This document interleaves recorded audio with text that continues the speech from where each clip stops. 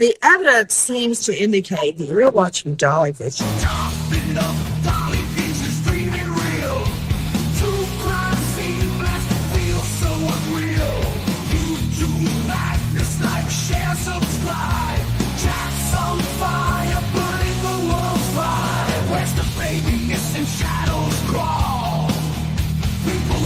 Footsteps down the hall. Fingerprints of the dead, cold as stone. He's got the scoop, best around town known. Dolly Vision headlights, King the Beat. Truth unravels, crackling through the heat. Lost soul shouting, echoes in the night. Mark the truth while live on air light. Top it up, Dolly Vision's dreaming real. True crime scene blast feels so unreal. YouTube madness like share, subscribe. Jack's on fire, burning the world fried. Where's the baby missing shadows crawl?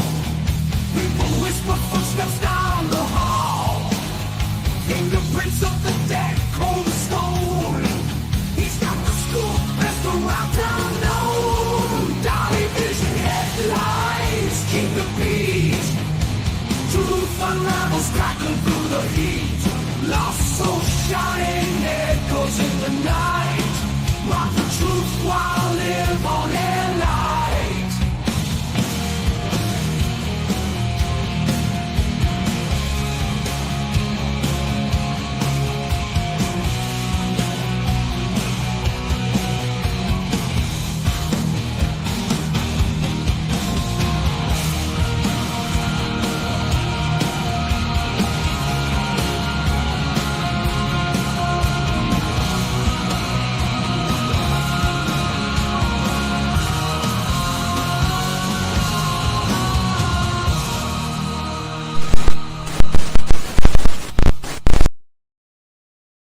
What is up, YouTube? It is Dolly back in the house again today. All right. Give me 1 second. So tonight we're talking about the search for Jack and Lilly Sullivan. Let me tell you guys, it's been a rough day for Dolly. I've been asleep for 24 hours. So yesterday I had to go get a back wisdom tooth pulled. Okay, so if my face looks a little swollen or I sound a little funny talking, just bear with me, guys, tonight. Because like I said, I just had a tooth pulled yesterday. And let me tell you, it was a complete nightmare. It was the most painful shit ever. So they pulled the back wisdom tooth. And the tooth, believe it or not, it didn't hurt that bad getting pulled. All right. But the problem was one of the roots broke off as they were pulling the tooth. The tooth had 3 roots. One of the roots broke loose, but small, down, I guess, towards my jawbone. And they had to go in and get this root out. It was the most painful shit you could ever experience in your whole entire life. Okay. So they gave me some medicines and I slept for 24 hours. I am just now waking up. Okay. I'm just now waking up. My face is still a little swollen on this side, hurts a little bit. So, oh man. But anyway, before we get into this, of course, I'm going to need your DNA on file, right? So make sure you hit that like button if you're just tuning into the channel. Definitely sub up. We're about 400 people away from hitting 67,000, somewhere in there. 60, I think 66 or 67,000 people. Holy shit, that is a lot of people, right? Way more than I can count. So thank you for everybody that's joining up and becoming a member and have donated so far. If I miss it, don't pay me much mind. I'm still a little groggy from everything they had me on at the dentist office. And like I said, I slept like so long. So, you know, the last thing we were talking about up here was the text messages that came in from Daniel, all right, that Daniel had came out and talked. Now, there's a lot of people out here that don't believe those text messages were true, that they were fake by these Canadian ladies. And I don't believe that to be true. I believe these are genuine messages from Daniel, just my opinion. But let me give my warnings before we get it all into this. Thank you, Breezy, for gifting that membership. Dolly Visions for entertainment purposes only. We talk news, rumors, gossip, speculation, theories mixed with a little bit of comedy and chaos. So don't take nothing here as fact. It's just my opinion. People completely satire. The callers' opinions are theirs and theirs alone, not reflect on the Dolly. Everyone's innocent, proven guilty in court of law. And don't try to be Dolly at home. Okay? See how fast I got that out? That was pretty damn quick, wasn't it? Pretty damn quick. So the last thing, like I said, we were talking about was these text messages where Daniel was pretty much throwing Malaya under the bus. So many people came out and said that that wasn't true, and we're talking really bad about this channel. It's a crime and shame, I believe is how you say the name of their channel. I'm terrible with names of YouTube channels and people's names, so just bear with me if I got it wrong. If you're watching out there and didn't get your channel name right, don't stab me. It ain't purposely, okay? And they said that, you know, these people were fabricating these stories for clicks and views, which I don't believe that to be the case at all. I believe this is genuine. Actually, the girl that was sending messages with Daniel actually wrote me and said that she only posted half the messages. Some of the stuff that Daniel posted, they didn't even post. Okay. And, you know, that they wasn't mad at me or nothing like that type stuff, you know. So, and, you know, so I genuinely believe these women from Canada that they were really talking to Daniel through Messenger. Now it appears that some more of his family has came out and started talking. Lisa, thank you for gifting. I mean, for that super chat. Thank you so much. So, the dentist put me on a 24-hour slumber. Yes, it was, listen, not to get squirrel and sidetracked. It was so painful, guys, right? So painful that I thought they broke my jaw getting it out. Like, it was like they were numbing it and like they were hitting with so many shots. My whole face, I couldn't feel my face, right? But I could feel them trying to yank this tooth out. I could feel it in my jawbone, like down here, like down in my jaw. And dramatic old man, says my daughter. No, it was bad. It was completely bad. So it was brutal. I don't wish it on my worst enemy. I'm telling you. And I came back, took the meds they gave me, and I was out, just done. So anyway, the cousin, alleged cousin, this is what we got to say at this time, because we don't know if any of these people are legit. This is just a lot of stuff coming out of Twitter and Facebook, and everybody says they're a family member. But here's my thing is, I don't know if I would want to be saying I'm a family member at this point, because it looks like this family failed these children. And a lot of people agreed with my yesterday's video that I made right before I walked in the dentist, when, you know, we shouldn't be like cuddling these people, right? These people are not great people, and we shouldn't be out here really defending people that didn't take care of their children. Okay. I took care of mine. You see, she's in here running her mouth tonight. Okay. I took too good care of her. I'm just playing.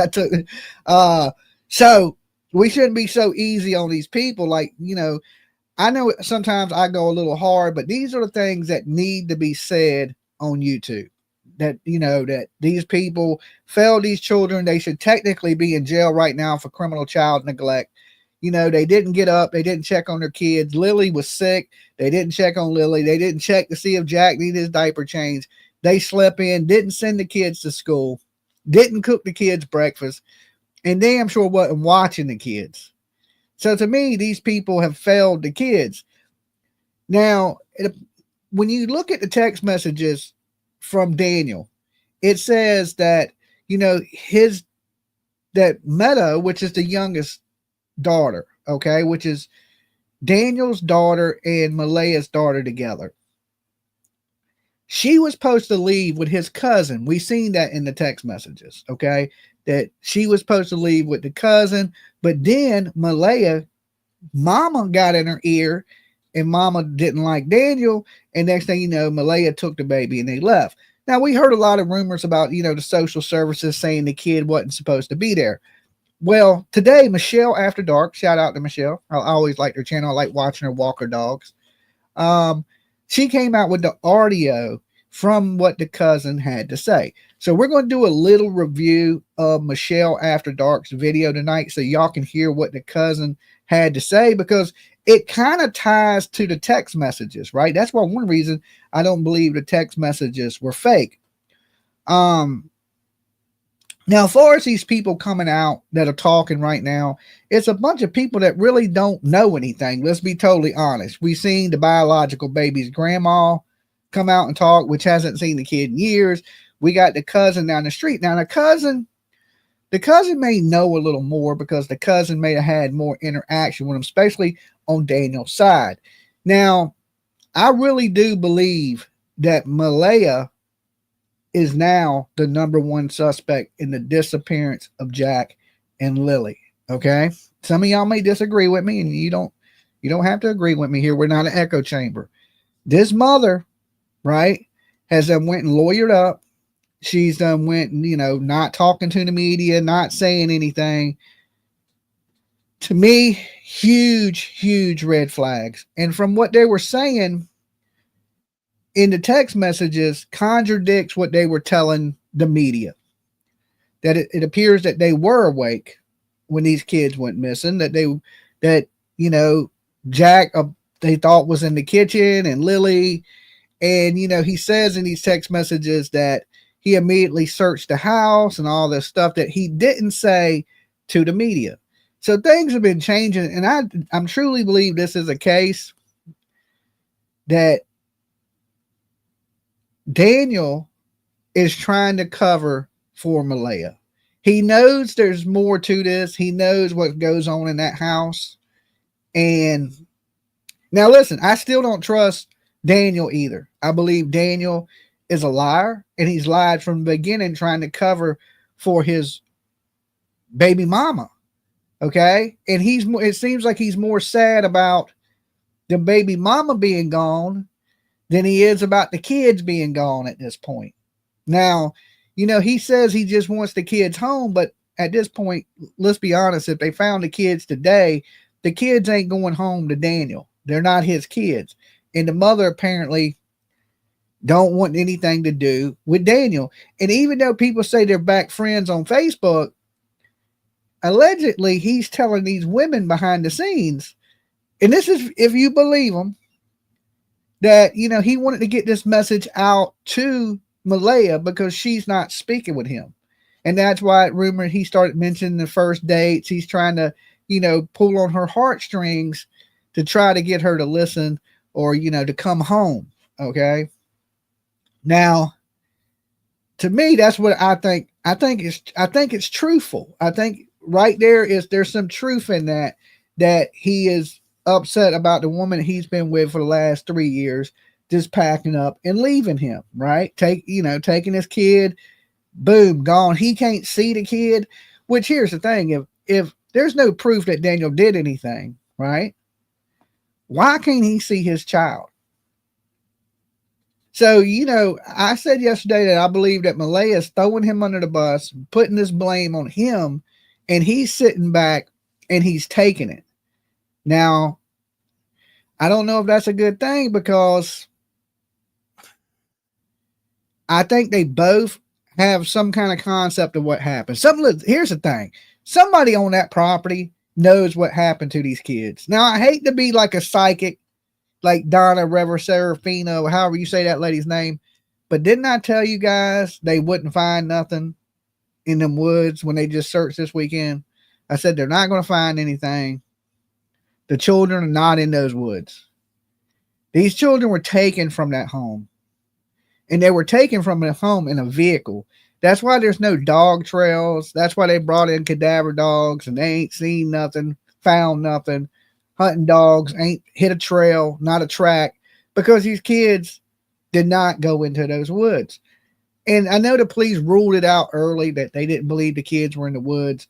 And the way they wrote the last thing that says pretty much the search is kind of stopped as they investigate other avenues or other leads. So especially you can believe that the police are paying attention to this YouTube stuff, because Malaya lied in the beginning and said the police didn't want her talking. There's never in the history of criminal activity that the police have told people not to talk. Dolly, where do you think they should be looking? I mean, that's, if I knew, I'd be there looking myself, right? I would have done brought justice to these babies if I knew where they were. All I know is these kids left in a vehicle. They left on some wheels. Now, I don't know if it was that really clean four-wheeler or if it was in one of their vehicles, but them kids did not get up and walk away from that house. Listen, the kids have been there for 3 years. Okay, well, 2 years. She dated him for 3 years, but they've lived together the last 2 years. In 2 years, them kids have never wandered off into the woods. So they just pick some random morning that they're sick and go, okay, let's go wander off into the woods. That didn't happen. The story don't make a whole lot of sense. Not sending kids to school, that is a big red flag. That is the first red flag. Their inconsistent statements, the infighting, the pointing the fingers at each other. Huge, huge red flags. But like I said, I want to listen to this cousin. We're going to pull up Michelle After Dark's video. This is just a little recap. Some of you guys may have already heard this, but if you have, you're going to hear it again, but you're going to get Dolly's twist on it, okay? Let's jump a little forward to where she gets to the call. Authenticate it and presenting it, make your own mind up whether you believe this person is who she says she is. I have no reason to disbelieve her, but then again, I can't authenticate her identity. Can't go and ask her for a birth certificate or driver's license, can I? No. Okay, so I'm presenting this. You make up your mind whether you believe it's authentic or not. So it's 14 minutes long. I am going to stop it at intervals to comment. And again, I got sent this. I got sent a link. It's to an iCloud account. Someone's taken a clip, I think, from TikTok. I'll put this link that I got sent in the description box. That's all I can do. All right, let's go. Okay, do y'all want me to play the link in her description box, or do y'all want me to play her talk? Let's pull the link up from her description box real fast. All right, and we'll do it like that. That way we ain't got people talking over it. Let me pull this back up. Sorry. No, go ahead. Did mom ever, like, hey, I just find it so odd. You would think, did any of them ever make the statement that they wanted to look for the children, or did she make a fuss saying, like, I don't want to leave until I find my kids? No. Or... Really? No. So that's what I stated as well. Because when I got there, I said, do you want me to stay with the baby? You can go look. Okay, so just so you know, this little box right here that I'm pointing on, this name is Logan. It's a picture of a girl right here, a blonde-haired girl. She allegedly is the cousin of Daniel, okay? And she is the one that, if you remember the text messages that people are saying are fake, she is the one that was supposed to have took the baby. And then Malaya got with her mama and then, just took the baby and left. All right. She goes, I'm going to stay with the baby. Okay. So whatever. So I went looking. So that was the next thing, was when she was told that the baby had to leave the residence. She's exactly told she did not have to leave the residence. They just wanted the baby off the resident, from away from the residence. That's like, this whole scenario isn't something a kid should be a part of. So the baby was going to come to my house. So she's never been apart from the baby. Never. Like, she's meadow. So I said, you're more than welcome to come too. If not, I am comfortable. I have 3 kids of my own. Like Malaya, I can take care of this kid. Like, I can take care of the baby, no problem. So first the baby, it was just going to be the baby. And then she decided she was going to come with me. Thank you. But then something changed and we were at the briefing. Her mother said something to her. And then I had to take everything out of my car and put it in her mother's car. And like I said, she had this whole plan. Like, she was going to drive her car into my house. Mm-hmm. and she was going to, and then the plan changed. Oh, I'm going to take the car to my mother's. Like, I'm going with my mother. Well, she didn't even come back for the car. Like, the search and rescue had her car towed to wherever she was because they left the car. That's how much of a hurry that was to leave.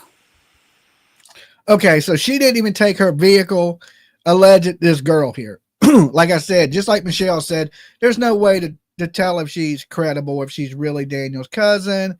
But why people would come out here in a missing kid case and lie, we're going to go with that it's possibly his cousin.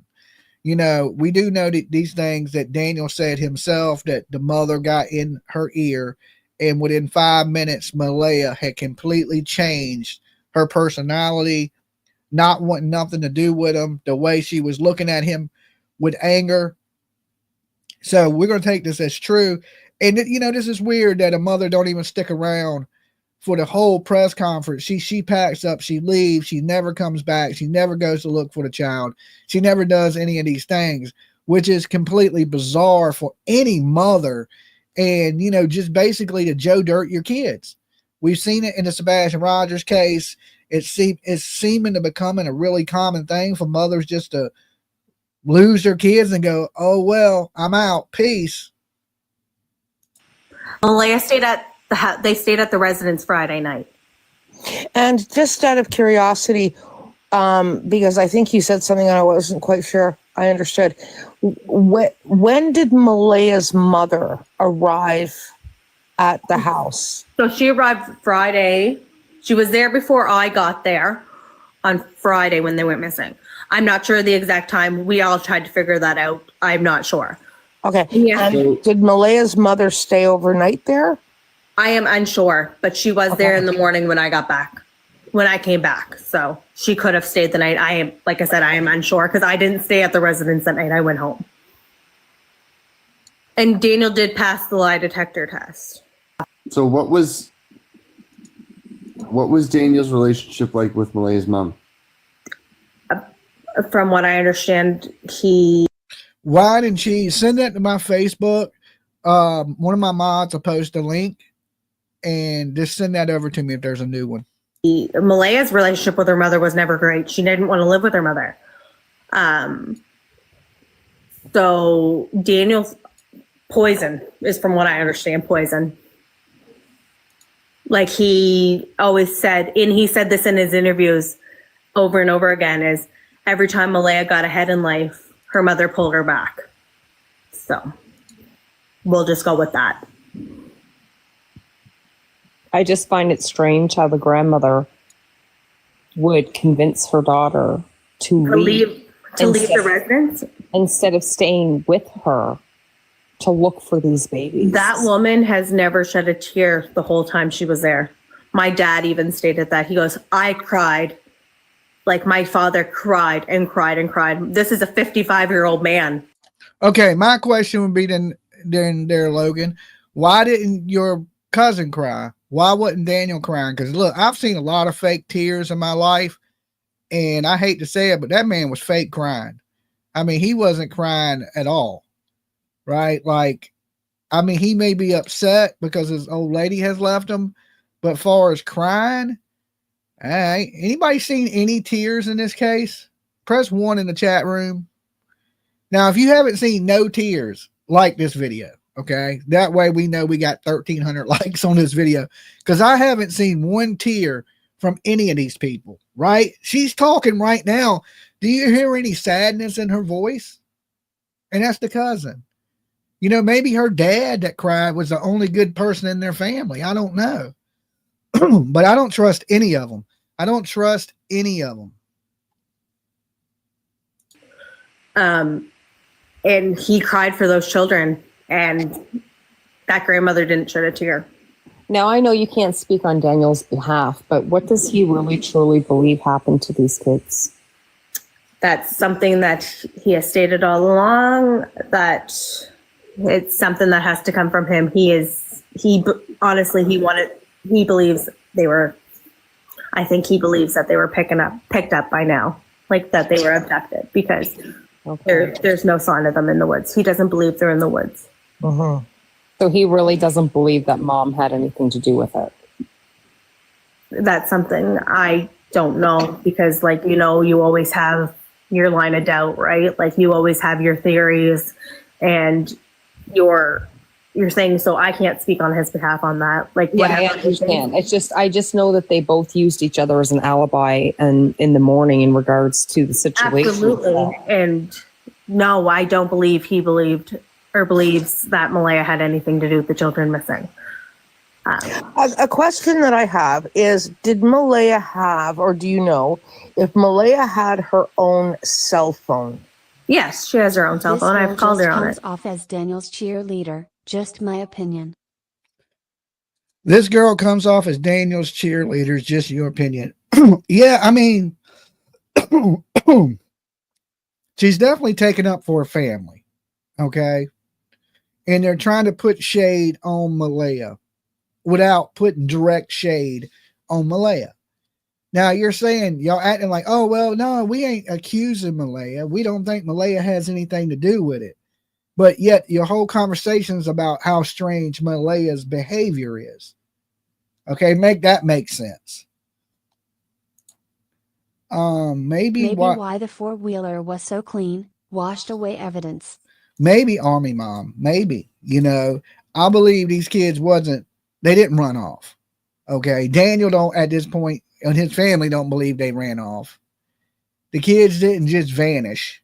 There's no signs of abduction. And you got to remember, guys, that for these kids to get abducted, a kidnapper has to be in the middle of nowhere in Nova Scotia at the exact same time that these kids get out the house. Because according to them, the kids wasn't out the house very long, right? So they just happened to be a kidnapper in that amount of time in the middle of nowhere, just waiting on these kids to get out the house. And then you got to think about this. How would the kidnapper know the kids were going to get out the house? They wouldn't. The chances of these kids being abducted is super, super low.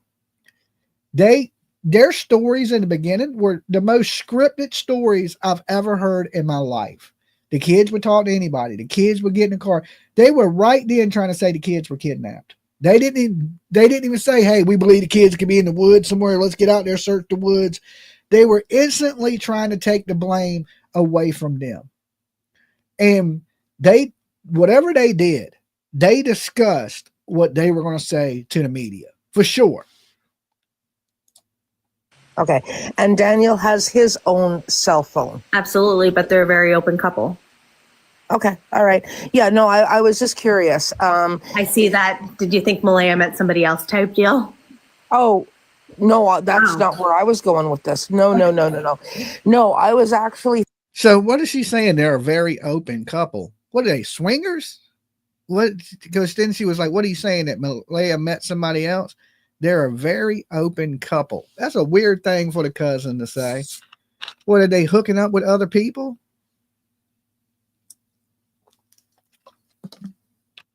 That's what it kind of seemed like she was saying to me. An open couple. Yeah, very open couple. Thinking back to when Daniel had said that he had gone out looking for the children and that he had offered up his phone to the police to check the GPS and, all that sort of thing, right? Absolutely. Yeah. No, they do have separate cell phones. Okay. All right. And the cops even gave Daniel a cell phone while they took Daniel's cell phone. So, like, yeah, Right. no. Okay. I don't know, like I said, like whatever she has offered up or whatever she has done, if she had a lie detector test or whatever she has done, I can't speak on her behalf anymore because I haven't seen her since literally that Saturday, but I haven't spoken to her since that Sunday. Uh-huh. So did it come as a shock to Daniel that she actually up and left him? Yes, 100%. Like because one moment there was an altercation at the end of the driveway, which was me and one of Malaya's family members screaming at each other. And the cops were called down. So when the cops came down, they took Malaya aside. They took my mother aside because my mother said she was part of the altercation, which she was. I was as well. And my aunt. We all got spoken to by the police. Malaya literally told the police officer right then and there, like, this is the happiest I've ever been. Okay. I've heard Daniel say that too, and that was in the text messages. What why is she telling us what the altercation was about? Right? There's this altercation, there's this big fight with family members screaming at each other, but she's not telling us what that fight was about. I feel the safest when I'm with here. Like, even when she left, Officer Mason was dead shocked, as was Daniel, that she actually left, because she told the officer that it was the safest she's ever been. So Was that before when or after her mother got there? that was before her mother got to her. And I just want to clarify, when you're saying that, she was saying, You know, they pinned this on the mother, right? I have a daughter. If some weird shit, well, you know, I thought my daughter's husband was abusive or anything like that, I would get my daughter away from there too. Especially if things are going crazy and people out there cussing and screaming and blaming each other. I might want to get her out of there too. But now, as far as lawyering up, not talking to the media and not searching for the kid, that's totally different, because I would be out there if my daughter's dog was missing. Let's just say, I don't even want to jinx her or nothing, but let's just say the dog was missing. My daughter called me up and said, my dog's missing. I'm going to be out there searching for the dog. Okay. I mean, as a grandparent, I think you would be too, right? Or you would at least hold down the fort while she was out searching. But we don't see any of this. We see infighting with the family. How you feeling, Dolly? I love Dan forever. I felt better. My face hurts. This side of my face is a little swollen. It's hard to tell because I got this big homeless beard. You really can't see it, but I can feel it. It feels like this whole side of my face is huge, right? But I'm going to tough it out. You know, I'm going to tough it out. Sitting and hurting ain't going to do me any better than sitting here talking. So, but yeah, I've been better. I can tell you that. I just don't see it, right? I don't see the concern for these missing kids. And that's a hard one, right? That's a hard one. No concern for your missing children. I believe Daniel, I don't believe him. I believe he's overdoing it, like he's acting more concerned than he really is. I think he's more concerned about protecting Malaya at this point. And I did lean more towards Daniel in the beginning because, you know, the whole evil stepfather thing, it happens. But now I'm starting to think this is more of a Leilani situation, and Daniel may be more of a Danny. Okay. Y'all remember that? Danny took care of the kids. Danny was all right. But Leilani was evil and she killed the kid, and Danny was just trying to cover for her and do the best he could. I think it's a situation like that. saying that this is the safest she's ever felt, meaning in your company and your family's company. Yes. Correct? Yeah. Absolutely. Yes. Okay. So, to know that he got home to go contact her, that he was blocked and deleted. Okay. Blocked and deleted. I think that has changed now. Guys, in the top of the comment box, I have pinned my other YouTube channel. It's called Dolly Vision Investigates. My live tomorrow during the day will be on that channel. So if you haven't yet, sub up that channel. The link is at the top of the comments. And when we go live tomorrow, we will be live during the day there. Okay, I'm going to do my daytime streams on Dolly Vision Investigates. Okay, you can type it in, Dolly Vision Investigates. And I'm going to do my nighttime streams right here. And my videos will be posted here. But my daytime streams are going to be on Dolly Vision Investigates. So make sure y'all subbed it up. You just subbed. Okay, if you're in here watching, make sure you sub up. You don't want to miss nothing, right? Because anything breaks during the daytime, that's where I'm going to be sharing it at. I'm going to be over there during the day, over here at night. Was a complete and utter shock. How old is Malaya? Malaya is 27, I believe. And Daniel's 30. 32, I believe. 32, okay. Okay. I just want to mention something. There's 211 people in the room. Thank you. Could we get people to tap, please, and just boost the channel? It really, really, really helps the channel. Thank you, a lot. Vicky. So if you're sitting here watching and you're enjoying the content, please support the channel. Yes, tap away. Oh, and I described Daniel and Malaya's relationship great, to be totally Thank you. honest. Like, for every time I've been around and been there, they've completely got along. So I don't know. Every relationship has issues, but I've never. I described their relationship as great. Like, they Thank you. became very close. They had a child together. He raises their kids. She helped raise his other kid. Like, you know what I mean? Mhm. I didn't see any issues. And has Daniel had the opportunity since this has Thank you. happened to visit Meadow? No. So who's preventing them from? Is it Malaya that's preventing them from doing that? From what I understand, it's Children's Aid. Sorry, from what you understand, it's who? Children's Aid. Why would Children's Aid withhold access to his child? I'm not sure. And this is the type of situation. I'll tell you why. Because here, even in the States, the police work closely with Child Protective Services. Okay. They work real close. Say there's a lead that they believe they have that involves Daniel. They can tell Child Protective Services. Okay. Because they all work for the state or the county or the Providence, right? They all work together. Child Protective Services and the police work side by side to make sure kids are safe. The police can share things with the Child Protective Services that they don't share with the public. Okay? So they can say, hey, we believe that this father may be a threat to these kids. And so on. They can share information. The Child Protective Services can also share information with the police. Hey, we had 3 tips that came in that they were being abusive to the kids. We had tips come in that they weren't watching the kids. They can share information because when they go to prosecute, they both work together in prosecuting people.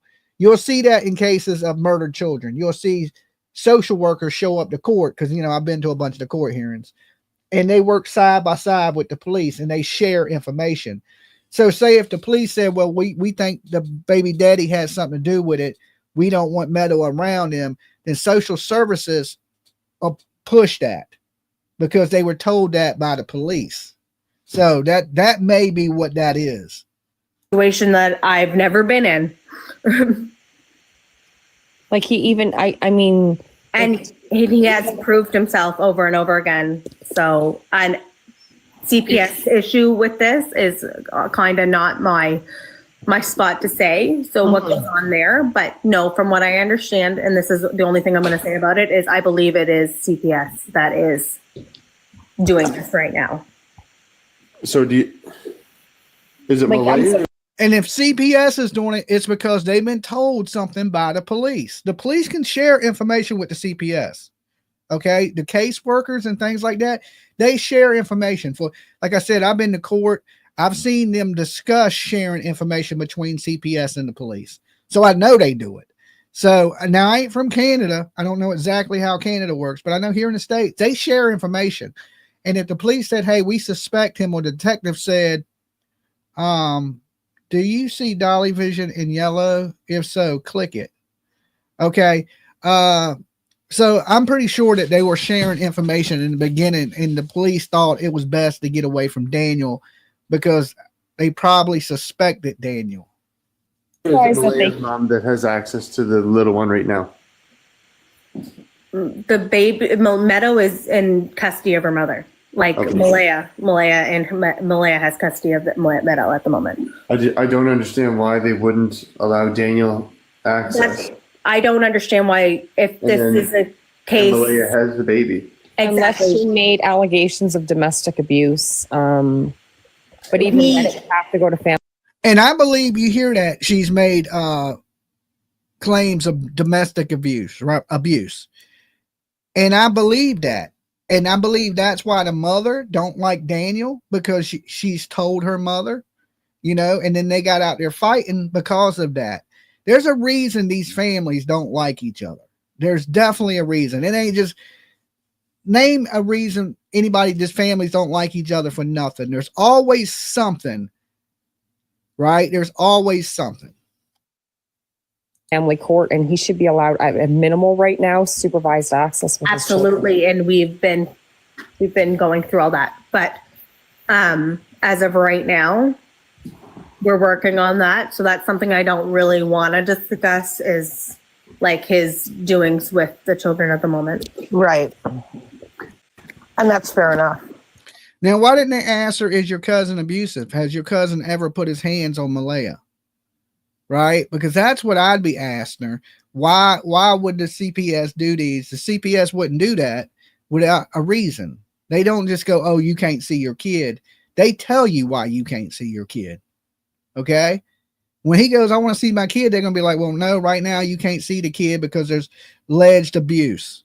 They're going to tell you. They're not just going to say you can't see your kid.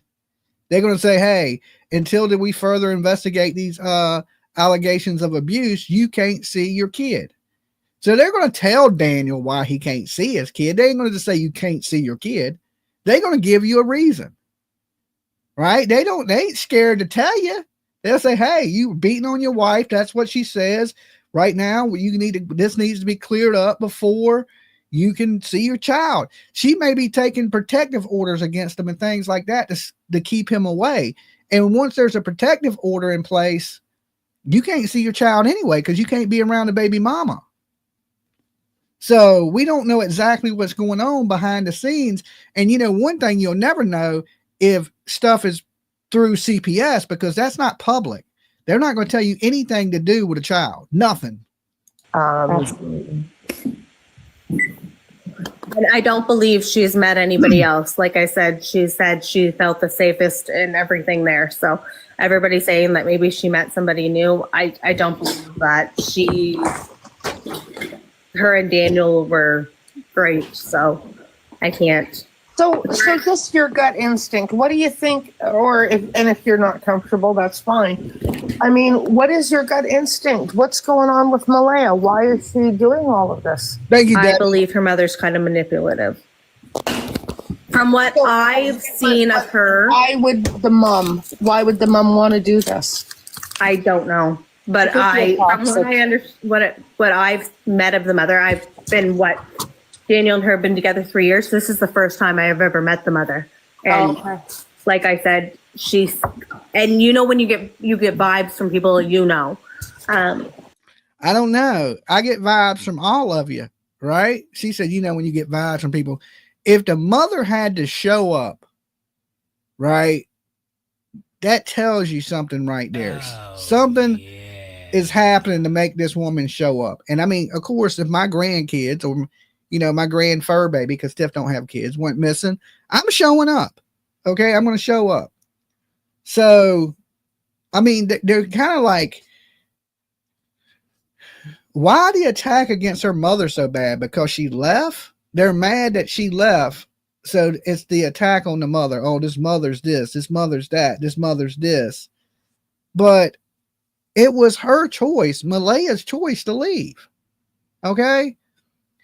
Like, you can't force your grown ass kids to do stuff. Tiff's 25. Like, I went over to Tiff's house, try to force her to do something. She's bigger than me. Okay. She'd be like, get out my face.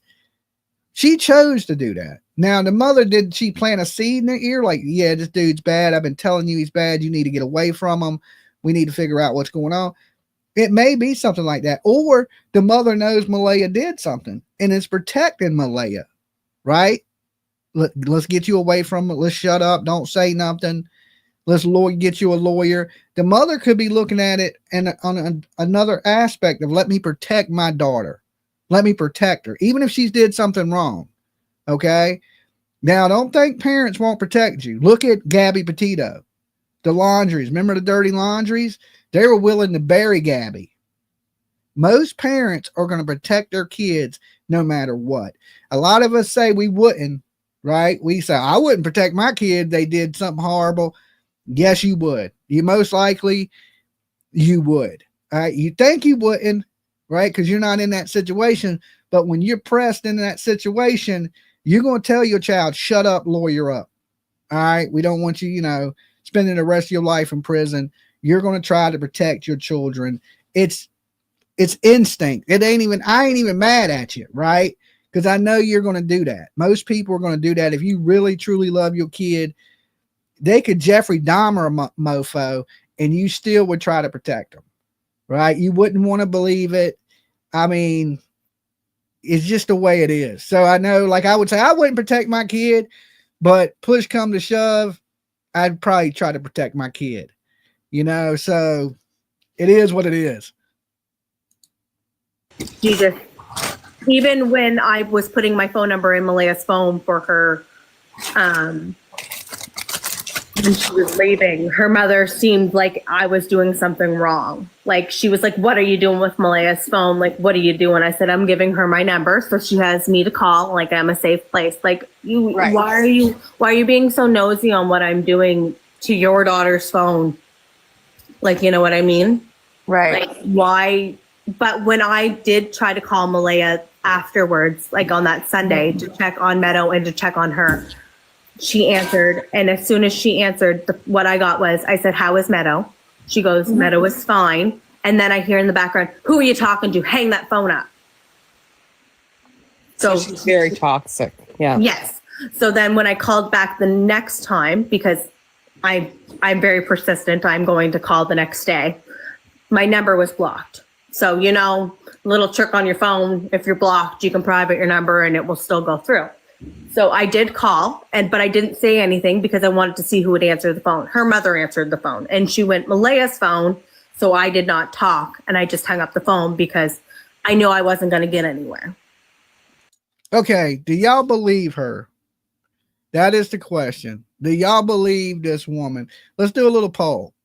If you believe this woman, like this video and press 1. Okay, if you don't believe this woman, like this video and press 2. I'm thinking there's a little bit of, I don't know if I believe her. I don't know if I believe what she's saying. One, you believe her. A lot of people believe her. I see some 2s. I mean, I don't know. I might be a 1.5. I may be a 1.5. I might be right in the middle of that. Like, I believe her a little bit, but then, you know, the whole I call back blocked and her mama answered the phone and said Malaya's phone. I don't believe that. I don't believe that. This is a grown ass woman. She's acting like Malaya's a little small child. I don't really buy that. Now, it's possible. I mean, anything is possible that she's protecting her daughter and she's told her daughter, shut up, lawyer up. Let's protect you. But that would be she would have to know Malaya did something bad to be acting like that. So I don't know. I think this is more of the same kind of stuff that Daniel is saying. And his cousin is just repeating it. You know, she's like the echo chamber for him to push his narrative. Now, we know there's 3 sides to every story. There's his side, her side, and the truth is somewhere right there in the middle, is what I truly believe. And right now, all we're hearing is their side to make them look like Malaya and her mother are the bad people. Now, what makes me agree with them is the fact that Malaya's lawyered up. She's not talking. She's not searching. She's not giving interviews to the media. It's almost like she has things to hide. That makes what they say a little more believable. But I don't know if I believe everything the cousin's saying. I think there's some truth to what she's saying, that she left. She left her car. She cut off communications with everybody. Right? Like, here's the thing. If I cut off communications with you, I'm cutting off communications to everybody that deals with you too. I'm not just cutting Daniel off. You know what I'm saying? I'm going to cut off his mama, his brother, everybody. If you don't want shit to do with somebody, you don't want shit to do with them or their family. We all know that, right? So that's like third party contact, because she knows if she talks to the cousin, all she's going to do is run back and tell Daniel, right? And if you're not trying to have any real communications with people, you're not going to speak with anybody around them either. So you're not even going to talk to them. So I don't believe the part about the calling. Okay. I don't believe that part. Me myself. Now the part about her leaving and her mama coming and the mama being in the ear, maybe so, right? But as far as the rest of it, this girl seems like an echo chamber for Daniel. The question, Dolly, is it her father who is native? Yes, Malaya's father is the one that is native. You're a 27-year-old girl and your mother has custody of your phone. I think there's an issue there. Interesting. She seems very toxic to me, and like I said, yes, very controlling, and that's how Daniel. Yeah, but here's the thing, girl. The mother wasn't there when this child went missing. The only people that were there when this child went missing is your cousin and his old lady, Malaya. They were both there when these children went missing. They're both just as responsible as each other. You can't look at Malaya like she did something and not look at Daniel like he didn't do nothing. They were there together. They were in the same damn room. They scripted what they were going to say. Your cousin is just as responsible as Malaya is, and his ass should be in jail right now for child neglect. Okay? All these people should be in jail. Every last single one of them that were at that house should be in jail for child neglect, criminal child neglect. That's just a fact. They ain't one of them better. They're all toxic. They're all toxic people. Okay? They scripted what they said to the media. They scripted it. They planned this. This comes with premeditation. This ain't just they vanished. No, they were both there. They're both responsible. And yeah, and this girl's over here fucking pinning it on Malaya's mama. Malaya's mama wasn't even there. Okay? She wasn't even there.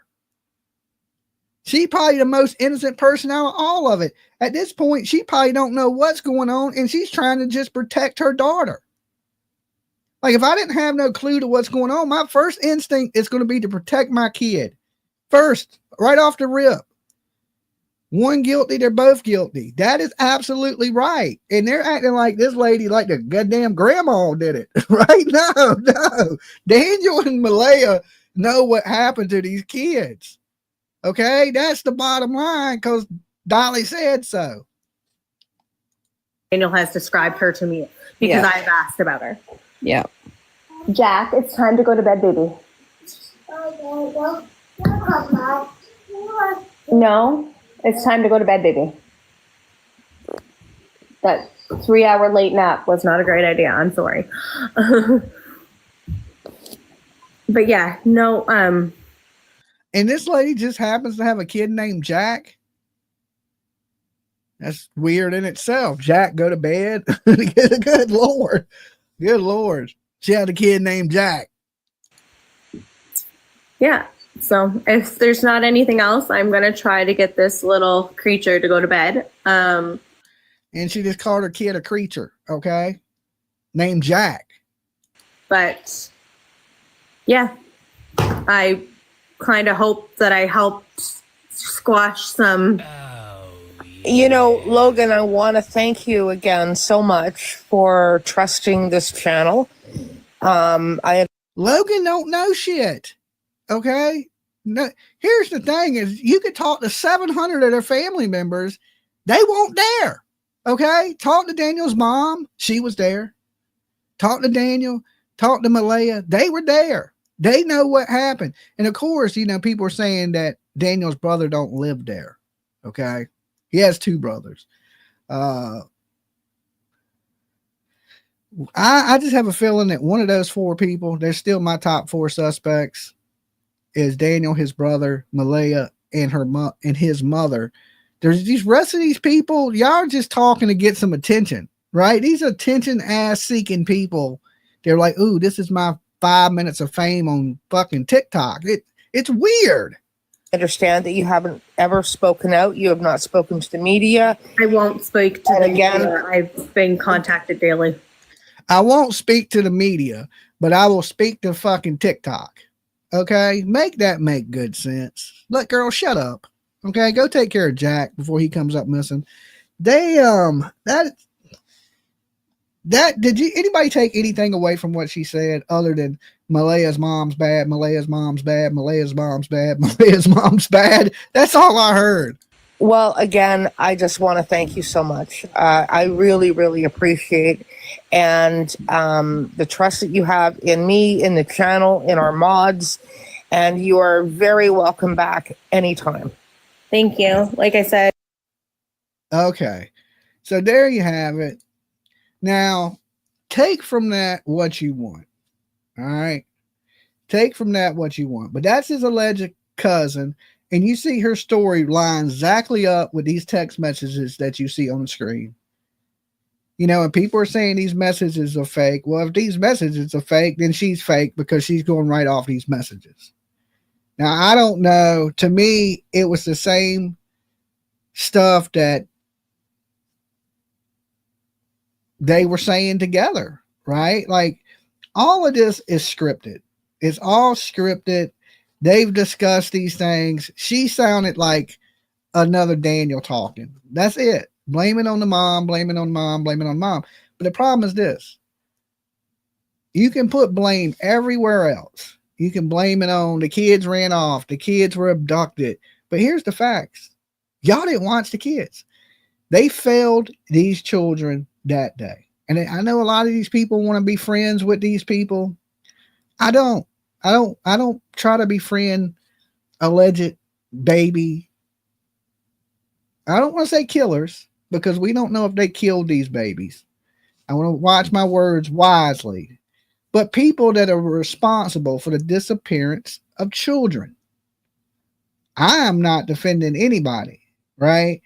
Like, I look at y'all like you need to be in jail, and I'm having a hard time understanding why you ain't.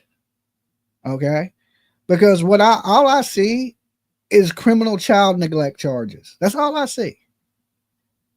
And you know, I knew these kids wasn't in the woods. You know, my psychic visions told me, boop, boop, spidey senses. Kids are not in the woods. The kids ain't been abducted. A lot of people are still pushing this footstep at the end of the driveway theory. Okay? There was never a boot print at the end of the driveway. The boot prints were in the backyard 10 feet from the door. Okay? 10 feet from the door were 2 boot prints. They wasn't in the driveway. They wasn't out by the street. Somebody didn't just magically drive by and go, oh, here's 2 kids. Let me grab them. Don't you think one of the kids would run? But they, from the very start of this, they started building their alibi. No emotion. Somebody kidnapped the kids. They'll get in a car with anybody. They'll talk to anybody. But what does that tell me? You're a shitty parent. You're a shitty parent. If you didn't teach your kids stranger danger at all, you're failing your child, right? And, you know, we're hover parents, and we're not according to Daniel. According to Daniel, you never went outside with the kids. You never did shit with the kids. And when they needed something, they came to him. So there's this separation, but yet you hear them talk about her with Meadow, right? Oh, it's Meadow this. She's never been without Meadow. She's always with Meadow. She loved Meadow. But what about Jack and Lily? You didn't hear her never say nothing about she was always with Jack and Lily. She loved Jack and Lily, right? Because there's this disconnect. And look, all the cases I've traveled around the country and followed, from missing kids to murdered kids to everything, and dealt with all these people that I've dealt with, one thing that I find in common that all of them have is a disconnect with their kids. They're not connected. They're not bonded. They're not, there's something they don't care. And the weird thing is they can have bonds with other children, but just not these children. You go into Leilani Simon, you could study Leilani Simon for a long time, right? Because she's one of those people that was just like this.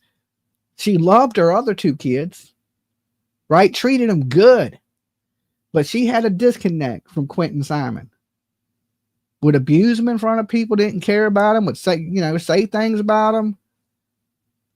And even in her final words in court, when she was discussing the kids, she had nothing good to say about Quentin, but talked so highly of her other kids in court, being charged with the murder of Quentin. still didn't have nothing good to say about Quentin because she wasn't never connected to that kid. She never had a bond with that kid. She didn't like that kid's baby daddy, or that child reminded her of him, and her hate for this man made her hate her own kid. Everything in all these cases are the same. Megan Boswell, no connection with her child whatsoever. None. She cared more about a new boyfriend or living her life. Casey Anthony. You know, we can just go back through the history of these kids, and it's always that is. I ain't saying that's the only thing that some of these cases have in common. I'm just saying that that's one of the things that have stood out to me, that these people do not have no connection with their kid. They don't look at their kid like it's a part of them. Like, would you cut your own fingers off, right? Because, you know, I look at my kid like she's a part of me. Would I cut my arm off?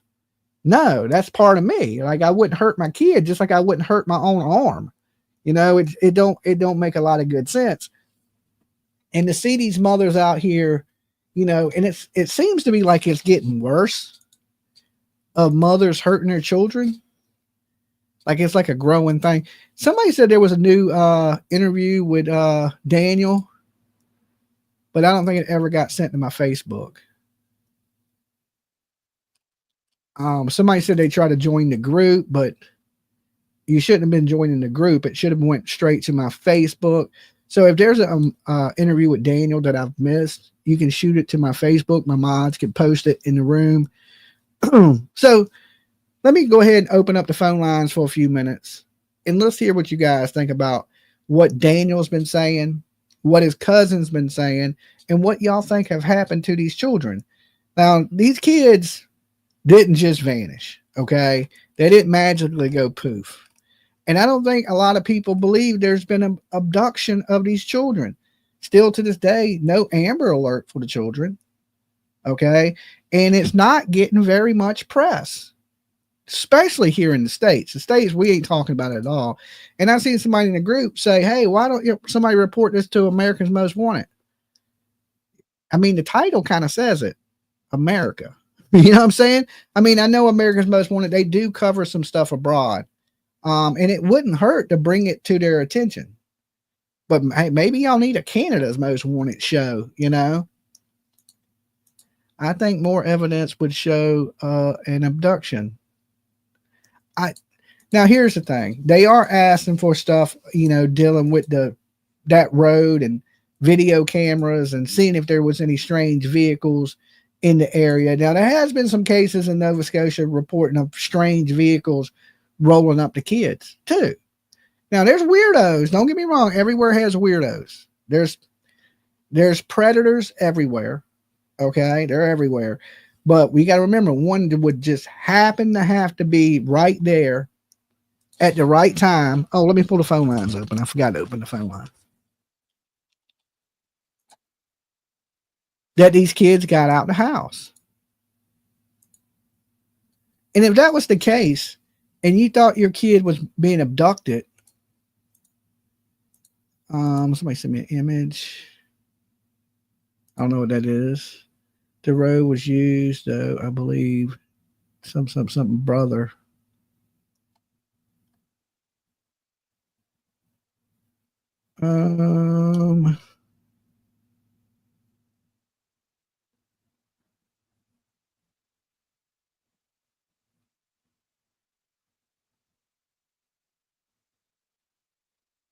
Okay, this is somebody just showing me where they pulled the cameras from.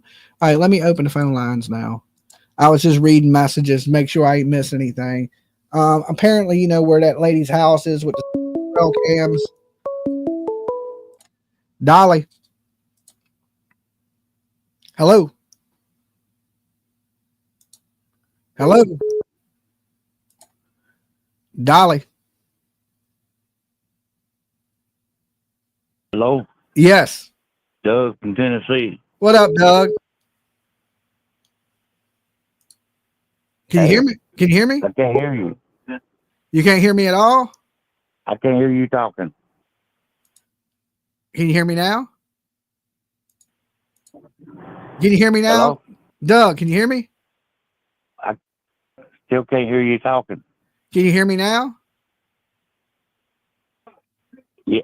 No, I can't hear you on the phone. Oh, I don't know then. I don't know what's going on. Well, here, I'll tell you what I think, brother.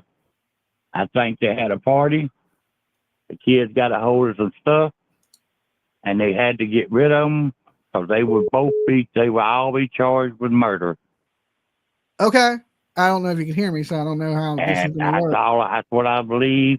And they got rid of them kids because they all would be charged. Okay. All right. But I can't hear you talking. Okay. All right. Peace. So I'm going to let everybody go so you can fix your phone line. All right.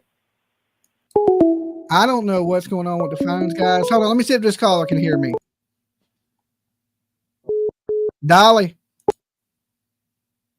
Hello. Hello. Let me see if it's something to do with this ringing microphone. Oh, I see what it is. Dolly.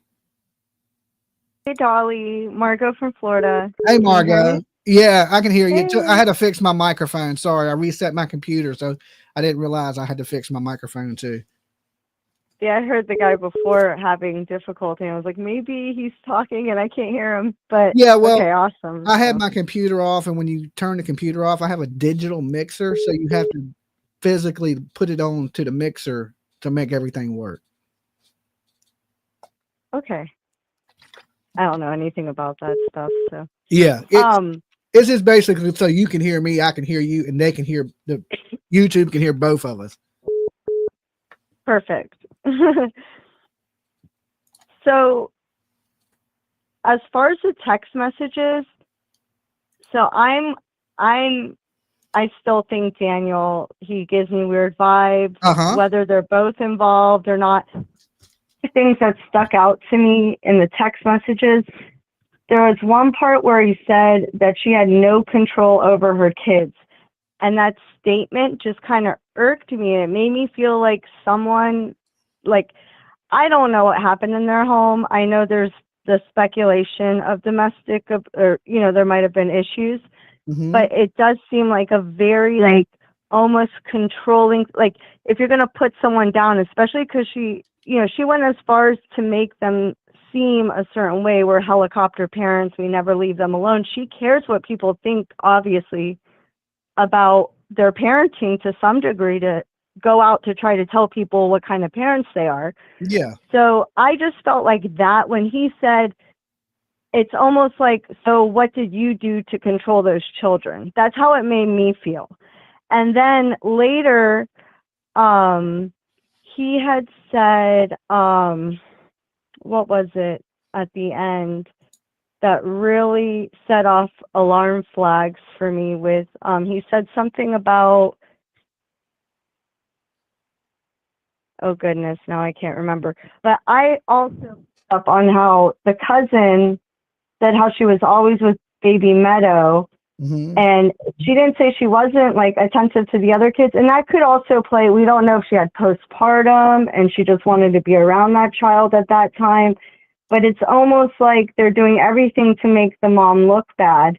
And what was that last text message? Oh, when he said the Daniel you first met, it was such alarm flags for like when people are in abusive, and again, I'm not speculating that there was abuse. I don't know their situation, but it just that comment about the Daniel you first met makes me think, well, like, then what Daniel was she living with then? Yeah, and just exactly. because, so for me, there's like little things, and he, again, the whole family's like trying to make her look bad, but like in a sly way, like kind of boasting up Daniel to make him not look as bad, suspicious, but he does. Like, and again, I don't know if she's at fault, the mother. If the child needed to leave the home, maybe, I don't feel like that cousin, even the way she kind of spoke, it's like you said, echo chamber. I was agreeing with you. Like, she just repeated what Daniel wanted her to say. And you don't know. It didn't seem like they were that close either. She kept just kind of speculating on even Malaya, and I know she said because the mom was never around, but maybe not when she was around, and you don't know. And that's just the Jack kid at the end, like kind of like that was weird. Like they have cousins named the same. I don't know. There's so much, but just if it was the cousin, and both of them also saying, well, when she was around the police, she was saying she was happy and safe. Well, if everyone's watching her, just like Gabby Petito in the police video, she didn't go and be like, he's abusing me. He hit me. Like, she took blame. You protect. So, yeah. And you even see in the Diddy case with those things, you know, people will, when all eyes are on them, she could have been singing a different tune in front of the police because she's scared, like, they might all go back on her, and you know, so I don't know, but yeah, it just lots of red flags. And if that is really the cousin Logan, first of all, I think it should be verified. When that lady was saying in the beginning, I'm not going to ask her for her ID. I mean, if you're going to like put your channel on a limb there and like I don't know, to some degree, do they not have to verify who they are? I don't know. It just seems weird. It's been a lot of that. It's a lot of that in the Facebook groups too, where people just come up and say, I'm so-and-so's family member, and they'll say some crazy shit. And there's no way to check, right? Far as, unless you look them up their family tree and see if that person's in the family, right? You or know? If they're connected through face, like I don't know if I'm not connected in that way, so I don't know. Yeah, and that still don't tell you if that's the right person, because anybody could take somebody's identity and run with it right now. Like I could call into one of these channels and basically tell them I'm Daniel's other brother, and they would just run with it. Like they would take it as I'm Daniel's other brother, and they wouldn't check it. So we don't know. Anytime anybody says anything up here on the internet, you got to take it with a grain of salt, because you don't really know. There was another channel, you know, that was having people call in, say they were, you know, in the friends with Stephen Stearns in the damn Maddie Soto case, and was saying all kinds of crazy shit, and none of it was true. You know, so we, you know, when people have a incentive to fabricate stories, you got to take it with a grain of salt, because they're profiting off of it, and you don't know if it's real or not, you know. So absolutely. And you know, you were speaking with, I want to say it was George from Houston, but I'm not sure if that's who it was. We were talking to some guy a couple of days ago, and as we're talking about the tractor and how it's all cleaned up, but that Daniel said he used it, and I'm sure there's tracks to prove that to some degree. I'm wondering, I don't know why this popped in my head. I was like, I wonder if they used the four-wheeler to cover up tracks, like footprints. I mean, I don't know. I would say, I don't know. Yeah, and that's just a theory. That's just purely speculation. But I don't know. It was something you guys were saying, and I was like, wouldn't that be something if, for some reason, they wanted to cover up tracks? They took the four-wheeler out. I mean, him running through the woods, wouldn't that mess up the dog's scent? You know, I would think. And wouldn't there be his footprints to some degree? They didn't even say they found anything like of his, right? It was just the two. Yeah, they didn't, you know, so, one boot print near the. And I'm not even, and that was close to the backyard, and maybe they just missed those. And I don't know. There's a lot of things, and I don't know. I know this is kind of squirreling, but back to the Stephen Stearns. Can I say something really quick about that? Or should I? Yeah, because a few months ago, you did the phone calls from prison, and there was a purple dragon figurine. Do you remember that? And you guys are like, why is this guy always playing with toys? But I just want to clarify what that was, because if you go back to the call, he says it's a figurine popcorn container. And at Disney, there are collectible popcorn, because I have a 50th anniversary Mickey one in my house right now, because I'm from Florida, and we're big. I worked for Disney in the past, and you know, his watch is going to be worth money. There's things, even as employees, you get that are anniversary items, limited edition. Like there's pin collectors, and we used to get, I even have some pins that are worth money that were like, only people that worked at Disney at this certain time have those pins, and they become collectible items. Well, the purple fat figurine, the dragon, is not like what you were thinking. And I just want not to defend him, because he's awful and he deserves everything he gets. But it was funny because it's an actual big figurine. It's about probably 12 to 15 inches tall.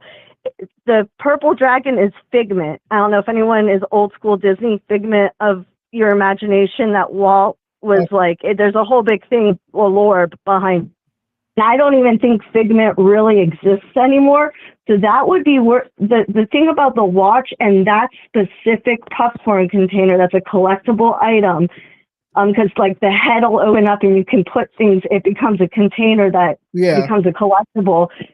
Those are going to be worth money. So why are they selling all these things? You know, and I just wanted to comment to, because, you know, I know he did the weird Gigapet things, but it really that, like, it wasn't like a toy like that. So I just wanted to like talk about like what these things were and like why are they selling them. So that's all. Well, I'm sure he needs money because he's in jail, and that's why he's worried. At this point, it's like, what's the best sentences he's going to get though? Because I mean, I don't, you know, this is all alleged speculation. We don't know till he's proven. But well, I'll be down there for the trial. I'm flying down to Florida for the trial. Is it sell everything you can get to get the best lawyers? Because I don't think.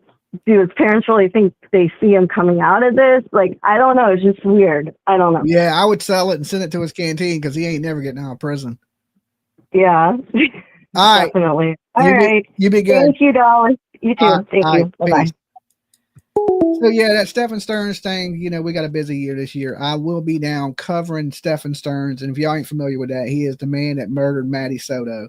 His mom was Jen Soto, and Jen Soto was pretty much covering for her old man, even after she knew he was SAing her daughter, even after, you know, he unalived her. She was still defending this man, telling his father to get him a lawyer and stuff. Disgusting. I believe this woman should be in prison, right? So I definitely want to see this monster go away. So I'm going to be there in person for that. I don't care what, you know, his if he collects Disney or what he collects. Right now, he's going to be collecting boyfriends in prison because that's what he deserves. You know, this channel is about justice and seeing people that do these horrible things get punished. That's you know, like I could be in the Caribbean, right? I could be somewhere sipping a cocktail, but I'd rather take my time to watch these monsters go to prison. I just truly would. If you said, where would you rather go? I would say, look, right now, I want to see this dude get what he got's coming to him for these horrible things that he's done.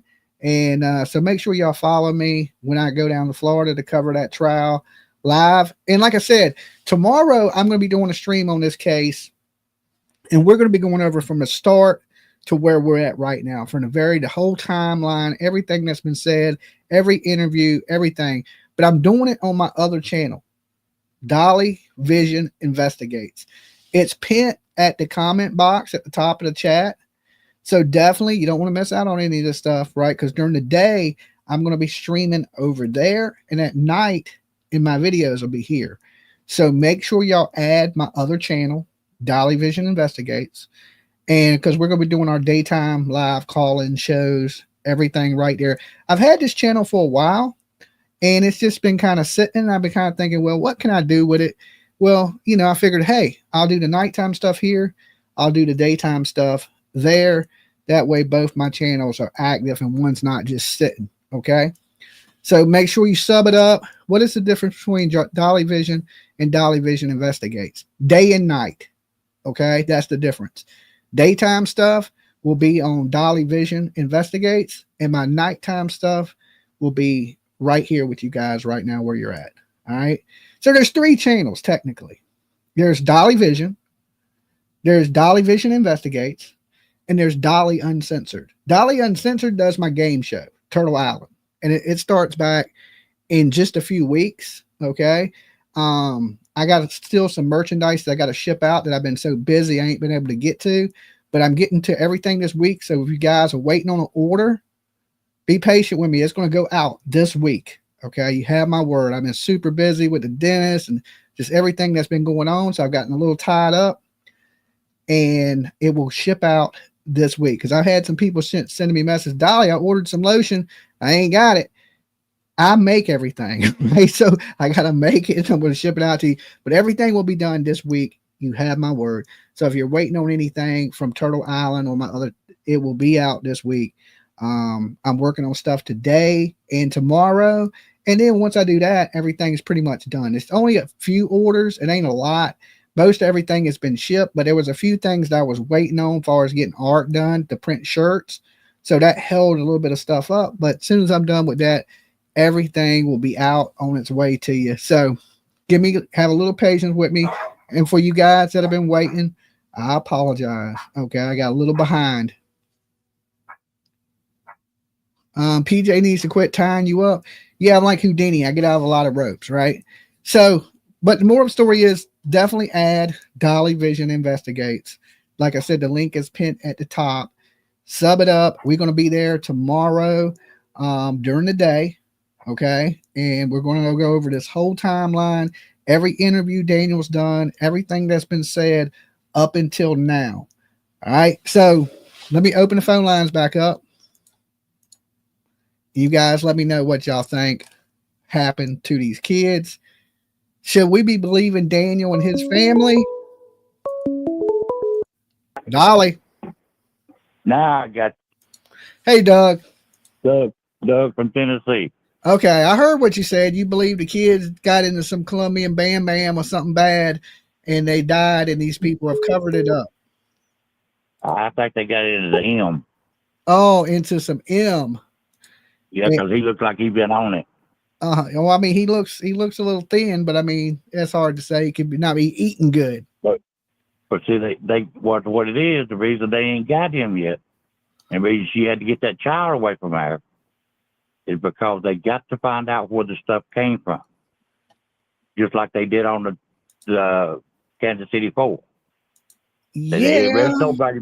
They got to find out where that shit came from. Yeah, they got to find the kids first to make sure that's the cause of death. Well, hey, some reason they told her to get that little baby and run and get it away from him. There is a reason. There is a reason. That reason we don't know. But I'm believing it has something to do with his phone. I believe a lot of the stuff that they've been going off of has to do with his GPS on his phone. So, I think Canada's a whole lot different from the United States. I don't think they need a warrant to get into your phone. I'm not sure. I know they got his phone. They took his phone. They got his phone and his computers. They got everything off of that. So they did that pretty early on. But I just got a strange feeling they got to find out where it came from before they arrest everybody. Yeah, but if they got to find the kids first, I would think the kids would be the first most important thing. Find them. You can't say the kids died from something without having their bodies. That's why she lawyered up, because she done probably told them, and they just ain't found the children yet because she don't know where he took them. I don't know. I don't know about that one, Doug. They took them away on that 4-wheeler. Maybe. I mean, that 4-wheeler was clean, or the dude keeps his 4-wheeler clean. I don't know. It's a little bit of a stretch. Yeah, but I just pray they didn't get a hold of nothing like that, because they was a party, and that stuff up there is illegal up there in Canada. Well, Daniel's saying there was never no party, and there's been nobody come forward and say they were at this party yet. Well, there's a lot of neighbors said there's a lot of cars there. Yeah, the neighbors are alleging that. That is true. And why would they lie about a bunch of cars being there? I mean, I don't know. I have no clue. I mean, why do people lie about anything? But they do. People lie all the time. Yeah, like I say, the Kansas City 4, look how long it took them to find out their stuff, but they had to find out where it came from, because that's the ones that's going to be the murder victim. Yeah. They did finally make the arrest in the Kansas City 3. It was 3 of them, Doug. What, 3? Yeah, but they still found the guy that had the stuff. Yeah, that sold it to him. Yeah, they charged him and the dude Aaron. Remember the guy Aaron in the case? Yeah. And see what's going to happen. If the kids got a hold of that stuff, they're going to charge the guy that had it and all 4 of them damn people that's there. Yeah, one of them too. Yeah, I think so. If that is what it is, but I think it's too early to determine that. We need to find out where the kids are at first, and then go from there. To say the kids died from a OD and we don't even know if the kids are dead yet is a little bit of, you know, a little jumping the gun a little bit, Doug. Yeah, but them kids are going somewhere. They just don't fly away. You're absolutely right. Ain't no kids flying away, that's for sure. And they ain't All right. just vanishing. All right, Doug, you be good. Tell PJ hi. I will. Later. Peace. Now, you know, Doug seems to think they may have got into something, but we need their bodies first if they are unalived. Dolly. Hey, Dolly, how you doing? I'm doing pretty good. Who's this? Where you calling from? Good. This is Mama J. I'm from California. Hey, Mama J. You gotta turn me down, and you gotta turn me down in the background. I will. I did. Okay. I did. Okay. Yeah. Okay. First of all, this sounds a lot like Sebastian Rogers, where the where they just took off, and she took off. What an idiot! Her kids. What the hell? You're not going to take off when your kids are missing like that. And then not only that, but what I think happened was they were having a party or went to a party with the kids. The kids got into something. They died. Okay. And they had to figure out what the hell they're going to do with the kids. Okay? Yeah, that's the same thing Doug said. He thinks they got into something and died and they had to get rid of the kids. I mean, yeah. I mean, that's what I think, because, where are they? There's, and not only that, but why is the baby gone? If they didn't think something was going on, they wouldn't have taken that baby away from them. Well, they didn't take the baby. Malaya has the baby. I thought her grandma has it, or her mother has it, or somebody. Well, Malaya's staying with her mother, but she has the baby. So the mother, oh, okay. They're all together. Oh, okay. I the thought mom, the grandma, and the baby are all together. Yeah. It's just really weird. But like I said, like Sebastian Rogers, they took off and went on vacation, and nobody was there. Yeah. Or not only that, but if they are druggies, okay, those kids might have got a hold of something in that house. Yeah. I mean, it's possible. I ain't gonna say y'all are wrong, because anything at this point is possible. There's a reason that they're acting the way they are. I know that. Yeah, because I mean, it just doesn't make any sense, And true crime, I mean, that's what it's all about. I wanted to ask you: have you been into the Alcatraz Museum in Tennessee? No, I didn't know. It's I didn't cool. know. I didn't know Alcatraz was in Tennessee. I thought it was. San Francisco. No. But they have a museum. It's called the Alcatraz Museum. And you got to check it out. You need to look it up. Why would it be in Tennessee though? I thought. No. But it's not just about Alcatraz. Oh, it's about all these criminals, Gacy. I mean, even the old time ones. You have got to look it up, because you and PJ, you need to go. Okay. I've seen it on TV, but yeah, check that out, because it is cool. All right. All right. I'll let you go. All right. Take care. All right. Peace. Now, I may be wrong, but I thought Alcatraz was in San Francisco, like in the bay, like where, it's like a little island in the bay. Dolly. Hey, Dolly. Hey. It's Rose. Hey, Rose. How's your face? Just as ugly as ever, if not even more ugly and swollen. Well, did they give you antibiotics? Yes, we don't discuss a lot of medicines here because it's frowned on. I got you. Yes, they gave me medicines. Okay, honey. I care about all that shit, right? I'd like to start from the beginning. Okay. The first day, their stories were connected. We were sleeping, nodding in and off, and oh boy, the children left, right? Yeah. And then the big search began. I mean, there ain't no 6-year-old and 4-year-old that's going to run into that area, that territory, that far before they start screaming, right? Yeah, exactly. And we know Lily's got some lungs, right? Anyway, so we go back to Malaya, her interview. That's the only interview I've seen of hers. That's it. That's all she's done. Yeah. And for her and that boyfriend to separate so quickly, You know, Mhm. that's to me a little bit of a red flag. It's like, why are you throwing your boyfriend out at the most difficult time in your life if he's the one that he claims to be the best daddy papa? You know, I took Yeah, care of them. I did, right? I don't buy that. Yeah. And I think there's something about her.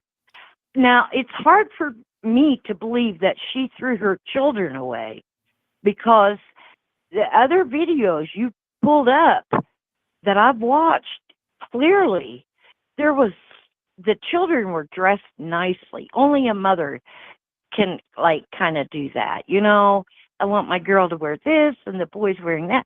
I mean, they were happy. I mean, I don't They know looked, about that. I mean, there's plenty of times I picked out my kid's outfit. You know what I'm well, saying? So, okay, I'm sure you did. Whatever. I'm just saying those videos showed a lot of, you know, a sort of care and interest.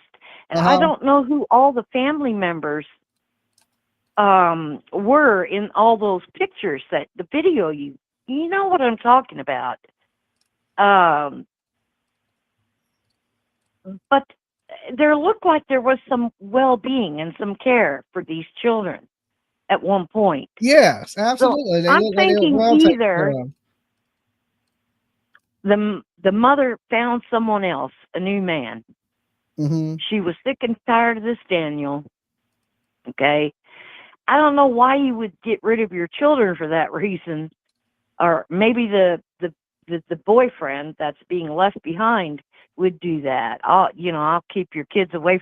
I mean, there's some rift in that family, and I think either there was a pervert in that family that had to get, I'm sorry to say that, or was a problem between the stepfather and Malaya, and she's in hiding from him. And I feel like these messages that are going through, like what you showed tonight, if it really is Daniel and the cousin and stuff sending texts back and forth, it could be cryptic language. Like one thing that caught my attention the other night that you played was where he said he was professing his love to her, and remember under the waterfalls. Mhm. That somehow red flagged me. Like there's scriptic, because they suddenly, after the children left, didn't even talk to each other anymore, and so I'm just skeptical What are you about saying? everything. Cryptic as in he was giving codes to where the kids were at? Yep. Yeah. Or he's reminding her, I know think where the kids are. Rose, I think, in the beginning when there was another girl that called in earlier and she said, he was talking about the Daniel she first met. Apparently there's two Daniels. There's the one she first met and there's the Daniel now.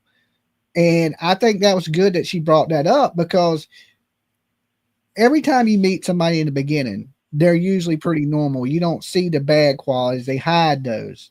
And you just see that the person they want you to see. And then slowly the real person starts to come out. And I don't think the Daniel she met is the same Daniel she is with now. And that's why he said, I want to be that Daniel you first met. Because Under the waterfalls. he's a totally different guy. He was probably nice to her and didn't abuse her then. But now he's an asshole and an abusive, and I ain't even saying physically. Sometimes being mentally tortured is worse than physical. Oh my God. Abuse, Jimmy, if you don't mind me interjecting a minute, those words, especially if it comes from someone you really trusted and loved, like a parent or someone in the nurturing department, for them to say you're stupid or you're this, you're ugly, you're fat, you're that, it's painful. Mm-hmm. I'd rather be slapped across the face. As a matter of fact, today I went to the store trying to be Dolly, Mm-hmm. and I got slapped across my face. That's what you get. I'm kidding, Rose. All right. Well, look, it was good talking to you. You be good, Rose. May I share one more thing? Yeah, if you make it quickly. Okay. I've been out of sorts for a good month. May is past. We're in June 4th, actually. Mm-hmm. And May is a difficult month for me because it's Mother's Day, Mm-hmm. and it's the same month my mother was born. Mm-hmm. And today, actually, June 4th, right? I mean, we're in the day of Wednesday, is my mother's heaven birthday. Uh-huh. And I've been sad. You know, like sure, bros. I haven't felt like myself, like how I usually call in and be playful and laughful and stuff. I've been really crying a lot, and every day, once a week, in this time, a red bird comes up to a cardinal, and it just makes the sound. And the thing of it is, Jimmy, it's not just this time of the year. I always think of my mother every day, like you, I'm sure do too. But absolutely. my question to you is, are there certain times of year, like it is for me now, where you kind of re-smell that sorrow, that pain when that loved one left? Yeah, I mean, there's going to be things that trigger that, that bring back bad memories. I mean, you just got to remember the good No, times. not bad memories, but like I'm talking about, like, let's say that, and I remember this story because you played the video when your mother left the earth and you went back in the hospital because you just kind of knew something, right? When that time of year, when the sun has passed and that anniversary comes up, does it feel more, heavy than all the other days? No, not for me, because the only time that's usually really heavy for me is her birthday. I don't think about it. Okay. I don't even remember what day exactly she passed away. I definitely remember her birthday, and them days are kind of sad for me. It makes me think about things, but there's always little things that trigger it. Like my mom used to eat Butterfingers all the time. So if I go to a store and see a Butterfinger in the store, it makes me think about my mom. So, I mean, but when I say think about the good times, it's just the good memories. Don't think about that day that she passed away. That's exactly what's getting me through, is remembering my mother was human. She made her fair share of mistakes, as I do. Okay. But well, I'm going to send you a bill for being your psychiatrist tonight, and we're way off topic. So, Rose, you be good. Think about the good. Don't be sad. Cheer up. Everything's going to be all right. Thank you, Jimmy. All right. Peace. Peace. Yeah, don't think about the bad stuff in life, right? Think about the good stuff in life, if you're just sitting around thinking about everything bad, it's going to bring you down. It's going to bring Dolly. Hey, Dolly, it's Army Mom. How are you? Hey, Army Mom. I'm doing pretty good. The Alcatraz she was talking about is like a Ripley's Museum they have in Pigeon Forge, Tennessee. I've been there. Have you? They've got anything from Bonnie and Clyde to the Unabomber. They have serial killers items there, like Jeffrey Dahmer's glasses. They've got OJ's Bronco. It's just like a history, I guess, of convicts and stuff in it. But it is pretty neat. When I was a kid, I climbed into the Bonnie and Clyde car. They had it roped off. I went under the ropes and climbed right up into the back seat of it.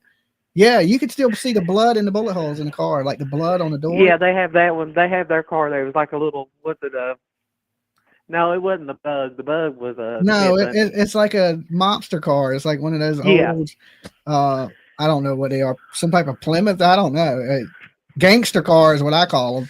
Yeah, I saw, the bullet holes in it. Yeah, I think, but that one was a replica, but they did have the real Bronco of OJ. Yeah. There. Yeah. I'm surprised that you can see the blood from so many years later, but yeah, you can still see the blood dried up on the doors of the car.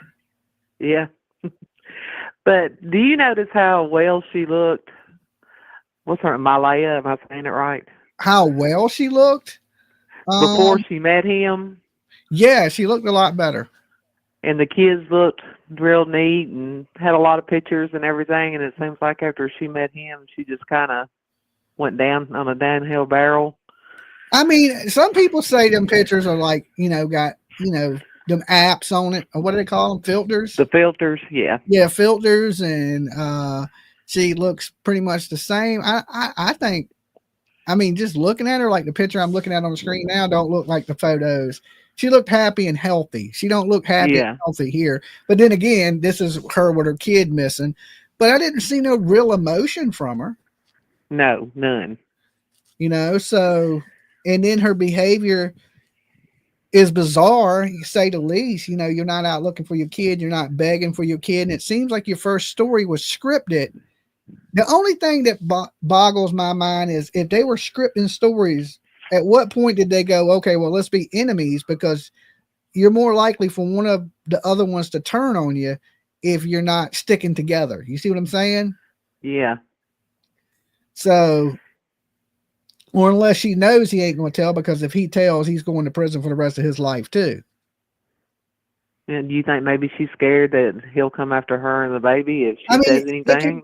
Yeah, it could be either one of those things. This could be a scared woman of him, right? We don't know how abusive he was, or if he was abusive at all. So he could be a case of a scared woman, or it could be a case of a woman that don't care about him, don't care about the kids, don't care about anything. That's how Leilani was. Leilani didn't give a damn. She didn't even care if she was going to prison. She didn't care. Like, so what?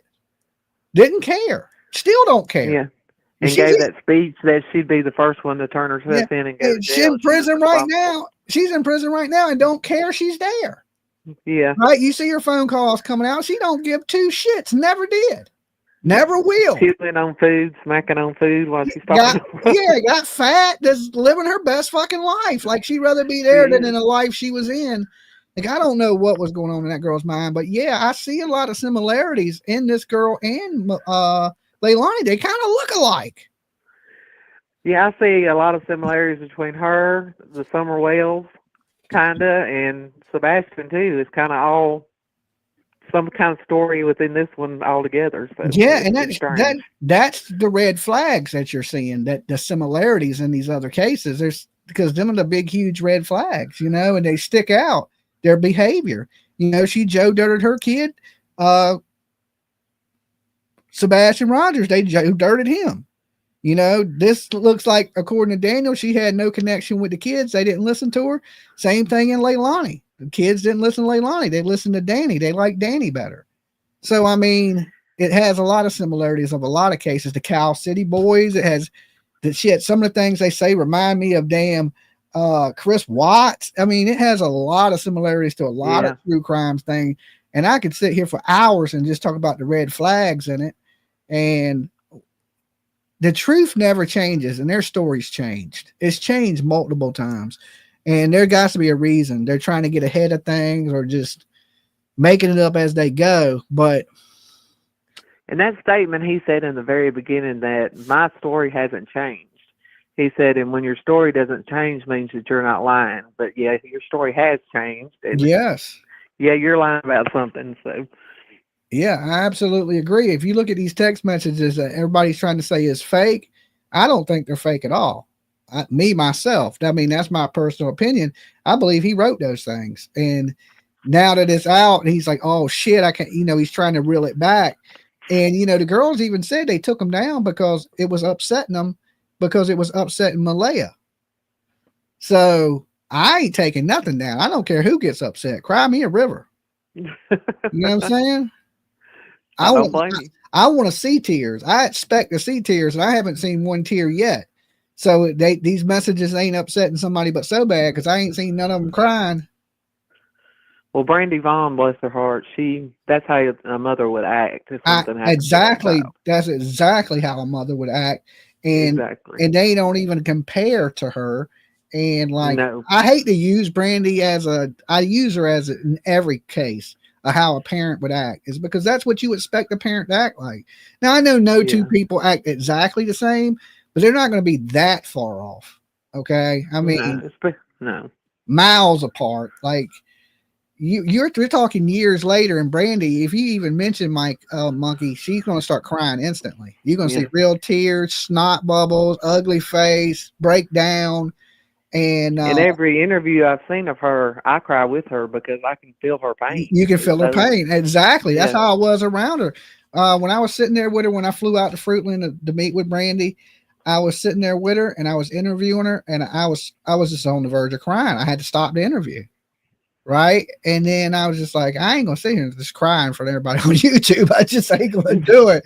Like, there's man laws that I can't be breaking. And I couldn't do it. I could not do it. Brandy will make you cry in a matter of seconds. It's just, you feel it.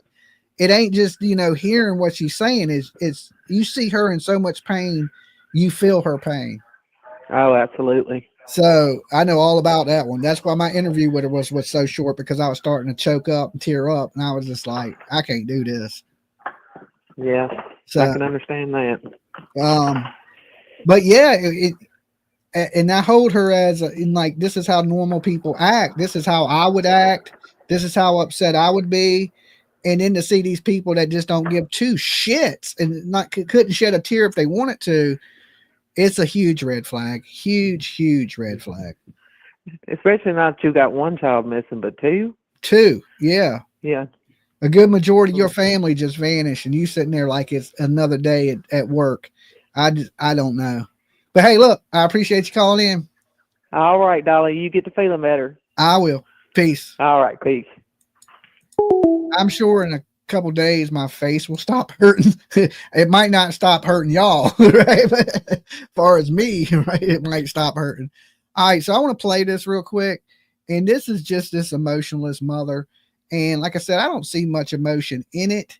She got her sad face on, but is that really, emotion? Just staying as hopeful as possible. I want them home. I want to hold them. And I want them home. RCMP say there is still. She wants them home. She wants to hold them. I don't have the full interview. I don't know. Hold on. Is there any more to that? No, that's just the whole clip. I'll have to find that full interview she did. I don't have that. I just had a short of the interview. I might have to find it on somebody else's YouTube channel that saved that. But, you see her like with her sad face on, and, but no real emotion, no tears, no crying. Dolly. Hey, Dolly. Hey. It's Rita from Dexter. Hey, Rita. You got us all tonight. Double Rose and Rita. Yeah, double dip. Yeah. Double dip tonight, huh? A little bit of everybody, all the locals, all the regulars. Everybody's called in. Everyone that's got you saved in their phone. Yes. Yeah. You know us. Now, I'm going to tell you now. The cousin. I'm calling in about the cousin. Okay. Okay. Now, why is she coming out now? Where's she been? These kids been gone a month. We got the cousin now. Yeah. Talking about how she going to take the baby and, oh, please. Nobody in their right mind is going to just let some cousin willy-nilly just run off with their kid. We don't know if Malay is guilty or not. Either way, nobody's just going to give their kid away to the cousin of the stepdad to go run off and take care of the kids. Yeah, it's not even like, yeah, they ain't even a family member sense to the kids, really. And the channel, having her on there all willy-nilly, I'm sorry. They're reminding me of Sleepy J. Uh-huh. I get Sleepy J vibes from that channel. I can't be a part of it. I don't care. I can't be a part of a channel that I get the clutching pearls. I'm serious. They just remind me so much of those channels. Well, yeah, Because, the channels yeah. that fake stuff. The channels that fake Yeah. Take it, bringing these people on a month later because they're so impartial to the investigation. Come on. Yeah, we want to talk to your third cousin on your mother's side. You know what I'm saying? Who the fuck cares what these people? They wasn't there. I mean, I want to hear from people that were there. Daniel, Malaya, Daniel's mom, maybe his brother. The rest of them, like, if you wasn't there, you know just as much as we know. Nothing. And where the hell you been? We got two kids go up missing. Where you been? Where were you in these kids' lives? Yeah. Why weren't you seeing any red flags? Yeah. What kind of family you got going on, Daniel? Yeah, like why would? Yeah, something we know something's happening in that house. We know it ain't the happy home that they make it out to be. Why ain't you telling us that? That's what I want to hear. I want to hear the truth. I don't want to hear echoes of Daniel, because that's all she did was like take a script. It's like all these people running off the same script. Yeah, I'm like, it keeps coming up in my things. I'm like, I'm not going in there. I'm not going in there because it keeps coming up in my suggestions. But I was like, and today JLR came up and I don't know if you heard about the three kids in the family that went missing. And then I guess the dad unalived the kids. They were on a visit. This is new. JLR covered it today. They already found the bodies of the three girls. That was real investigative work. These kids went missing. The cops found them. The dad is already on the run. He's in Washington State. We're looking for the dad. He's the suspect. Okay. He took the kids for a visit. It's a case you might want to look at. JLR covered it today. And I'm telling you, the cops were on it. Like you said, here in the States, we get on it. Kids go missing, we get on it. I don't know what they're doing over there in Nova Scotia. I don't have a clue what they're doing over there. They're doing the same thing Tennessee does. Yeah. I think they're all having meetings on how to handle business, because that's exactly what that reminded me of. This whole case reminds me so much of Sebastian Rogers. And these parents are lying their hind ends, I'm going to say nice way, hind ends off. They're lying. They've been lying since day one. Daniel's been lying through his teeth since day one. I didn't realize how many people could hurt their kids and get away with it. It's a thing in Tennessee and apparently over there too. I'm serious. That's crazy. It definitely happens. I mean, but my thing is this cousin going to come out now. She's going to come out now, but they ain't been out this whole time. But here we are. And for me, it was clout. They just want to get on, be heard. There'll be more crazy family members. You watch, mark my words. This is turning into a circus already. I know all the family members. I have something to say about it. I know it's coming. Oh, yeah. Cousins, uncles, nephews. Oh, my. It's going to be all of them. Like, I just want to hear from the people that were there that know what happened. I don't want to hear secondhand information from my second cousin's brother's best friend. You know what I'm saying? To me, you know what? I think something happened to them, but I think they accidentally something happened. Like, I mean, everybody was like, look at the yard, and I even said that the yard's filthy, and any terrible accident could have happened there, and they could have covered it up. And now they're all trying to cover their tracks. We weren't there. Those kids looked fine. Like you said, there's beautiful pictures of those kids before. Yeah. And look how she looked before. And then now he's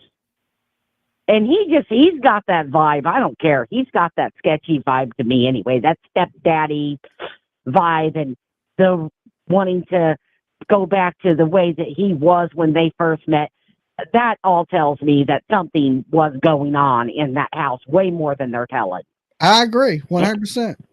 But I'm going to get off here so someone else can call in, but right, Rita. I had to call in for you. All right. All right. Bye. Yeah, I think we all know something's going on in that house. But real quick, before we take this next call home, let me shut this phone line. I want y'all to do me a favor. There's 1,618 of you in the room. That's a lot of people. Damn. Welcome, guys. Good to be here this late at night, 2:30 in the morning. There's a lot of you here. I want y'all to take a second and hit the like button. Okay, you can hit the dislike if you want, but I prefer you hit the like button. Okay, and then once you do that, and don't cheat because I'm watching you. All right, and I'm in pain tonight, and I still came up here because somebody was asking why does Dolly's face hurt. I had my back wisdom tooth pulled. Okay, for you just tuning in. And when they were pulling it, the root broke off down in my jaw. And then they had to go in. The tooth pulling wasn't that bad.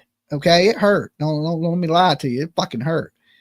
But when they had to get that root out, and they tried to get it out, but they couldn't find it, and they were just digging around in my face, right? Oh my God. Then they had to take another x-ray to see exactly where it was at. Then they went in and they were pulling, and I mean, it felt like they were going to snatch my jaw off my face. Like my whole jaw down here hurts, right? Even a dentist was in there massaging my jaw. I was like, because the first time she tried to do it, it's a big woman. It didn't come out, right? And I was like, she's like, you can still feel it because she numbed it, was shooting. I mean, so she stabbed me in the lips. I didn't even know they did that. They numb your lips. My whole face was numb from like this half, right? But I could still feel it down in my neck, like down here where she was snatching, like trying. This root was in there good. I mean, it was concreted in. I thought my jaw broke, right? So I was like, I feel it so bad in my jaw, so bad in my jaw.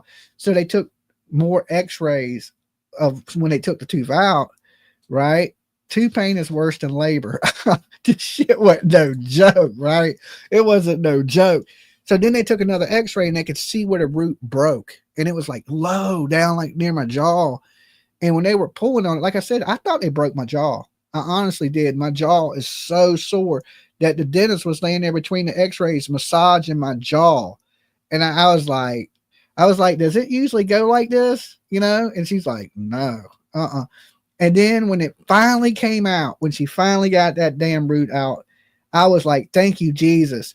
And the dentist looked down at me and she said, I was thinking the same thing in my head. Thank you, Jesus. Because he thought I was going to have to go through surgery to get it out.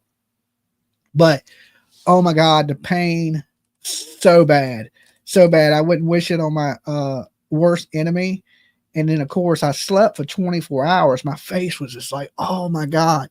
But I finally got to sleep and I just slept as much as I could. And now it's just like you really can't see the swelling because I got this homeless beard, right?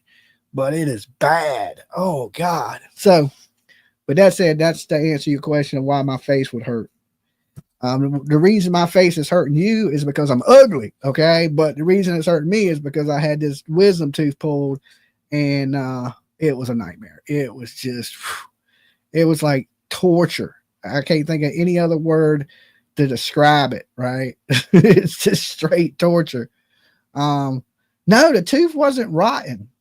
The tooth wasn't rotten. It broke. It broke in half. The tooth did. So part of the tooth had broke, and the reason I had it pulled was because it was cutting me when I talked. So it had been bothering me for like 2-3 weeks, but the tooth itself never hurt. Like it wasn't coming out. They decided to pull it out. Oh my God. And that tooth was in there strong. I mean, like that bitch didn't want to leave. It was like, no, I ain't going nowhere. Right. The tooth itself wasn't rotten. It didn't have a cavity. It just broke. Like I ate something hard, like a piece of candy or something, that broke the tooth. And that tooth was sharp as a razor and it was cutting my mouth. And that's the reason they decided to pull it out. They said it had a little tiny bit of infection under it, but I looked at the x-ray. I didn't see it. It looked like, just like the rest of my teeth, but they were like, all right, we're going to go ahead and pull it instead of fixing it. And it just, the more of that whole story is, it sucked. Okay. Worse than anything ever. It was horrible. It was horrible. I left that place like, oh my God. Like, I thought I was going to die. Like I was literally almost in tears. That's how bad it hurt. Right. Like literally, like when I got home, I could have almost laid there and cried. It hurt that bad. I was like, and it still hurts. And it's been 24 hours of me straight sleeping and the meds, right? On the meds. And it still is like, oh my God. Like, so with that said, let's open the phone lines back up. So I don't wish that on my worst enemy. I got some issues. Boop, boop, boop, boop. Dolly. Dolly. Yes. Katie from Tennessee. Hey, Katie. I hope your tooth feels better because there's nothing in the world worse than a toothache. You know, the bad thing is, Katie, is my tooth wasn't really hurting. You know what I'm saying? It didn't hurt. It didn't hurt. It was just cutting me. It does now. And it does now. It does now. I know that's the truth. I'd rather have 100 babies than to have toothache. Yeah, it's. I'll be okay. But this is another Sebastian Rogers. You think so? I mean, it has some similarity. It's another Summer Wells. Other leaves, evil stepdaddy, you know, it does have more of a Sebastian Rogers vibe. Nobody's seen where the kids went. They just vanished. I don't know. There's no signs of abduction. There's no signs that these kids ran off into the woods. So what does that leave? It just leaves that the family, something happened at that house. And, you know, it could be a million things. I mean, we could speculate all night of what happened, but I think we're all in agreement of something happened. I can see. I don't think it happened, but I can see Sebastian running away. I mean, yeah, I could see it. 15. I don't think it happened. He was 15. He was 15. But you're talking about I get it. I can see you're him talking running away. about a what? 4-year-old and a 6-year-old? Yeah, 4 and 6-year-old. They didn't run away. I don't think they ran away. Yeah, I don't think so either. Something happened to those babies. I don't know. I don't know what to think about these parents because I've gotten bad vibes from both, but who do you believe? The mom or the so-called stepdad? I don't believe any of them.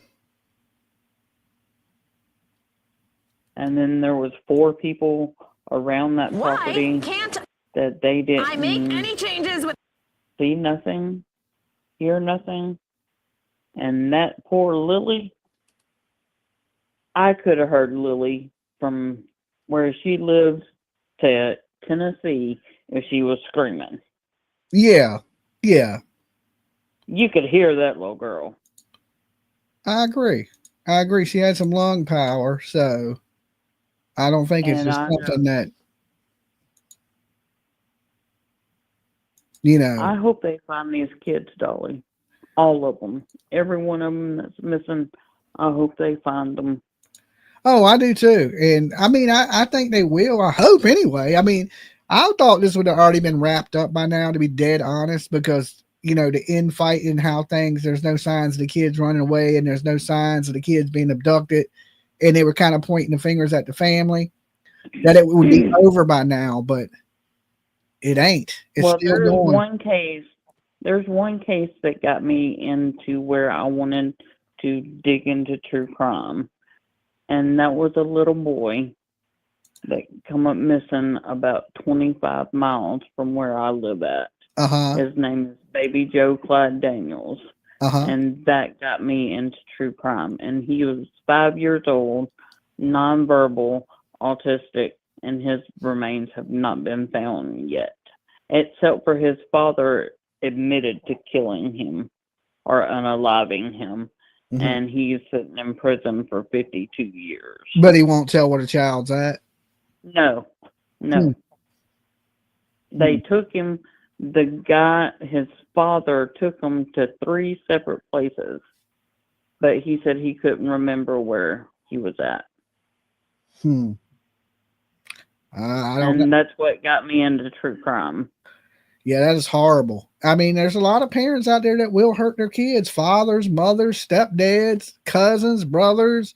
I mean, it could be anybody. What if it's somebody in their family that's done something, you know? That's horrible. I don't know how you can hurt your kids if you love them that much.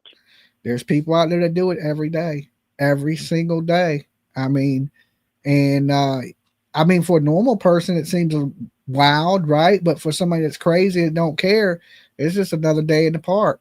You know, I see people abuse their kids and they don't go up missing, you know, and then you see some people that abuse their kids and they pop up missing. I mean, usually kids are just beat on and treated like shit. They usually don't vanish, you know, and it's terrible either way, but it just seemed to be more and more. Or it's because of the internet and we just see it more, but it seems to be more families killing their own kids, hurting their own families. Right.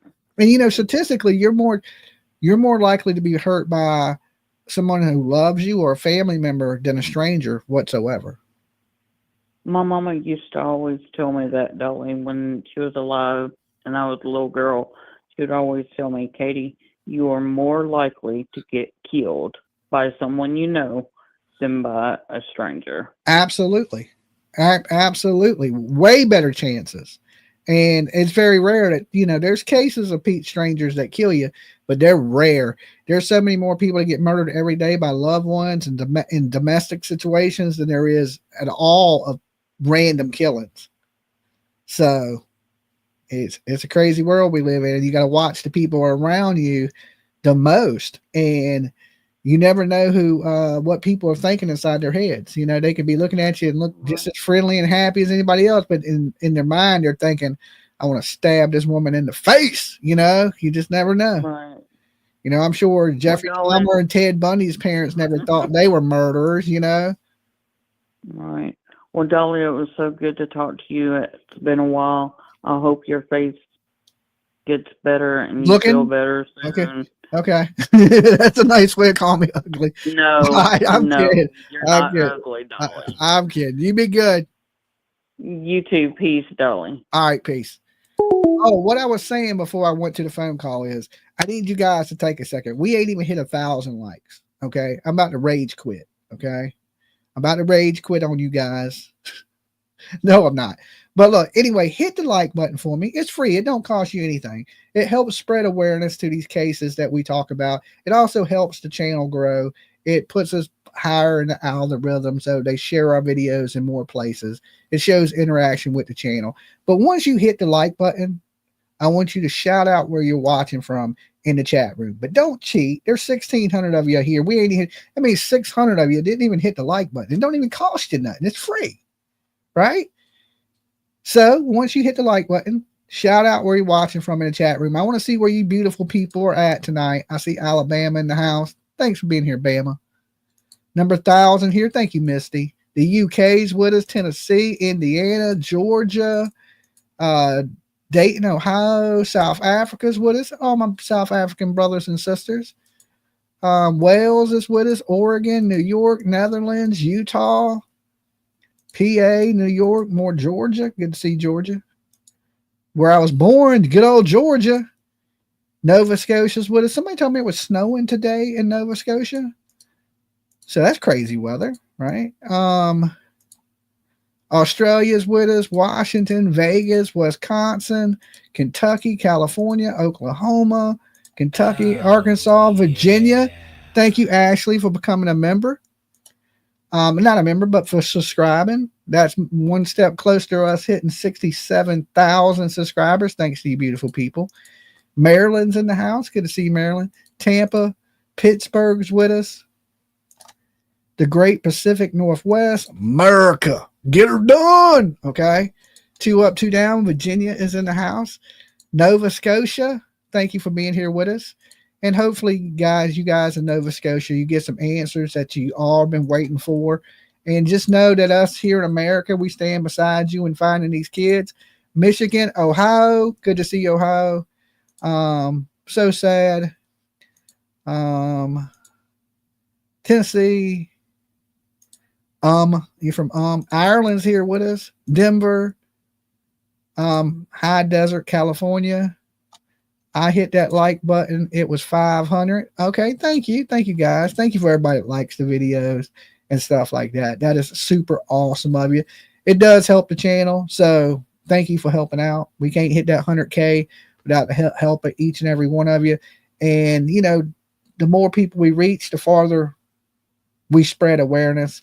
So thank you guys for being a part of that. Chicago's with us, North Carolina, Missouri. Let me catch up. I'm probably way behind. Michigan. Thank you, Dolly. OX. Thank you for being here, guys. I couldn't do this without you, right? I could, but I'd be sitting here talking to myself. Mine was 900 and what was it? 964. Thank you. UK's with us. You're over 1,000. Thank you, guys. Thank you. Thank you. So, but if you're just tuning in, of course, like the video. And like I said, tomorrow we're going over the whole timeline. We're going to do that on my other channel. I have it pinned at the top. Dolly Vision Investigates. Okay, we're going to go over the timeline, all the interviews that Daniel's done, the one interview that Malaya's done, everything that's been said, all the news, all the rumors. We're going to break it down into one video tomorrow during the day. I got to take my kid to the eye doctor. Okay, so it'll probably be roughly around 3 o'clock tomorrow afternoon. and we will go over all that stuff on Dolly Vision Investigates. Okay. So if you ain't subbed up my other channel yet, sub it up, because we're going to be doing streams there during the day. And then of course my nighttime streams will be right here on Dolly Vision. All right. With that said, let's open the phone lines back up. What happened to these kids? Okay. We've heard the cousin. We've heard Daniel. We haven't heard Malaya, right? Which is a big, huge red flag, because you would think if you was the mother of a missing kid, you would be out there begging. Dolly. Hey, Dolly. It's Heather from Pennsylvania. Hey, Heather. What's going on tonight? Oh, not much. I've been a subscriber. I've been watching your channel for about 2 years now. 2 years. I think that Malaya knows what happened with the kids. I think that Daniel was the cause of it, and she left, and now all the blame's on her, and she's scared to tell the truth. Maybe, but if she's there and her kids got hurt, why didn't she stop it? Or do you know? I mean, it could have been she was sleeping, being negligent, and she knew, and when you're in an abusive relationship, a lot of times you just, you listen, and it's almost like you're under a spell. But I mean, it sounds dumb, but I went through it. But it's almost like you're under a spell, I don't think that I could have ever known something happened to my kids and not. But, every situation is different. Yeah. But I also want to say, Dolly, that, I respect you, and I've been watching you, like I said, for like at least 2 years now. But I also want to say that I was very disappointed when Rose called you and was telling you how depressed she was and the things she was going through, how quickly you disregarded her and just said, okay, gotta go. Like, what if she would go and kill herself tonight? Like, would we be having a show about her? Like, I wouldn't be responsible for that. Okay, you wouldn't be responsible, but I'm saying, like, as a human being, don't you think that she deserved more time than what you gave her, than to be cut off the way you did? I don't think I cut her off. I think I gave her some really good advice and said, you could go back, and you gave her advice, and you was just like, okay, gotta go, your time's up. And then the next caller, you gave him like 20 minutes. Like, I just feel that you should appreciate because Rose been around here for a long time. Absolutely. I just truly feel that you should respect your callers. You don't know. Rose, you talked Rose about your tooth for. You talked about your tooth for longer than you gave Rose to talk about her depression. Okay, well, guess how long I'm giving you right there. Okay, I'm a YouTuber. I ain't your psychiatrist. Simple as that. I ain't gonna argue with you. For one, my face hurts. Okay, so I damn sure ain't gonna get into an argument with you, woman. I think I gave Rose very good advice. And for what you don't know is Rose calls when the show is not on. Rose calls all the time. Okay, so if you don't know, you don't know. All right. Now you can watch me for 2 years. I appreciate that. I try to keep the calls to a minimum. And before Rose even went into her mother or whatever she was talking about, I told her, I said, okay, let's make this quick. And Rose has a way of turning quick into 30 minutes. Okay. Now, if you go jump off a bridge right now, because I hung up on you, lady, am I responsible for you going to jump off a bridge? No, I'm not. I'm a YouTuber. Okay, I'm a YouTuber. I'm not a fucking psychiatrist up here. I do my best with everybody that I can. Okay, so to be like, you're gonna put this lady's death on my back is like, get the hell out of here with that. You know, did you hit your head on a rock? Okay, did you hit your head on a rock? But I don't want to argue with you because, like I said, I don't feel the best tonight, and you're probably gonna get a answer you don't want from me because, you know, I'm not in the most high spirits that I usually am. I'm in a little bit of pain, and I figured I'd come up here anyway because, you know, this is what I do, and I didn't come up here yesterday. Rose talked for a long time like everyone else. Yes, and like you know, Rose has a way of turning things into the Rose show instead of being on topic about what we're discussing here. Okay, so Some calls I keep quick if it's something interesting that has to do with the case and I'm talking into it. It's just like I will talk longer. But if you feel that such a way, you call Rose up. I'll get Rose to call you every day like she does me 37 times a day, even when I'm not live. She calls to Facebook. Okay. I will let Rose get your number and you can deal with Rose. Okay. Because let me tell you this. I've done a lot of dealing with Rose. and Rose is fine. Rose is fine. She's not going to go jump off a bridge because you think she is. Okay. She's not. Rose is a lot tougher lady than that. And if Rose could, she would call 37 more times tonight. I have to literally tell Rose, stop calling. Okay. Like I got the patience of a saint, but even Dolly, there's some days that I don't. Right. And tonight probably ain't the night to test that. Like I told y'all when I first came on, guys, I'm in a lot of pain. My whole face is swollen. I want to sit here and spend my time arguing over something. This show is about finding missing kids. This ain't a damn, I'm not a psychiatrist. And if I am, pay me. Okay. If you want some shrink, you want to visit the Dolly shrink. I want $300 an hour. Okay. I think that's fair, right? 300 an hour to be your psychiatrist. If not, then I'm just a dude that talks about true crime on the internet. Now, if I got to be your counselor, your psychiatrist, and all these other things, I don't get paid that, guys. I don't get paid that. I damn sure don't. So, and Rose knows if she needed me, something was important, Rose can call me behind the scenes. It ain't like me and Rose, I've never talked not online. So a lot of you guys might not know that, okay? But Rose will tell you, like, I'm here for people as much as I can.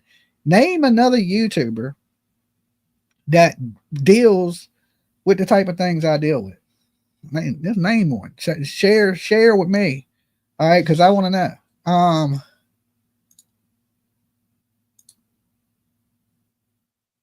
She's bored and lonely, but it's YouTubing. Yes, I mean, I understand, right? And what do I tell y'all at the end? If nobody else loves you, Dolly does. And I understand people are sitting around bored and they need somebody to talk to. It's late night. Dolly's here.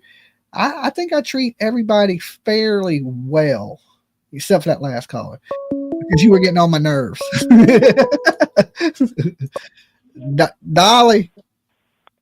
Dolly, I got through. Holy cow. Let me turn you down, brother. Okay, hold on. I got to ask you first. Is this a psychiatrist visit or are you calling in to talk true crime? Or is it a little bit of both? Little bit of both. How about you tell me why your face is swollen? How about you start off there? I just said it. You didn't hear it? No, I didn't. Oh, I had a tooth pulled. And it was terrible. It was terrible tooth. It was hard to get out. The root broke off. It was a nightmare. It's painful. My jaw is swollen. My face hurts. I've been there, done that, brother. I just had a frown done a couple weeks ago. Okay. So I've been there. All right. So where are we on these kids getting found? We're not. What do we know? We're not close. We're not close. I mean, they're gone. They're not in the woods. The parents seem to have a bunch of infighting. There's no real clues other than they were seen alive the day before with family members. We really ain't got much. There's no signs of abduction. The only thing I can think of is the family knows more and they're not saying. Yeah. I mean, that's truthfully where we're at. Like we really don't got much unless somebody talks. You know, they need to put a little more pressure on them. Absolutely. So, and hopefully somebody breaks. But with them talking on the internet, hopefully they'll make a mistake and say something that the police can drag them back in and start interrogating them on. Because right now, you know, from what was said in these messages, contradict what they said in their first statements. So, you know, I know the police are watching this, like maybe not watching me, but they're watching the internet and what's going on the internet. And hopefully it's enough to go, okay, well, they're giving inconsistent statements. They're saying things that are different than what they originally were saying. Let's bring them back in. Let's interview them again. And let's try to, talk about these inconsistent statements you're giving and reasons why you're doing that. And maybe it's enough to, they say something and it leads them somewhere else. Cause right now we're back at zero, nothing. They're not in the woods. They're not been abducted. We don't know where they're at. Parents ain't saying nothing, lawyered up. So when they start to lawyer up, it makes it hard on the police because now they can't say nothing to the lady. They can't say shit to her. No. So you either charge her and she ain't saying nothing. You ain't got nothing to charge her with. So we're kind of in limbo, and that really sucks as far as bringing justice to these two kids. But I think everybody out here knows that this family has something to do with it, allegedly, in my opinion. Oh, yeah. So until the police come up with, hopefully the police have more than we have out here as internet sleuths. And I'm pretty sure they do because, they have their phones, their GPS, all those records. So let's just pray for a miracle that, something is done. But at this point, I hate to say, I don't think the kids are with us. I think that whatever's happened to them has been bad. Kids don't go missing for good reasons. It's usually only bad reasons. Any updates on Sebastian Rogers? No, Seth has been going crazy out there, which is good, which he should have been doing from the very beginning. And he's continuing to fight for his son, which is good to see. A lot of people have, moved on from it because it was such a circus. So as soon as people seen a way to get out of that circus, they were trying to get out as fast as they could. But no, there's nothing really in the Sebastian Rogers case. There hasn't been any sightings, nothing. And which sucks, man, because you would think somebody would say something. And I guarantee there's a couple family members out there are glad that this is going away, and it ain't going away. It ain't going to go away. It may take a little break, but it'll all come back full circle. Yeah. They think they're done and they're in the shade right now. That's just for right now. That's because there's something bigger to talk about. But as soon as it dies down in this, people be right back on you. Yep. So that's just how the internet works. Yep. All right, my man. You be good. Good talking to you. You too, brother. I'll send you my bill. All right. Peace. You want Dolly as a psychiatrist? It's 3 easy payments of $19.95. Okay, you can finance it up here if you just all picking aside. I'm usually pretty nice to everybody. Like I don't want to go into something that's so off topic for an hour or 2 hours. Like what did I tell her? Think of the good stuff. Don't think of the bad. Everything's gonna be okay. Dolly. Yes. It's Rose. Rose. Okay, I gotta send you a bill, Rose. The chat room's mad. I know. They said I cut you off too quickly. God bless that caller that called. Someone really gave a shit about me, Yeah. And that's what I like to see in the chats. Like when people give you loving messages and PJ's loving messages and like, hey, give that caller an extra minute, And I'm the caller that calls in 100,000 times a night. But I just wanted to assure everyone. Rose, do you also call us on Facebook? No, I call PJ on Messenger. That is Facebook. That is okay. Facebook. I call it Messenger. Okay, well, it's still Facebook Messenger. It's what it is, Rose. That's what it is. Well, so you call all the time. That's why I don't think these people don't understand this. You call. You call at 3 or 4 o'clock in the morning, Rose. You call at that was a long time ago, and PJ and I discussed that. If I have the clips of everything that we've ever talked about on Messenger, why are we going off on this? Oh my God. I don't know. You called. I'm just saying, hey, I'm not trying to take over. I'm not trying to be Dolly at home. I'm telling you, it's dangerous. Don't do it.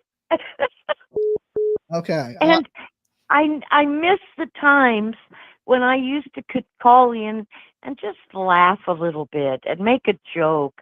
I mean, this stuff with the children, it's so heavy duty, Jimmy. I can hardly take it on top of my own grief, you know? It's just too much sometimes. But you know what makes me feel happy? What, Rose? What makes you feel happy? When I feel lonely and I hear that ding, that notification on my phone because I'm subscribed, and it says, "Woo, Dolly Vision, 30 minutes from now." 30 minutes. Okay. That's when I feel, you know, okay, I'll get up. I'll get out of bed, you know. Okay, Rose. Okay, I love you, Dolly. And I I love your followers. I love your beautiful PJ. What a Okay. unique woman you have. Yeah. And please, I will never, ever do anything to hurt myself. People, I have a son. Yes. I Okay. would never do that, ever. Okay? We know, Rose. We know. So We know you're fine. thank you for caring. Just because someone's sad doesn't mean they're gonna. But it's nice to have a number up for people who may be feeling that sad. That number ain't there for that. That number's not there for people feeling sad. That number's there for people that want to talk true crime, Rose. One of these days, your channel will become that. No, it Get won't. yourself- No, it will not. Get I can your promise you toothache. that. Get your toothache is telling your heart you got a lot of pain coming up in your life if you keep watching these children disappear. Okay. You know? Well, if that's the case, if my channel and does that, it's gonna be $2.99 a minute. Okay. And that said, watching something this decrepit, this sad, will tighten your arteries.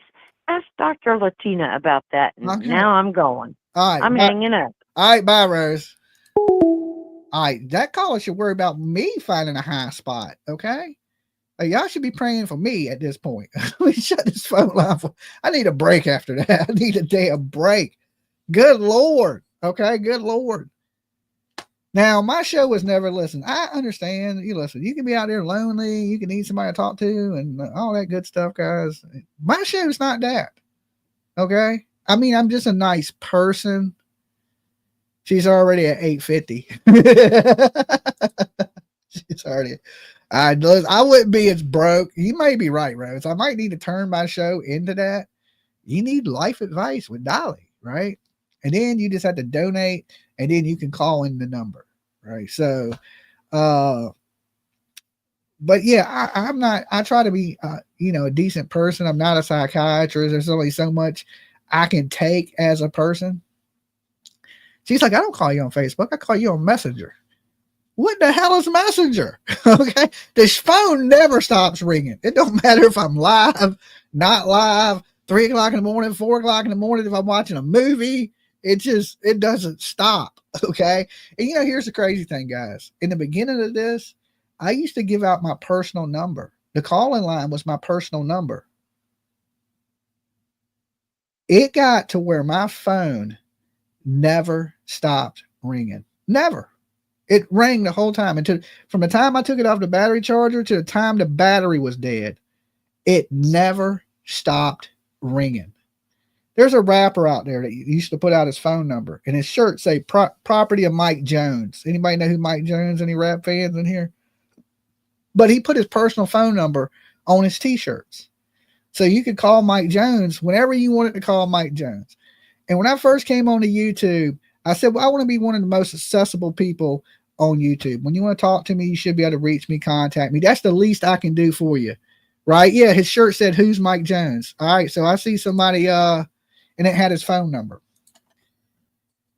So I figured, hey, I want to be accessible. I owe you guys that because, you watch me. If you want to say something, talk to somebody. What I hate is when YouTubers that don't respect you and don't talk back to you. Like you leave a comment, they don't read it. They don't comment you back. Nothing. Right. And first off, I was a YouTube viewer before I was a YouTube creator. I watched YouTube years before I had a YouTube channel. So I was always like, you know what? I leave these damn people comments, watch their shit. They ain't even cool enough to comment me back. I don't even care if it's an auto message. Just at least let me know you read my damn message, right? Heart it, something. And I was like, I ain't gonna be like that. I want to be accessible. I'm just like these people that are watching. You got something to say to me, you should be able to say to it. So I gave my real phone number, like the rapper Mike Jones. And like I said, my phone never stopped ringing. Eventually, of course, I had to change the number. Now I don't give out my private number anymore, even though it has leaked on the internet to like the green team and shit like that, right? So, and that's so, you know, I do get a break when I get off of YouTube. Right? Because you got to remember this, when I end this stream, it don't end for me. It ends for you guys.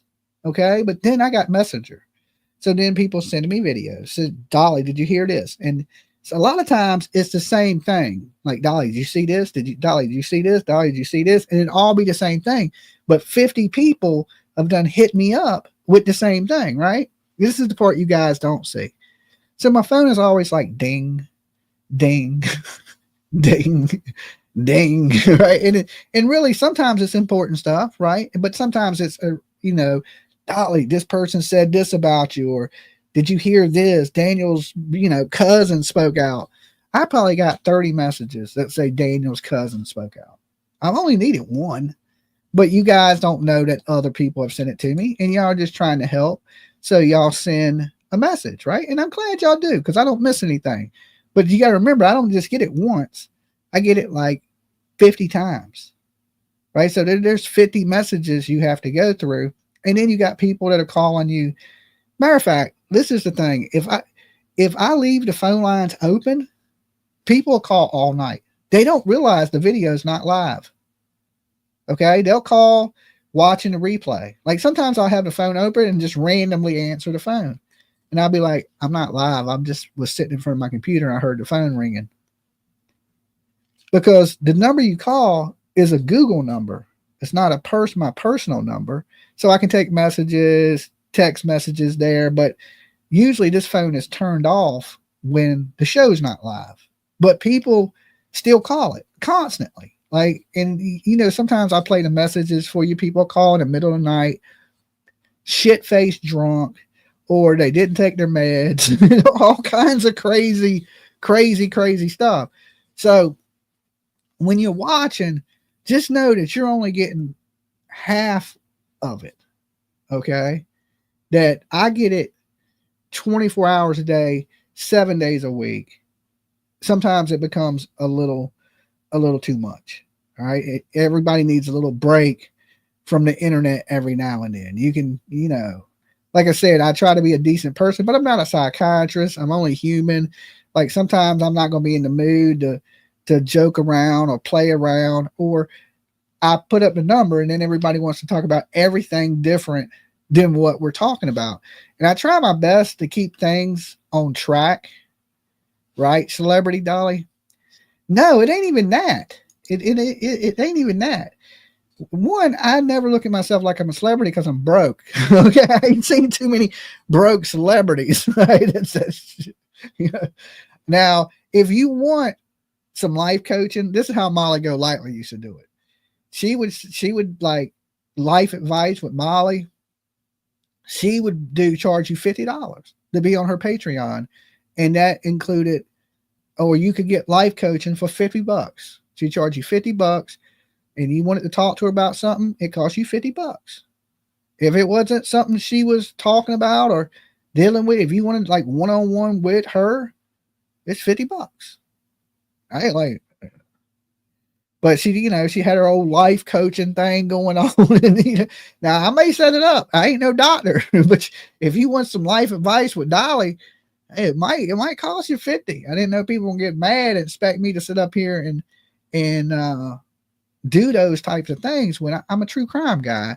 Like I told Rose, you know, that phone number up there on the screen ain't because you're lonely or you're bored or your boyfriend's cheating or your damn dog got ran over by a car or you're standing on the edge of a cliff. There's numbers out there for stuff like that. There's the suicide hotline number. There's the number for every fucking thing you can think of number. That's out there. Just Google it. But that number you see on the screen is for people that want to talk about this case or cases in true crime. And usually when the number's up and we're talking a topic, that number's here for that topic and that topic alone. It ain't to hear about your day.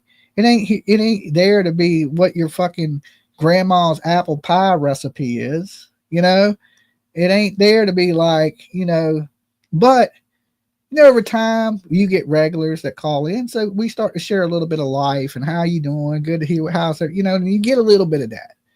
But that ain't what it's about. Okay.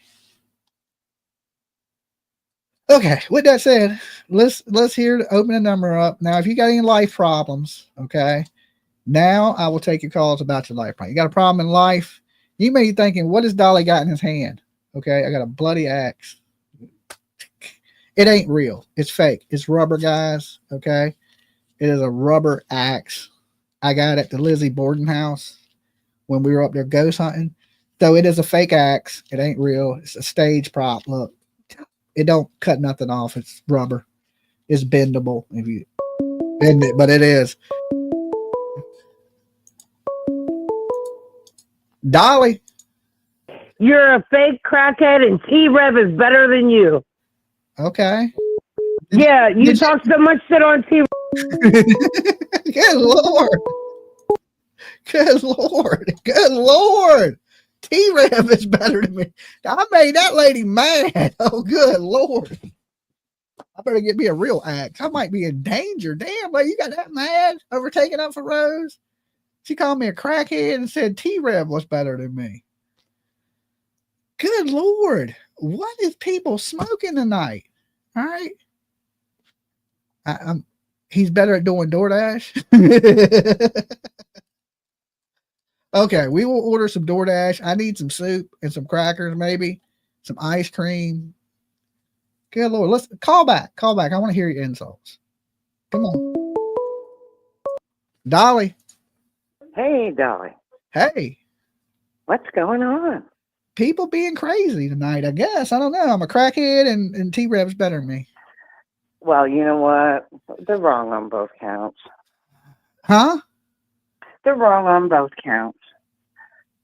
You're not a crackhead, and you're way better. I would think. I would hope so. I mean, I would hope so. If I was a crackhead, wouldn't I be out smoking crack? I've been here with 2.5 hours. Name a crackhead that can sit still for 2.5 hours. Don't know any. That's what I'm saying. I ain't never seen a crackhead sit in a chair for 2.5 hours. I've seen one crackhead rob another crackhead of his bottle. Rolling That on the was floor bad. laughing emoji. Rolling on the floor Yeah. laughing emoji. Rolling on the floor Listen. laughing emoji. Hold on. Rolling on the floor laughing emoji. Dolly is pissing people off. Okay, go ahead. I'm from Canada. Okay. And I'm from Nova Scotia. Cool. And I lived in Colchester County, which is 20 minutes from Lansdowne, for 12 years. For 12 years? Yeah, and I know Malaya's mother really well. Do you? Yeah. What do you think about Yeah. it? You guys got it all wrong, man. Okay, tell us. Let us know. Cindy is a good person. Dolly, man, I went through some shit, right? I lived in Truro. Uh-huh. And You're breaking up. You're breaking up. I want to place an order for 2 put her hand tacos out and to iced me in tea. friendship. Like, Lamau. she's a good person, man. Okay, look, we broke up a little bit. I think my internet went down for a second. So thank you, Katie. Can you repeat what you said, please? Her mother's a really good, Malaya's mom's a really good person. Okay. And the reason why? And the reason why is because I know her. Yeah, I mean, what you said something, but I didn't hear it. I was just trying to get you to repeat what you said. Oh, what I said was I was going through some really bad times in my life. Uh-huh. And she was the first person to step up. Uh-huh. Like, you know, and I think the problem that people are not understanding is they want to know why Malaya didn't stay at the house. Uh-huh. Well, from a mother's perspective, okay? If I see my daughter in that mess and I couldn't stay, and I had to leave, and that was my grandbaby, fuck yeah, Dolly, I'd be taking her to my house. I'm sorry. I would too. I would Where too. was she? Where was she going to stay, Dolly? On the side of the fucking road? There's nothing out there. Lions, tigers, and bears. Plus, I'm a snowmobiler. Okay. Okay. Here's my one question though, before we get too far. I understand what you're saying because I'm a parent. If something was going on with my daughter, I would get my damn daughter out of there too. Here's the thing I don't get is why ain't she speaking with the media and why has she lawyered up? That's where I don't think she's mentally capable right now of speaking out. Okay. I know her mother well. Her mother's a good, hard-working woman. And all this bullshit that, my mother was such a, a bad... No, she wasn't a bad mother, Malaya. She was trying to do what was right for you. Well, that wasn't Malaya said it. That was Daniel's cousin that was saying that. Yeah, well, that's bullshit, right? What is she, 30? We're in our 50s. We're damn near 60 years old. I've been out there. Those people in those woods in Nova Scotia, like, I'm born and raised in Nova Scotia, Dolly. We're fucking crazy. Everybody's crazy. It's the question: is you the good crazy or the bad crazy? That's the question. We're the good crazy, but people don't know who's got guns, who's got firearms, who's going to lose their shit and blow somebody's fucking head off. Yeah. And if I was leaving and my daughter was in that situation, and she's with the other quote unquote other side, and I don't think there should be sides. I don't think Daniel did nothing. I don't think Malaya did nothing, and I'm going to tell you why. Okay, I'm going here to listen to it. And it's going to go back to Dylan Eller, that other little boy who went missing 4 years ago, about 40 minutes from where from where Lily and Jack went missing. Okay. There's a monster there. There's a monster in those woods. Okay. And I know this from personal experience because I've gone to the RCMP about them. Okay. All right, I'm listening. Fill us in. And he lived about, 400 feet from Dylan Eller, grandmother's house. And he has ties to Salt Springs. That you saying this monster that's in these woods out there? There's a monster in those woods. Yep. There's lots of them, but man, if I find out any more that can confirm what I'm thinking, I'm going back to the police. Yeah. But I've been to them once already. So right? you think there's the boogeyman's out in those woods somewhere, but do you think those kids really got out into the woods? I mean, there's no tracking, the dogs didn't hit or anything like that. You know what? I'm left with two options. Okay? I'm not saying they were the greatest parents in the world, and I'm not saying that they weren't, because I really don't know. Yeah. Right? But from what I can see, the kids were going to school, they were in school, they were eating, and, you got to understand rural Nova Scotia, that place looks like a goddamn dump. And yeah, maybe they did let it get, disheveled. However, but that's country life. Yeah, I understand that. I mean, I'm from the South myself. Yeah, like that pile of wood, that's the winter wood. They're going to have to split and pile that in a nice little pile. But, for the meantime, it just gets dumped on your front lawn. And as far as getting out into the woods, I can see it. And I can see the kids in my head just going the path of least resistance. Yeah, but here's my thing. Not to cut you off, but I can go with there's a boogeyman in the woods. I can completely understand that. That is probably a boogeyman in a lot of woods. Oh, but here's the thing, that boogeyman has to be at the right place at the right time when these kids magically go out that house. Yeah, right? And he could have been in the right place at the right time. I ain't saying it's impossible. I'm not saying it's impossible. I'm just saying that's kind of highly unlikely. Not impossible, but just a lot of stars, the moon, stars, and everything have to align perfectly.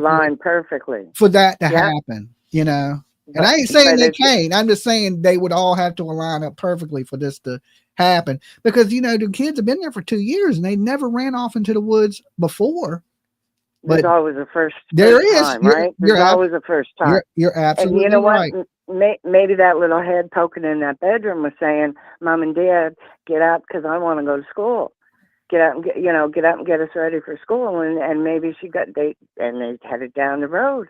Oh, I know a shortcut, right? Because if they go the path of least resistance, right, for a long while, and then try to take a shortcut in the woods, they're either somebody's got them, and it's not her family. And let me dispel all this reservation crap, okay?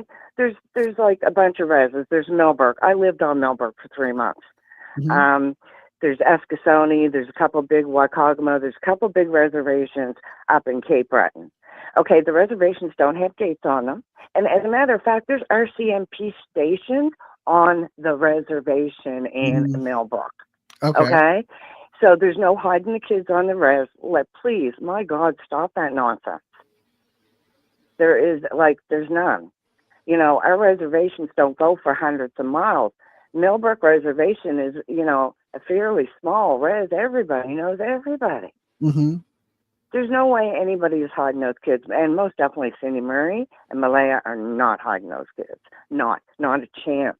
I'll eat my drawers if they are. Yeah, I don't think they're hiding the kids. I don't think that either. I don't think nobody's hiding the kids. I don't think this is a hoax. I think this is something real, and something really is going on. And it's so, think about how tiny those kids are, right? I mean, I've been in the woods on a 4-wheeler and been right up next to like a 200-pound deer and didn't know it till I looked over and the deer staring me in the face. You thinking they overlooked the kids? They could have easily. Man, like I snowmobile all through there. If you look at the map and you look like, say, towards the left of Stellarton is Mount Tom, right? I don't know. I'm not from Canada, so I'd be the wrong person to ask. But in that area, you can snowmobile. There's little trails all through there, and kids move fast. So, but don't you think at the time it got dark that those kids would have hunkered down and been crying and screaming, and they would have been heard out in the woods? Definitely, but it's hard. It's hard. Like I've been 4 miles off a trail and had somebody within 500 feet of me, and I'm on my cell phone, trying to reach somebody, and you can't because there is spotty cell service, and those woods are big, Dolly. Yeah, I mean, I understand they're big, but them kids could only make it so many miles in the amount of time that the police were out there looking for them, because they said the police got there fairly quick. By 10:30, the police were out there already searching. Yeah, I think they were doing a preliminary search, but it wasn't an organized search. Yeah, okay? I'm sure that came later that afternoon. You're probably right. So I think later on in the day, towards dark, is when they started doing the organized searches. So think about this. Think about the searchers go out and they're just doing the preliminary, say 500 feet from the house in the back, right? And those kids went missing at 8:30 in the morning. Those kids got like a 4 or 5 hour head start. Yeah, but then even at night, though, they didn't stop searching at night. They put up flare technology with drones and helicopters and everything. And if anything moves in those woods, it'll pick it up. It is I think there's lots of places for shelter. There's snowmobile warming huts. There's warming huts all along those trails you can get into. They're not locked. So these would be like the cabins that Daniel spoke of. I don't know, but what we call them here is we call them warming huts, right? And all it is it's a shack with a bench, a couple tables in it, some candles, and a wood stove or a propane heater you can fire up, right? And that's where you stop on your snowmobile trips, and you'll have a beer in there and probably meet a couple more buddies on the trail. Yeah. There's all kinds of them, Dolly. But don't you think they would have searched these nearby huts and things that if you know about them, don't you think that the RC, the police, they would know about them? Don't you think the police would be checking? Definitely. But you know what I mean? It's they could have gone in there for a while, maybe fell asleep, got up, and started going again. You don't know. We don't know. Yeah, that's the thing that's so frustrating. We don't know. However, I will tell you this. As far as the dogs go, Dolly, I'm going to tell you a little story about one of the search dogs that I know, and his handler's name was Scott. Well, Scott dated this cokehead, and that dog never ever barked at her. He never said. The dog. I wouldn't trust the dogs. I wouldn't look. We got busted. They took the bong and missed the ounce of weed in the coffee table. I will not trust. Don't trust the dogs. Yeah, I'm not a real big dog person myself. Like I mean, even in the case here in Tennessee, the dogs kind of led different places, and I don't put a whole lot of faith in dogs. Some of them, I think dogs are like people. Some people are good at what they do, and some people ain't. I think it's the same thing with dogs. Some dogs are good, really good at tracking, and then some dogs ain't.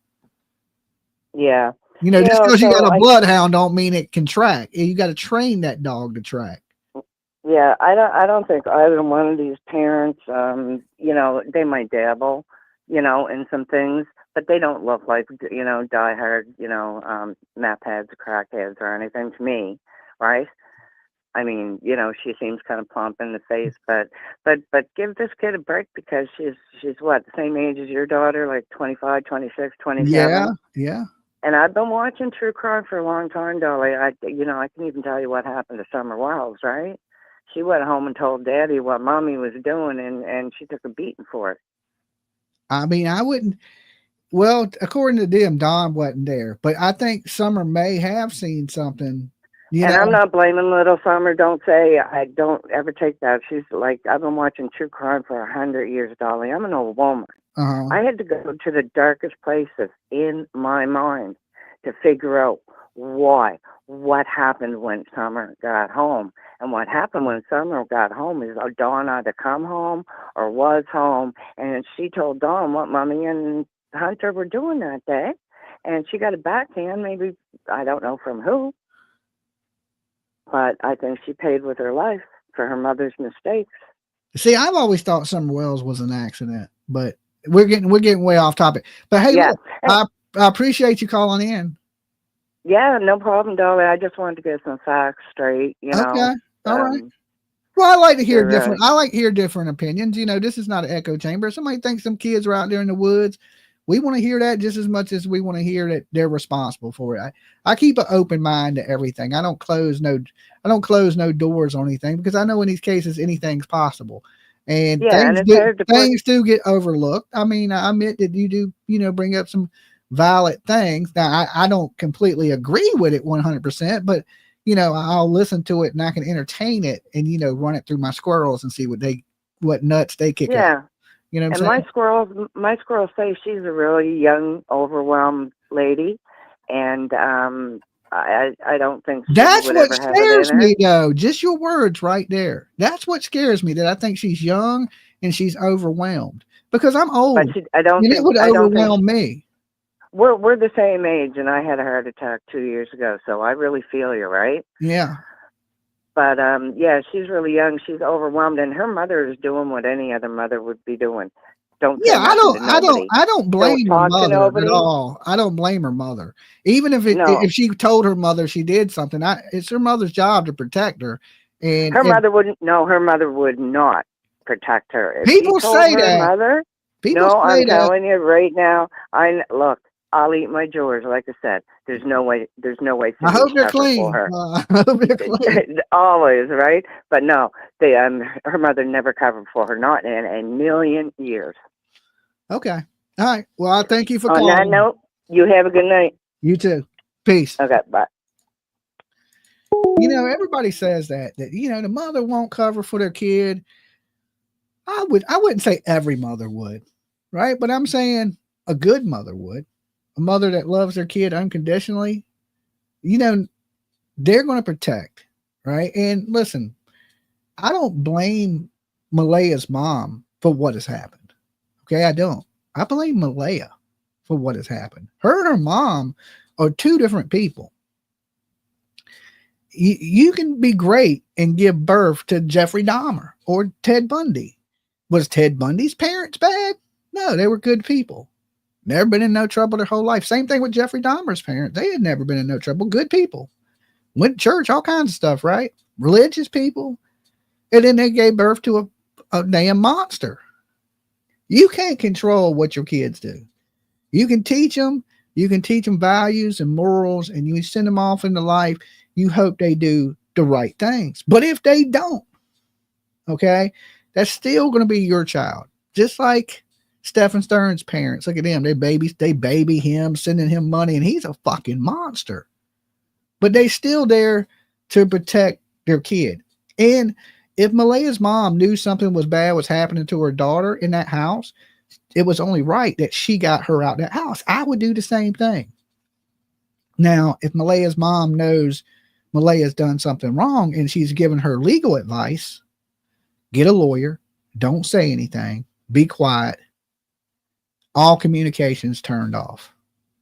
You are not to say anything until this is figured out. I wouldn't blame her there. Okay, I wouldn't blame her. To me, it ain't her, it's her daughter. All this blame falls on Daniel and Malaya. They were there. Okay, these were the people that were responsible for the welfare of these kids, not nobody else, not the grandma, not the cousin, none of these people are at fault, but for the people that were tasked with the job of taking care of these kids. They never one time mentioned putting the kids to bed, feeding the kids dinner, giving them a bath, brushing their teeth, reading them a bedtime story. None of that. They don't talk about getting up, cooking them breakfast, getting up, checking on them. None of these things. So it's weird to me. It's strange. It's huge red flags, right? And like I said, right now, they are responsible no matter what. If the kids went out in the woods, you know whose fault it is? Daniel and Malaya's. If the kids got kidnapped, you know whose fault it is? The kidnappers, Daniel and Malaya's. You can't excuse this behavior because you feel sad for me. I feel sad for anybody that's missing a kid. Who wouldn't? You wouldn't have a heart if you didn't. But does that excuse their behavior? No, not at all. They dropped the ball on these kids. They failed these kids, not nobody else. It wasn't the grandma's job. Like I said, it wasn't the cousin's job to watch them that day to make sure they were taken care of, make sure they were being checked on. It was Malaya's job and Daniel's job. And now these same two people are giving inconsistent statements. They're fighting. They're lawyering up. Listen, I ain't saying they done it. I'm just saying there's huge, huge red flags. And there's answers that need to be answered. And who is out there to answer them? Because you can't ask the mother.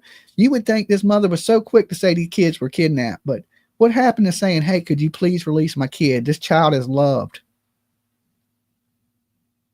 Nothing. Dolly, read somebody's message. And she kept having more kids. Okay, I can't read everybody's messages. There's some things I'll get missed.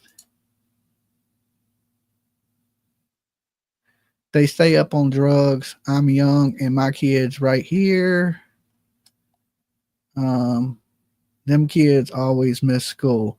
Okay, well, if you want to call in, you're more welcome to call in. If you know this family or you know information on them, call up. Tell us. Okay, we're here to listen to you. It's hard for me to catch everything in the chat, but if you want to call in and tell us about, them being up late at night doing drugs, which I don't know. Listen, when they do the interviews, they appear to be not under an influence. Phone lines are still open. Let me put the call-in number on the screen. There's the call-in number, but the phone line to call in is still open.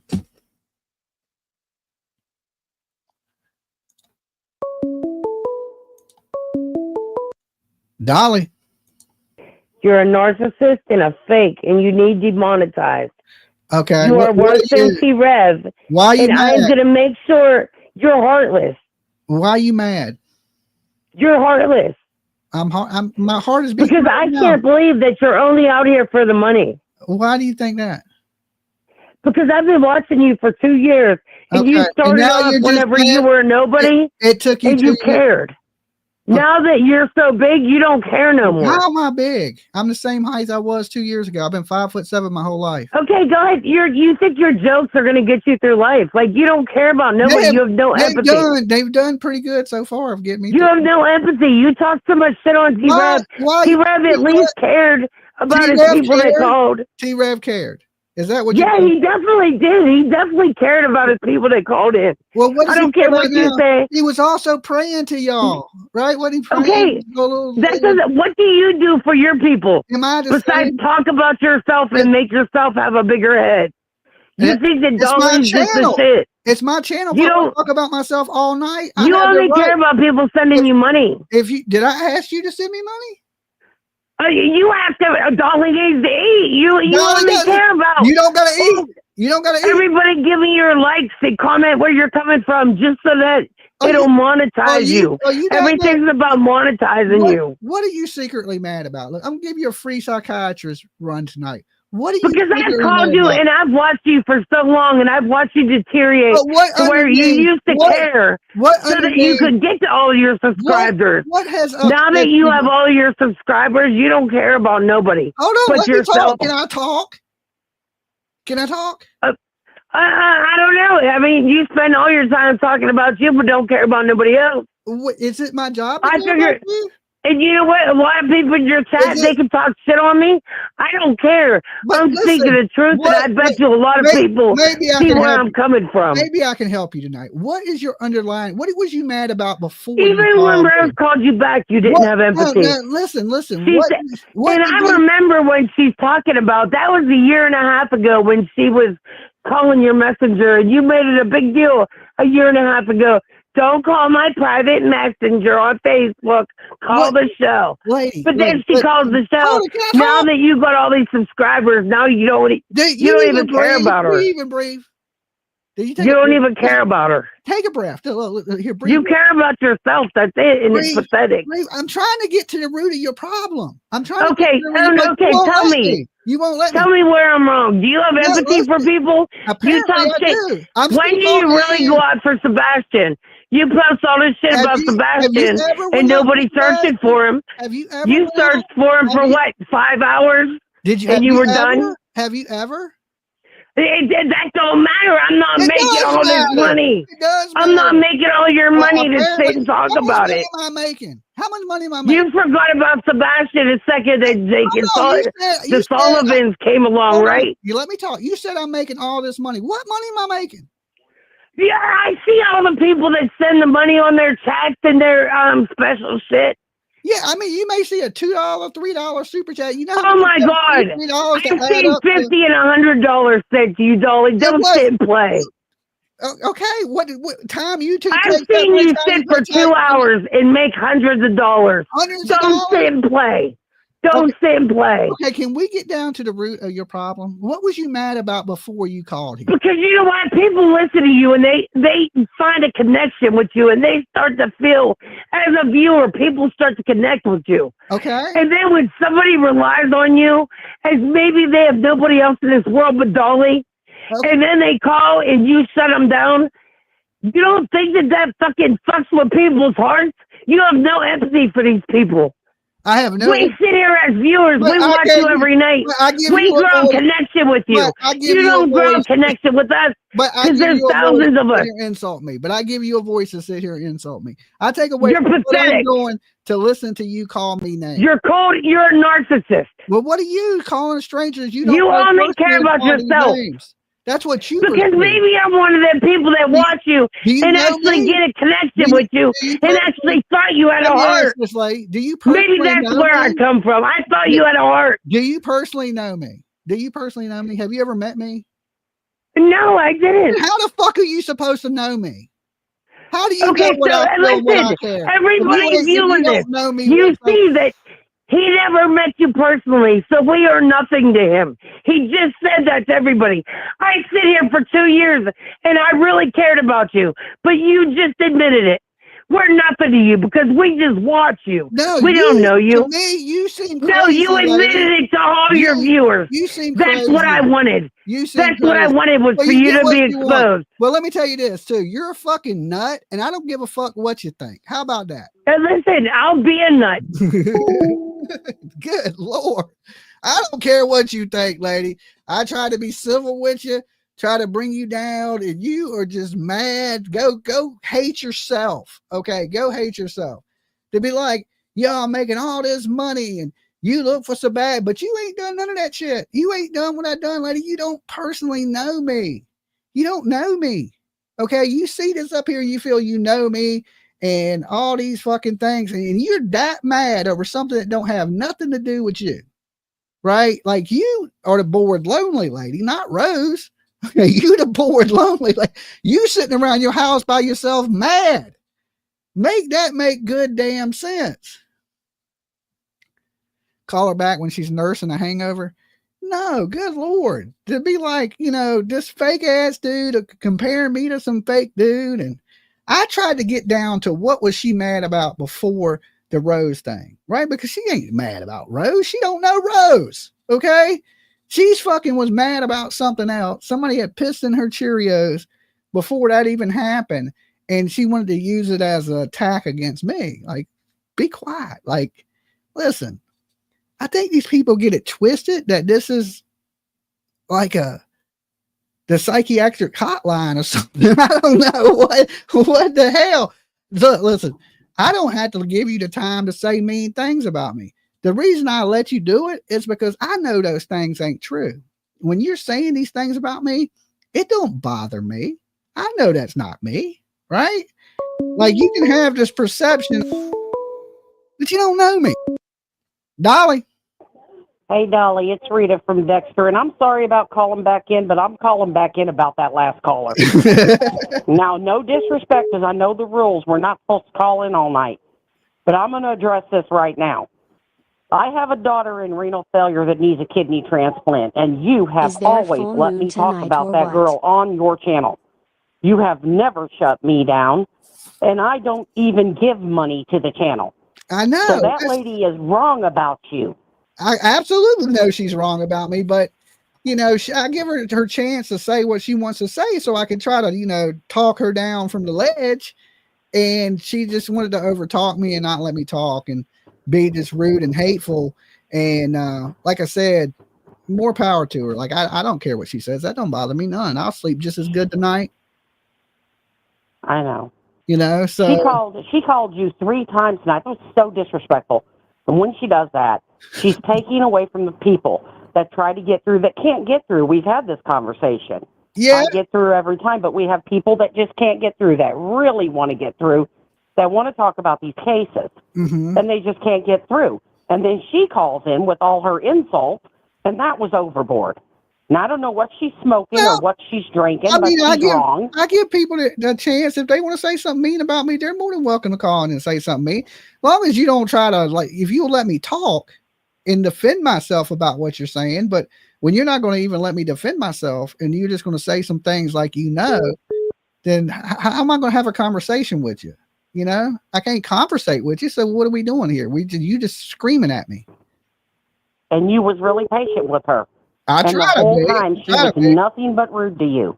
Oh, I know. I don't. And I'm watching chat. People are not happy. People are living in chat. Don't worry, guys. It ain't a big deal. I probably shouldn't have entertained it, but I just, it's late at night. Why not? Right? Let her get her insults out. She'll feel better if she gets to say it. You know what I'm saying? I just wanted to point out that you have let me show Summer's picture on your thing. You've shared her flyer. You ain't making nothing off of her at all. No, you showed her flyer. You talked about her. You let me come on your channel and talk about her. You didn't have to do none of that, but you did it. I didn't have to let her insult me, but I did. You know what I'm saying? That's right. So, it is what it is. I give everybody a voice, I know I don't have to agree with you. You can think I'm an asshole. That's on you. Like if you really knew me, deep down knew me, and you watched me for 2 years, you wouldn't be saying those things to me. Right? That's how I know she ain't watched that long. She ain't no 2-year viewer. There's no way. Because she would know half of what she was running her mouth about was false. Yeah, and there's no way. Yeah, like when I leave here, I'm going to jump in my Lamborghini this lady believes I drive and fucking zoom off into my beach house in the Caribbean. And she has to understand, too, that your channel, it costs money to have a channel like that. You have to have monitors. You have to have lights. You have to have equipment. You and TJ do go out and search for these kids. You have to keep those vehicles on the road. TJ does work every day. Yeah. She goes out and saves lives. Don't get me started. You guys are out doing this, and whenever PJ's not working, you are out searching for these kids. And Sebastian Rogers isn't the only kid that you've searched for. And you have went down there, and you've met with down in Canada. The list goes on and on. She was like to say something about me searching, but she ain't never searched for me. You know what I'm saying? Like, damn, look, yeah, I mean, at least find something that you're better than me to insult me with. Don't you know? And as far as T-Rev goes, he ruined his own channel. Yeah, like. He did that to himself. I don't talk Nobody that on bad your channel did I don't that. even talk that bad about T-Rev, to be honest. You don't. You know, like a few jokes here and there. Yeah, I joke them, but I ain't out to destroy the guy. Nothing bad. Like it ain't a couple jokes in there. And being a content creator is not a cheap thing. There's microphones. There's things that cost money. So, I mean, traveling to these places, that costs money. And I've seen your super chats, and they're not that big. That's what I try to. They add up. They add up. Your soap is where you make the money. The soap is where I make the money. That is absolutely right. That's what people like. YouTube AdSense revenue is not that much, and YouTube takes 30% of everything. They take 30% of everything off the top. My merchandise, that's why I push the soap and stuff like that, is because that's where we can afford to travel and stuff like that. So you're absolutely right. Soap and merchandise is the survival, right? Without that, I'd be working a job. You know, I wouldn't be able to do things like I do for hours and hours at a time. I wouldn't be able to go travel and search for kids because Dolly or leave. I'd be We working. All love Rose. I'd be working. No dashing and crashing here, but you, lady, we loved you, Dolly. Thank you, Army Mom. I'd be working 2 jobs. I'd be working 2 jobs if it wasn't for shout out to Army Mom. The merchandise. Dolly. Yes. Okay, Rita, you be good. All right. I just wanted to call in about that. That really steamed me. All right. Peace. Bye. I can tell you this, and this is just for all these people out here, because anytime you talk true crime, people think that you're a tragedy pimp or whatever it may be. I'm far from being rich. I'm far from being even the word wealthy. I tell you what, I ain't too far from being broke. Okay, I'm closer to broke than I am closer to being rich. Let me tell you that. Now, I do got food in my refrigerator and my lights are on. I don't live a bad life. I ain't gonna say I do. But I'm not up here making millions of dollars. I can tell you that. I'm no Mr. Beast. I'm none of these things. So for people to be like so hateful and mad, listen, the lady's not mad at me. I understand that. She's mad at whatever she's mad about in her life, right? And then she's taking that out on me saying these things. So to me, like that stuff never phases me.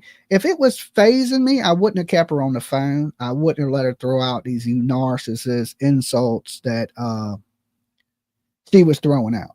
But let her talk. Let her say these things. If it makes her feel better to be mean to somebody, right? To be hateful tonight, if she feels better being hateful, I try not to be hateful. And like when I have to tell you to F off, that makes me feel like I'm being hateful.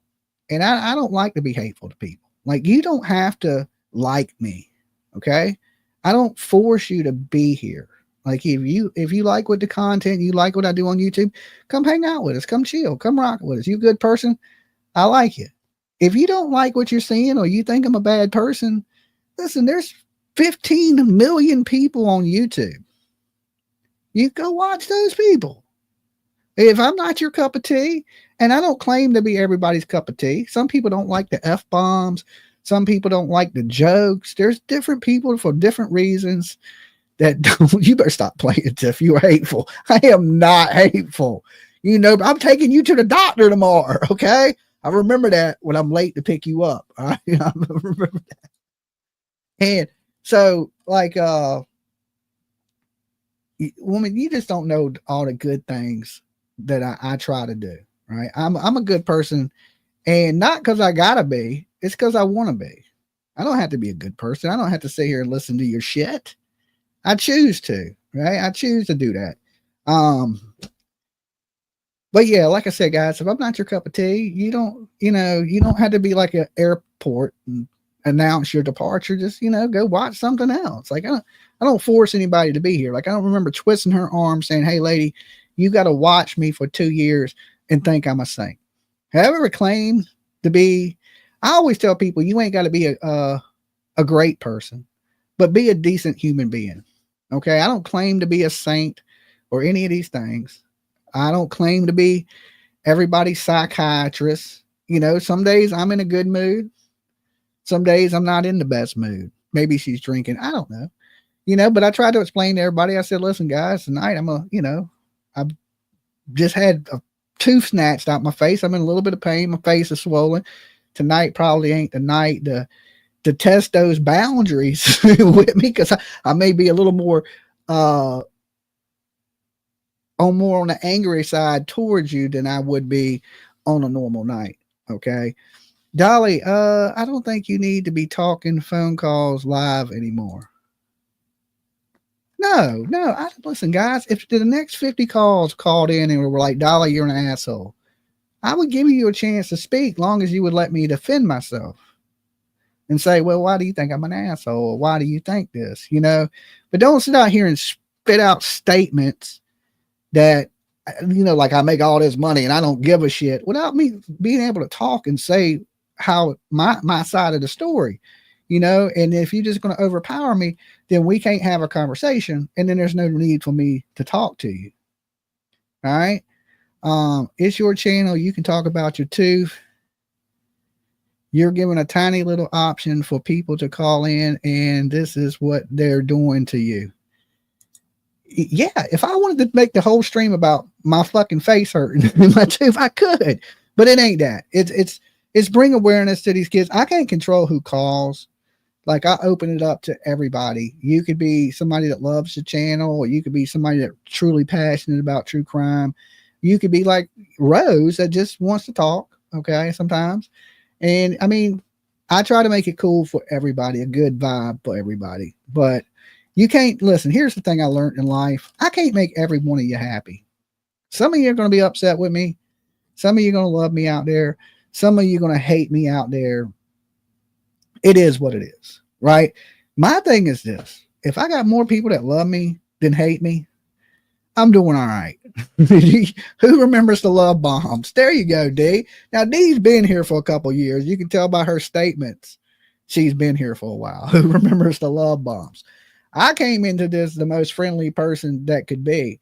I was kind of blind to true crime, but now I kind of get it. I kind of get it a little bit more.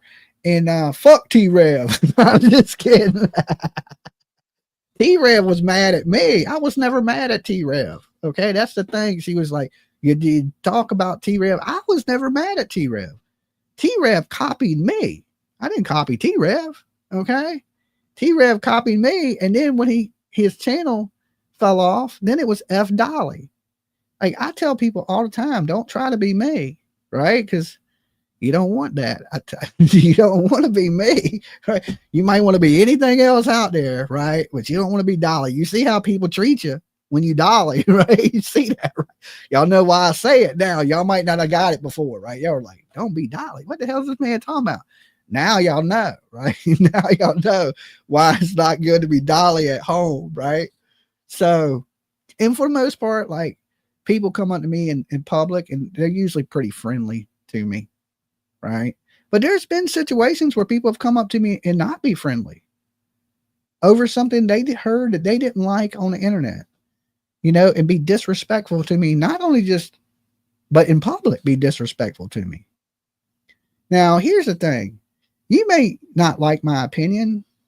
That's fine. You don't have, I'm not saying you have to like my opinion.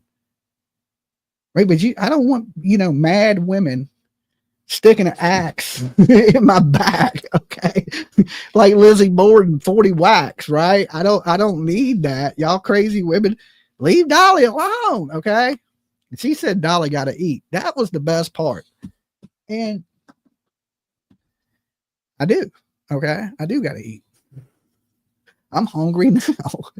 That's the bad. When she said it, I was thinking, I'm kind of hungry. I've had this tooth pulled out. I ain't really been able to eat nothing. I wish you'd stop reminding me that I got to eat. All right. So with that said, that lady hopefully will pass out. She'll wake up with a little hangover tomorrow and she'll realize, hey, I was mean to Dolly. She'll call back later and apologize, and I'll listen to her and be like, okay, it's fine. Don't worry about it. No hard feelings. You know how I am. I'm a super forgiving person. I don't I don't hold grudges or nothing like that. PJ, now my old lady, she says all the time, like, you got to stop that shit. When people do you wrong, all they're going to do is do you wrong again. Right. And I don't think like that. You know what I'm saying? I think people say crazy shit and do crazy shit, and they wig out for a minute, and then they kind of come back to reality, and I'm a forgiving person. I'm not going to stay upset. I ain't even upset with the lady, to be honest with you. But I usually forgive people. PJ, she's not as forgiving. Okay. She thinks once you've crossed that line, it's done with right there. There's no more, all communication ceased. You're dead to me kind of thing, right? I agree with PJ. I'm not so much like that. I'm more forgiving. And, I've had people call the FBI on me. I've had people say some of the crazy, accuse me of some of the most horrible things you could ever accuse people of. And I don't stay mad. PJ don't get that. She's like, if somebody did that to me, I never forgive them. I would, I'm with PJ. See, Tiff's the same way. Tiff will block you, kick you out. And that's my kid. Right. But me, I'm a little more forgiving and caring, like when I probably shouldn't be. That's what everybody tells me anyway. You shouldn't, you're way too nice to people. Right. I don't know. I'm just not. When I was the young me, was a straight asshole. This straight asshole. The old me, I'm a big softy. I just am. I don't like to hurt people's feelings. I don't like to be mean to people. I'm just a lot nicer guy in my 50s than when I was 25. 25 years old, I'd have called that lady every name, cussed her out, joked the blood from her, and kept it moving. 50, I'm like, let her pass out, go to bed. She'll feel better tomorrow. I try to give her a chance to vent, get sometimes you feel better after you say shit, right? You just want to get some shit off your chest. But she thinks, in her mind, she's thinking by saying these things, I'm cutting Dolly, I'm hurting his feelings, or whatever her intent was. But little does she know that it don't even bother me. It don't even bother me. Like, I know I can't make everybody happy. I'm sure there's a lot of people out there that don't like me, and I'm at the point in my life where if you don't like me, get in line behind all the other people that don't like me. I'm not here for the people that don't like me. I'm here for the people that love me and the people that I care about me. If you don't give a shit about me, why should I give a shit about you? I'm at that point in life. Okay. Like, if you ain't good and you don't have my best interests in mind, and I don't really have time for you. I want to surround myself with good, nice, awesome people. Someone needs to vet Dolly's calls. No, I like it real here. You don't want fake stuff. You want the channel. Dolly, Daniel's friends called. Okay, let me open the phone lines back up. Okay, the phone line is back open. I just wanted to clear that up. Okay, I just want to clear all that up,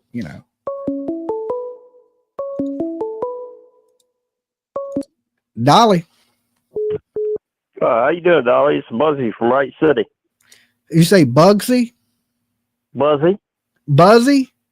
Yeah, I've called the show before. How you been, man? I'm doing all right. How about yourself, Buzzy? Oh, I've been doing good, man. And that lady, I didn't like what she said about you, man. I think she had a little bit too much to drink tonight. I don't know. Maybe she was sober and just mad. I don't know.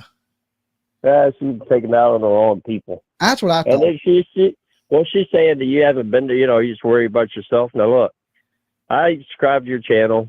I haven't sent you money. But I've been with you enough to know that the Sebastian Rogers case, man, how long have you covered that? For a year and a half. That's what I'm saying. And these kids here, you're covering that. I mean, you do a lot of good out there, man. I mean, you keep posting it and maybe we'll hear something, and, you're wanting answers just like everybody else, Yeah, I mean, I know that. I guess she don't. Yeah. I don't know. Well, that's on her, brother. That's on her. I think she was mad about something else, and you know how you little things set you off when you're already mad. Yeah. And I think that's what it was. That's why I kept trying to ask her what was she mad about before this, because there's something underlying with her anger, right? Like, well, you know the call. Oh, I didn't mean to cut you off, Dolly. Go ahead. No, you good. You good.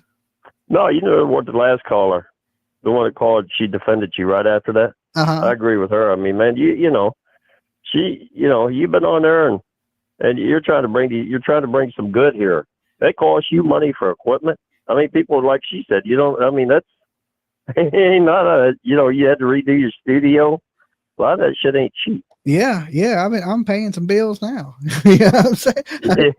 We all do. I was just going over bank statements today. I'm a little sad. I should be mad like her. You know what I'm saying? Yeah, you don't need to call somebody and cuss them out. Huh? Yeah, when she was talking about making money, I was looking at my finances today. I'm sitting here fucking sad, right? And I was just I hear you, man. I'm on disability. I get $900 something a month, man. And it don't go far, but at least I own my own place, you know. I was going over bank statements and things today, just shaking my head like I can't believe this shit, right? And I'm trying to keep good spirits with them being crushed, and I still try to.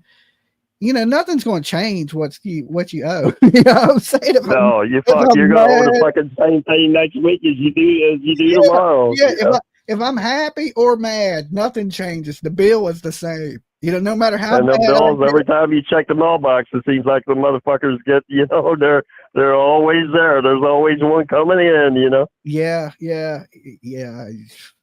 Like she thinks I got all this money. She needs to check my credit score. That shit is low. Yeah, mine too. Hell, I couldn't buy a pack of gum with my credit right now. They wouldn't. Yeah. They wouldn't give me nothing. They would feel bad for me. They'd be like, "Dude, have you ever paid a bill?" They'll just kind of turn their head like, "Man, no, you come back a little bit later." Yeah. Yeah. Oh, that's funny. I'll send them my bills to have something to be mad about. Okay. Yeah, no kidding, man. So I think she's a little tipsy too. Sounds like she's a little tipsy. She's too busy screaming to tell. Yeah, but she won't let you get a word in edgewise. I tried. She's drinking, man. Fuck, fuck her. You know what I'm saying? I'm sorry. I don't mean that. You know what I'm saying, though. I didn't mean to say that. You know what I mean. You ain't supposed to say anything bad, but you know what I'm saying. I mean, she'll feel better. Let her go, brother. But hey, man, keep covering these kids. Hopefully, we'll find something out here pretty soon, man. I watch you all the time, Dolly. Thank you for being here, bro. I appreciate it. Hey, no problem, Dolly. You take it easy, man. Don't sweat small shit. You can't sell it too bad. All right, peace. Nah, you can't. You gotta let it go. All right, take it easy, Dolly. Yeah, like Dolly. Hey, Dolly, it's one of your mods. It's the Crackling Turtle. Hey, Crackling Turtle, how's it going? It's going good. I just wanted to say that we all love everybody out here, even when you don't agree. And a lot of you have a lot of new subs and a lot of new viewers. A lot of people don't know the relationship you and Rose have. Rose is very understanding. She's an OG. She takes no offense, and they need to understand that, but they don't because they don't know her. Yeah, so just stick around for a few years and they'll know. That lady said she's been watching for 2 years. She obviously has missed the Rose episodes. I'm just saying. I don't know. Everybody knows Rose. Everybody knows when Rose gets on, it's going to go from the topic for about 2 seconds, and then it's going to derail onto whatever Rose wants to talk about. Yeah. Every time. We love her for it. It's funny. And we care about her. Yeah. Does it get old, and do you need to like Sweetly 2.0 sometimes? Of course. We got earthquake. I hang up on Sweet Leaf. You will straight earthquake her. Yeah. So it's okay. It's a jovial, joking thing. No, but you're not doing it out of meanness. You're not doing it out of anger. No. And people don't know that now. They will if they keep watching you. So yeah. We all love each other, and we all care about each other. I think some people get very clingy and very connected to a creator they like. They think it's more than it actually is in the relationship in their head. And they take personal offense to things that shouldn't be taken personal offense to. It's not you being personally offending to them personally. Yeah. But to them, they are connected because they feel like they know you. They watch you every day. They see you every day. it's a relationship that's a different way in their mind. Yeah, but people have to realize what they see on YouTube is just on YouTube. There's more to me than just YouTube. Exactly. You know, just like every YouTuber you watch, you know, like, Exactly. I live a normal life just like everybody else. I have the same problems everybody else has. I don't show that on YouTube because it's YouTube. You don't see people, you see what people want you to see here. You know what I'm saying? Usually if I come on YouTube, it's because I'm in a good mood. When I'm in a bad mood, I usually don't come on to YouTube. So y'all don't see me in a bad mood a lot. So that don't mean don't have bad moods. You know, just like any human I do. It's just I don't YouTube when I'm in a shitty mood. So usually I'm in good spirits when I'm here. Yeah, they just see the happy you, the funny you, you know. Yeah. And we just really appreciate that. I know I do, because my life is heck a lot of times. And I mean, I just turn on Dolly just to have fun and laugh, because I know there's going to be some laughs in there. Yeah. There's going to be some jokes. There's some jerks, of course. There's jerks everywhere, but we deal with it. And, you know, it is what it is. But it's okay. It's just, you know, I just want everybody to know. We love you doing true crime. We love you being sarcastic. We love you doing everything that you do. Turtle Island. There's so many things. And then all bringing cases to us that we wouldn't normally have. You do that with PJ a lot, and we appreciate both of you so much for it. Thank you. Thank you, guys. Thank you. And Tiffany's in the chat saying you got to take her to the doctor in the morning. Just saying. I know. I slept for 24 straight hours, Tiffany. 24. I just woke up. Like, gotta get me to my doctor. Yeah, she has an eye doctor appointment tomorrow, so I gotta take it to her. God love her. Well, I hope everything goes well. I just wanted to let everybody know, because we do have so many different, probably new faces and new names that I don't recognize. That just might be a little, you know. They might not realize what some of us older people that have been around for a while know, that that's y'all. That's, for God's sake, she's fixed her house in turtle attire for for the turtles. Okay. According to her. So thanks. I'll talk to everybody soon. Hey, have a good night. Hope you feel better. All right. Peace. Peace. Yeah, here's the thing about social media and just media in general. Like I said, I usually only come up here when I'm in a pretty. Choo Dolly gotta eat. Dolly gotta eat, right? She didn't like that. Gonna rewatch. Thank you. People don't like the Dolly train. They don't want Dolly eating. Okay. Good Lord. Don't let Dolly say Dolly gotta eat. You know, and usually I'm joking and playing. A lot of my stuff is just silliness and goofiness and things like that. But don't worry about it, guys out there. I don't want y'all to all just be like, Dolly, you know, try to be like, Dolly, you the greatest. I don't. It ain't that. Like, that lady didn't bother me. So y'all don't got to really defend me or anything like that. I think the lady was kind of upset and mad about something else. And she just had a platform that she could vent and be angry on. And, you know, her husband done left her. Now she's going to call me back. He didn't want to hear that shit, right? I feel sorry for that dude, right? Now she mad. Now she really mad, right? Don't get me joking. Don't even get me joking. Dolly, new member. Well, thank you, FBI. You are not a new member. So, but thank you. There is a lot of new people because it's a new case, right? And like I said, even if there is people out there that are unhappy with me, I don't force anybody to watch here. Right? Like, I'm not in your house twisting your arm. Bitch, you better tune in. No, you choose to be here, right? You choose to be here. And if there's something negative you think that I've done and you want to discuss it, then I would discuss those things with you. But you're not going to sit here and call me and scream at me like I'm married to you, okay? I'm not. I already got to deal with PJ abusing me. I'm kidding. She's going to stab me when she sees the replay of this. First thing she's going to be like is, why did you even entertain that, right? Like, why would you, right? Because I thought I could bring her down a little bit, you know? So I guess my psychiatry skills ain't what they should be.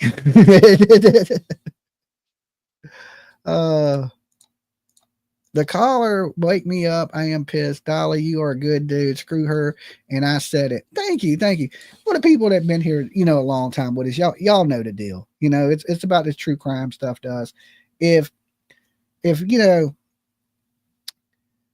if bringing awareness to these kids that don't have a voice pisses people off, and I tell people here, how many times have I said I'm not here to make friends with YouTubers, right? I don't say that I'm not here to make friends with you guys. I'm friendly as shit to most of you people that call in, especially if you're respectful to me. I'm always going to be respectful to you, even if I don't know you, and even if I don't agree with you. Okay, I'll just let you know, hey, I don't know about that, or I don't agree with that. But just because we have a difference in opinion, don't mean we gotta hate each other. It truly don't. And I want these kids found just as much as anybody else wants these kids found, right? Like, we're all in these following this story together, right? And that's pretty awesome because we have somebody to share that with, right? Our interest in true crime, because there's a lot of people up here that I can sit here and talk to true crime about, but in my real life, everybody around me is not into true crime. Okay. My daughter's starting to get a little more into true crime, and we'll talk about cases, but for the most part, PJ's into true crime, so I can talk to her about cases. But everybody else around me, like my homeboys, they could give two shits less about true crime. You bring up some true crime stuff, they have no clue to who you're talking about or what's going on with none of the cases or anything. So to me, this is a good platform because look, right now, we got 1,600 people in the room that are pretty much interested in the same stuff, true crime, these missing kids. And it gives me a voice. It gives you guys a voice, because I think your opinions are just as important as mine. I tell people all the time that this is my opinion. I could be wrong. Listen, in this case, I don't think so, but Daniel and Malaya might not be responsible at all. I mean, I think they are, okay, in my opinion, but there's that possibility that I'm wrong and these kids have been kidnapped, right? So continue to share their picture. Like I tell everybody, I don't know. I could be wrong. But what I'm not wrong about is I'm not anybody's personal psychologist. I try to do the best I can up here with people, and that's all I can do. All right. If I make you mad, you don't have to be hateful. Just go watch somebody else. It's easy. Dolly. Yes. This is George down here in Houston. Hey, George. What's going on, brother? Well, it seems like you have received the Asshole Award of the Year down there. Asshole of the Year. I should have won that multiple years, to be honest. This is my first year getting it, and damn, didn't take much. Well, it didn't take much to get it. No, easy. That was an easy win. Yeah, all you got to do is go chase some kids, and you get the Asshole of the Year award. Well, no, you mean to Rose. She didn't want me being mean to Rose. She thought I was mean to Rose and T-Rev. Well, we all get in our states. We've all been there before. Yeah, I've been an asshole for nothing before. I can honestly say that. I have too. I've been like the day just ain't your day. Yeah, you get there. I can understand it. I've been there before. I've snapped off on people that didn't deserve it. It happens. But anyway, that's all. That's really all I got. I mean, I don't know about these kids and stuff. I mean, y'all have already covered all that. I mean, I kind of tend to think that they probably got into some drugs or something that they shouldn't have got into. Everybody's seeming to think that tonight. You're like the 4th, 5th person to say the same thing. I believe drugs and they got into something. I don't know. I don't think that. Me, myself, I don't think that. I think that. You don't? I don't think that. I think, I mean, it's possible. I ain't saying it's impossible. I just don't feel like they got into drugs. If one kid was missing, maybe drugs, but both kids missing, I don't know. Usually drug addicts did all the drugs. You know what I'm saying? So if they're, well, you think the mom just decided to off the children because she wanted to move on with somebody else or something? To be honest, George, I don't know. I don't know what's going on. I don't. If I knew, I'd be like a real psychic, but I don't know what's going on. I just know that something's happening in that house. I don't know. I know something's happened. I just don't know exactly what's happened. You know, I can speculate a million different ways of how these kids could come up gone and deceased, but I know this. It's something happened in that house. Like it's all stemming. I ain't saying that it happened in the house, but it's all coming from that house. The people in that home know what happened. There's people. I agree. I know. I definitely agree. Those people know something that they're not telling. Yes, that's true. Yeah. But so, what the hell happened is not coming out from anybody. And I think because if it does, they're both going to prison, so they're protecting each other. She's not saying nothing, and he's more heartbroken about her being gone than anything else. That's how I feel about it. Like, he's worried about making Malaya mad of what he says, when he should be worried about telling the truth. You know, he looks like that young dude from the Burbs. I told you that before, and you probably didn't look that up, but. No, I don't think I did. You said it. The Burbs. That was a Tom Hanks movie. Okay. Back in the 80s. You need to watch that movie. Corey Feldman was in it. I know it ain't Corey Feldman you're talking about. Are you talking about? Yeah, Corey Feldman was in there. There's a guy named Rick that was in it. Ducommon and Courtney Gaines, the redhead guy. Do you remember the person's name in the movie? Is it Haynes? No, but he was the young kid that lived in the monster's house. Young kid that lived in the monster's house. Okay, I'm just looking at the cast of it to see who you might have been talking about. But okay, I believe you. Well, you need to watch the movie. If you watch the movie, then you'll go, oh, yeah, that's the guy.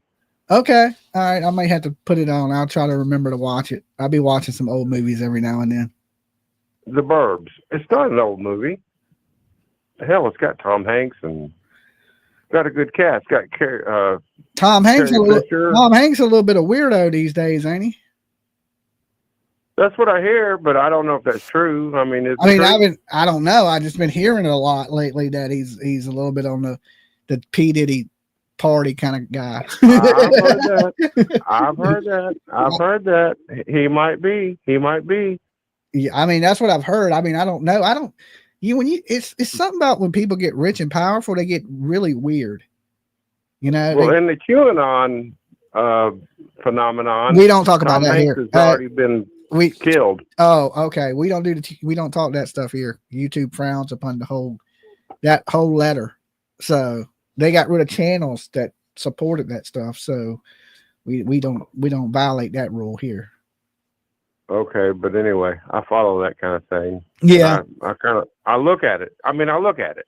Yeah. I don't know that I believe it all, but you know what I'm saying? Yeah. Like I entertain conspiracy stuff. I watch it for entertainment purposes. You know, but I don't believe everything I hear. If that was the case, the world's fucking flat. You know what I'm saying? Well, the world ain't flat. It's round. Okay.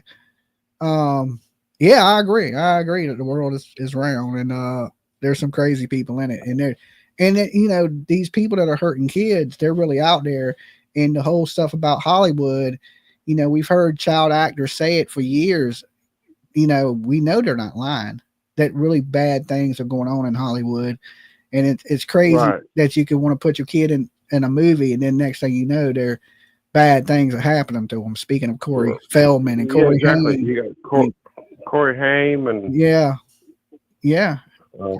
That's what brought you when you was talking about the Burbs, and I seen he was in the movie. That's the first thing I think about when I seen Corey Feldman is child exploitation, and he's a prime example of it. You need to watch that movie. Please watch that movie. I will. You'll come on and do a show about that movie. Okay. All right. I'll check it out. All right, Crazy George, you be good. All right, you too. All right, peace. All right. Yeah, like, you know, it's like the more rich and more powerful you get out here. And could these kids have been sold? Absolutely.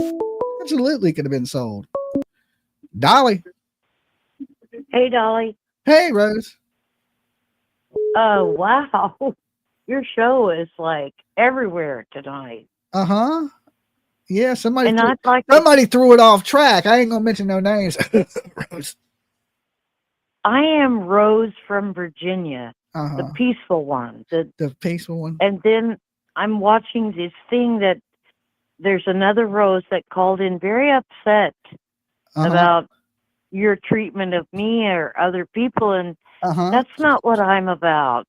I appreciate the care and love this woman was trying to, but I'm Rose from Virginia. Okay.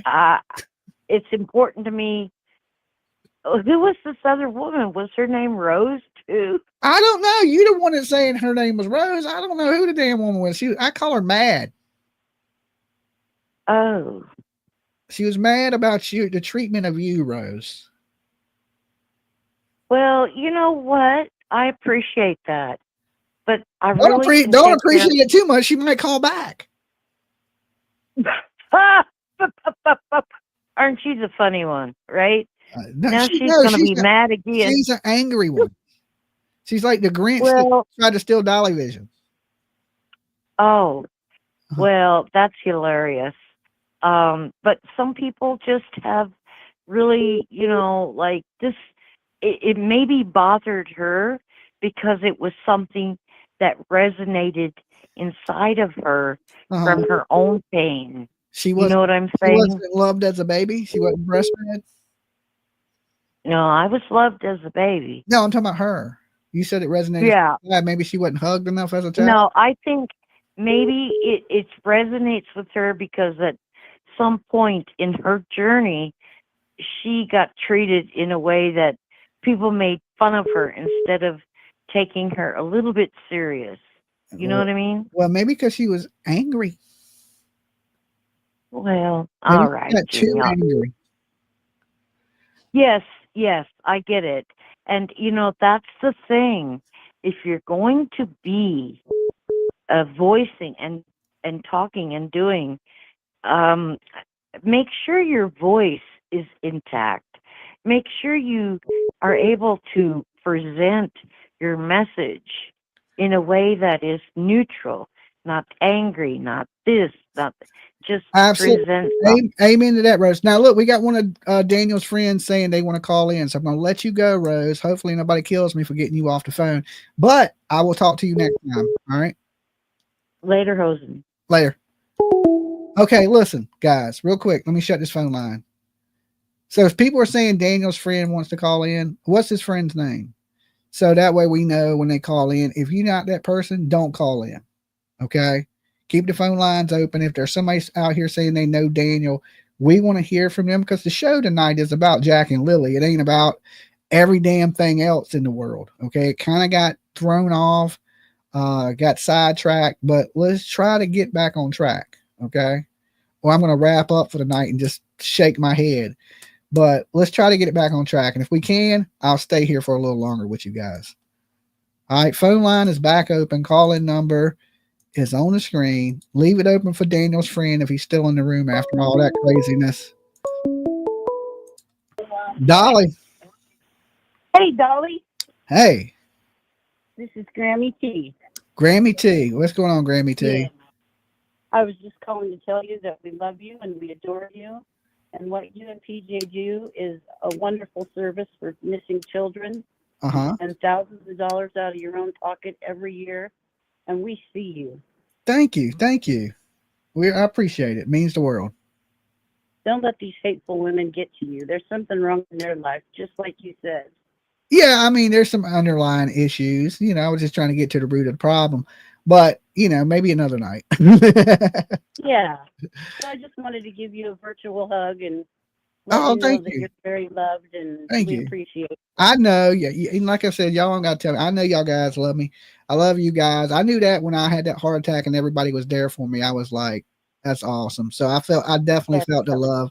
And I knew my people cared. And, there's some people that don't. And they're just viewers. Okay. They just, I can't make everybody happy. And For all you guys that stood by me in my toughest time, I thank all you guys. A big virtual hug to you. It meant the world to me. I know that. Okay. All right, you be good. Peace. You too. Peace. Yeah, guys. When I went through that scare, what was it, 8 months ago? I knew then that my people stood beside me through all of it. That I wasn't just some YouTube creator. I was somebody that y'all had become, attached to. And some of you, I consider my friends. Now some of you, I got to get to know you a little better. You know what I'm saying? But some of these people, I've spent time with, I've met on the road, and or some of you I just have general conversations with. I look at Rose, like from Virginia, as a friend. She's annoying as shit sometimes, okay? Just to be truthful. But she's still somebody I would consider as a friend. If Rose walked up to me on the street, I'd give her a big hug, right? Because she's somebody I speak with almost every day, right? So people grow on you after a while. And I get it. I get it. So is the phone line still open? Okay. Now the phone lines are open. Let Daniel's friend, if he's in here, call in, or her, guy, girl, unisex. I don't know. These days, 2025, it could be, you could identify as a lawn chair at this point in time. So Daniel's friend was from Dallas. His cousin lives about Daniel. Lives about Daniel. I don't know what you're trying to say. Okay. All right. Well, we're going to leave the phone lines open. Phone lines are open. Let his friend call in. If not, give him a couple minutes. If he don't call in, then you're more than welcome to call in and talk about the case. All right. I'm going to be here a little while with you guys tonight. Like I said, I slept most of the day. They hung up. Okay. What was the name of the person that wanted to call in? Hi, beautiful Dolly. Hey, Aussie True Crime. Good to see you.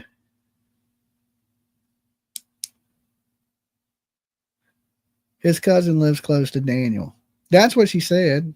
I mean, I would doubt that his cousin would live in a different state. What's your number, loudmouth? It's on the screen. 757-797-6694 is the number. Okay.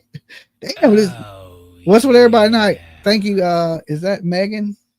Mega. Thank you for subbing up, Mega. We're on that road to 67,000. And if you want to be cool, you can sub up too. And remember, later today, when I get back from the doctor's office with my kid, we're going to be on Dolly Vision Investigates.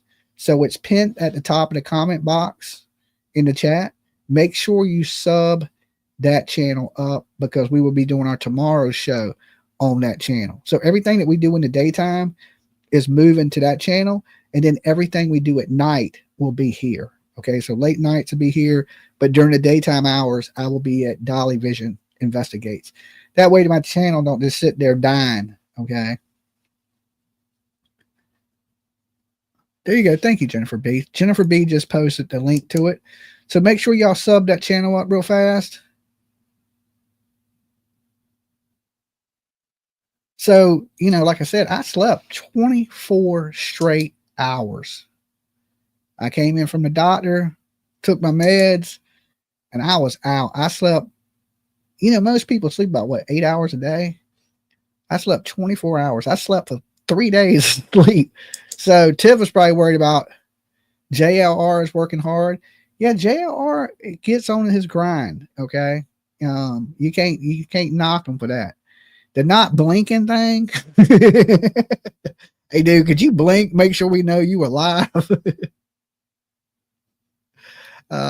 But no, he works his ass off. I can't knock JLR for that. He grinds. Okay. He's hard to beat. He's fast getting to true crime scenes too. Lately, he hasn't been really doing too much of that. He's more on like the covering P. Diddy and stuff like that. Shit sucks to me. I watch him when he does true crime, right? I think he does a lot of digging and sleuthing, and all in all, I like his true crime stuff. Everything he does, I'm not a big fan of. Okay. As I don't watch him all the time, but when he does true crime, I tend to watch his true crime stuff, like P Diddy, and I don't watch that shit. But he's been real successful. And I seen the other day he had like 15,000 people watching him. Dolly. Hey, Dolly, I got a question to ask you. I've been trying to follow. You got to tell me who you are. You got to tell me who you are and where you're calling from first.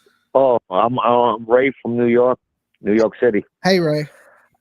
I've been trying to follow your case, and I got to give you credit. You had your tooth, whatever, you went to the dentist and everything today. So I got to give you a lot of credit because you're on top of this. You know what I'm saying with these 2 kids? It's 2 kids missing, but there's 3, right? There's 3 kids, but only 2 of them missing. Correct. Okay, so where's the third one, which is the smallest, I guess, right? Meadow. She is with the mother and the grandmother. And the other 2 kids are missing. 2 kids are missing, yes. Which are the older child, right? Yeah, but the kid that's not missing is actually Daniel is not the father of the 2 kids that are missing. He's their mama's boyfriend, stepdad kind of situation. His child is with Malaya, which is with her mom. So the kids that are not here are missing. With her mom? Yeah, with her mom. And so the other 2, which is hers, that's not his, they're the ones that disappeared, right? Yes. They're the ones that gone. Mm-hmm. Well, I don't know, man. I feel like she knows something.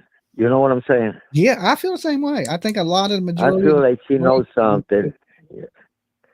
I mean, I'm trying to follow it because I've been following other cases like Karen Reed and other cases, the Dilly cases and all that. But this case interests me because you got 3 kids. So she has 1 child and the other 2 are missing.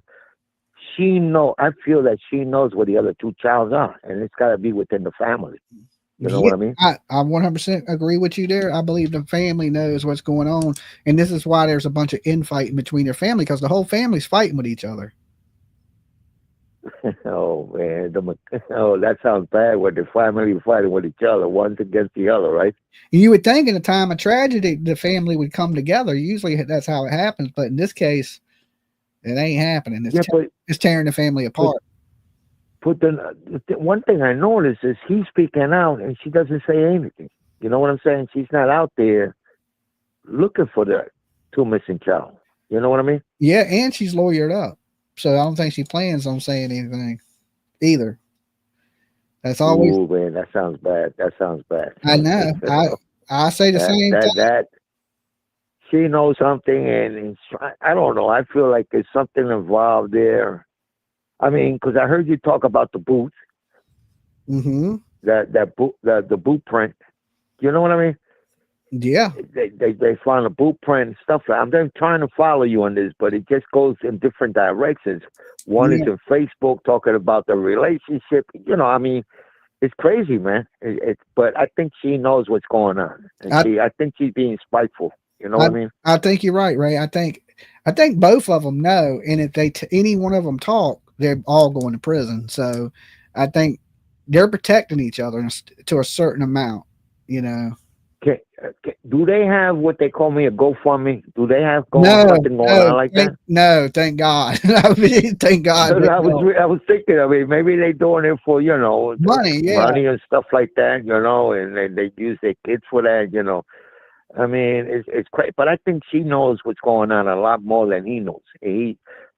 For me personally, I think she knows more than he does, I think she's doing something spitefully to him. You know what I mean? If there wasn't so much suspicion around him and they had a GoFundMe, I don't think there's nothing wrong with a GoFundMe if you're using that to bring in search equipment or bring in searchers or to bring in divers and you're trying to raise money. I don't see nothing wrong with it. But in some of these cases, it's a huge red flag. Like in the Sebastian Rogers case, it became a big issue. Exactly, like Sebastian Rogers. I was going to mention that they had a lot of people out there. Yeah. In the long run, you know, if it's false, somebody's going to jail. If somebody's innocent, there's nothing wrong with supporting them, right? There's nothing wrong with trying to help these families that are missing kids. It's just when there's allegations that you're responsible and now people are shelling out thousands of dollars to somebody who may have done it, that's when it gets a little sketchy there, Ray. You know, so But no, so far to me, it is a little sketchy because Canada is Canada, and United States is different. You know what I mean? Their laws are different, though. You know what I mean? Yeah, but not that much. And so when it comes to life, I think across the board, it ain't that much difference when it comes to human life and child neglect. So human life, yeah. No, I agree with you. I agree with you there. Yeah, I agree with you there 100%. But I feel like she knows more than he. You know what I'm saying? I think she's doing something spitefully to him, and he's being in front. You know what I'm saying? Crying. But he's got a bad reputation. He's got a bad background. You know what I mean? So I look at it, I don't know. I just feel like she knows more, and she's doing something to the guy. You know what I mean? To straighten him up, his lifestyle or whatever. I mean, think about it. Look where they live in, a trailer house, the background, I mean, I don't have nothing against people living in trailer house, but what I've seen in the videos and stuff like that, it don't look glossy. You know what I mean? Yeah, it looks a little rough around the edges. Rough, yeah. And they had cameras. I believe they had cameras, the neighbors and everything. Nothing came out of this. You know what I'm saying? Yeah. And we don't know because the police there really haven't said anything to know exactly. to know if they did or not, find anything because they're not going to tell us. So we just got to hope and see kind of situation.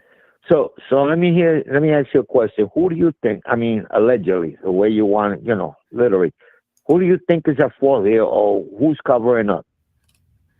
I think that the mother is most likely responsible for this. And I think the the stepdad knows and he's covering for the mother.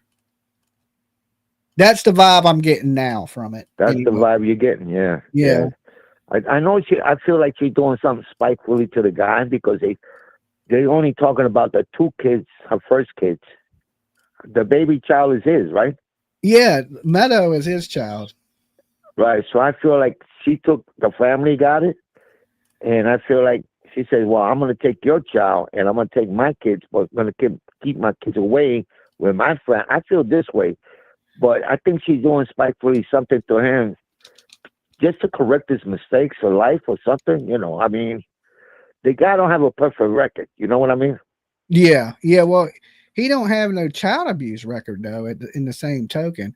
So, but anyway, Ray, you be good. You stay safe, brother, and I will talk to you later. All right. Peace, man. Take care of yourself. All right. Peace. All right, guys. I'm going to shut this phone line for a second. And I'm going to jump into this video and I'll be right back with you. It gives me a second to run grab some out the fridge and I'll be right back with you. I'm just going to jump in here because the RCMP in Nova Scotia are providing a live update in the ongoing search for two young children, Lily, Jack Sullivan. They have been missing for most of May, last seen on May the 2nd. The RCMP now asking for the public's help. Any video they may have, let's listen into some of this now. Underwater recovery team and several aircraft scoured a heavily wooded 5.5 square kilometer area before search efforts were scaled back on May 7th. Additional searches took place on May 8th, May 9th, May 17th, and May 18th. Any future searches will be determined based on the course of the investigation. RCMP officers from various teams are fully engaged in finding out what happened to Jack and Lily. We're using all tools and resources to determine the circumstances of their disappearance. I'm going to just repeat that section. RCMP officers from various teams are fully engaged in finding out what happened to Jack and Lily. We are using all tools and resources to determine the circumstances of their disappearance. Anyone with information on the whereabouts of Jack and Lily or who has video footage to share with police is asked to call the Northeast Nova Major Crimes Unit. To remain anonymous, you can also contact Nova Scotia Crime Stoppers.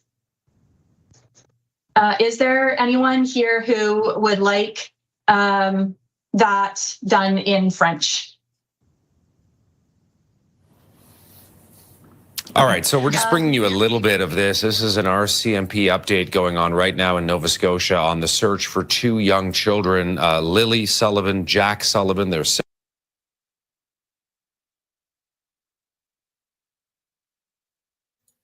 That wasn't a new update. That's a little bit older update. Really, there hasn't been too much new come out in the case. the police have been keeping everything pretty tight to the vest with what is going on. And we never heard from Daniel's friend that allegedly was in the chat room. Now, I don't know for a fact that was somebody that was Daniel's friend, or, you know, why people would come in these situations and, you know, make up things. All right. And there's a lot of people who need attention out there. All right.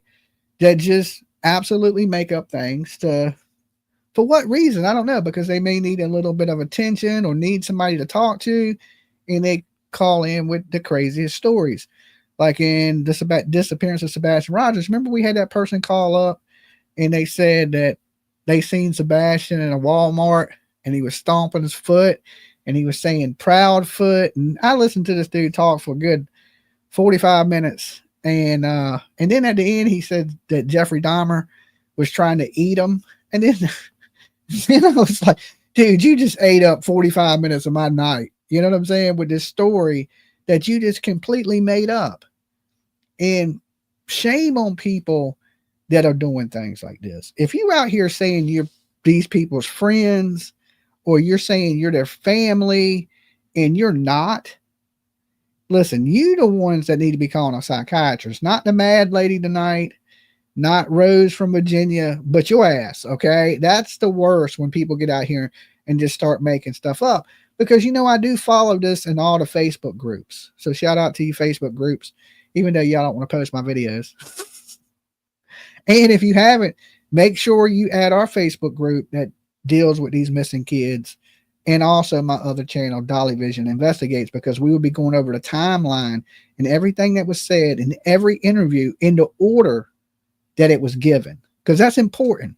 Timeline and order, so you can exactly see what has changed and when it has changed. So probably around 3 or 4 tomorrow, I will be going over that stuff on Dolly Vision Investigates. Okay, so if you're not subbed up over there, sub up, ring that bell for notifications and all that good stuff. Now, the phone lines are still open for you guys. Let's try to get on track, though. Let's keep it to these kids missing, what you think, your opinions, things like that. If you have a grievance with Dolly, make sure you go through the proper channels. Okay, you have your people contact my people, and my people will not let me know. Okay, that's how you complain about Dolly, is you hit up my people, and then when they come to tell me about it, I'm like, I don't want to hear that shit.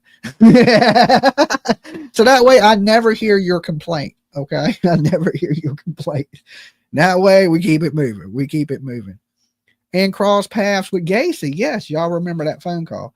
So, but when people call, you have to treat it legit, right? You have to treat it as it's a real lead, because you never know. We've had, you know, different family members over time come in here. We've had Seth Rogers. We've had Don and Candace Wells. We've had Brandy Neal. We've had Leilani, Billy Joe. All these people be watching the channel. And we know that Chris and Katie Powerfoot, they watch all the time. It's weird. It's a little weird to know that, hey, these family members are tuning in. Sometimes they don't say nothing, but then sometimes they get brave enough to go, okay, hey, Dolly, I want to talk, right?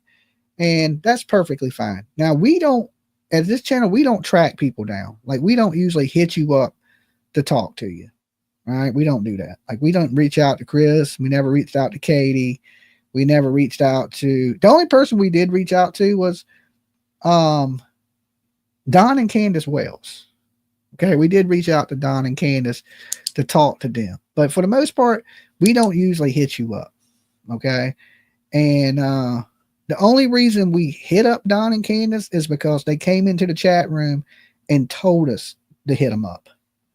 So we did contact them because we were in Tennessee. But for the most part, I let these people come in here naturally. If they choose to speak or want to talk, then we let them talk. But we don't go really seek out people we believe are responsible for the disappearance of kids. It just ain't something we do, because we don't want to be your friends. Okay, if you're the parent of a missing kid up here, we respect that your kid is missing, but as sleuths, we don't want to be your buddies, because if we befriend you, then we gotta kind of take up for you, and that's what we see a lot happening on the internet. People pick sides in missing kid cases. Like, Right now, people are picking Daniel's side. Right now, people are picking Malaya's side. And there shouldn't be no sides in these cases. You're glad I'm bringing a little heat to these cases. And we know it's put pressure on the police, right? Because they've said it.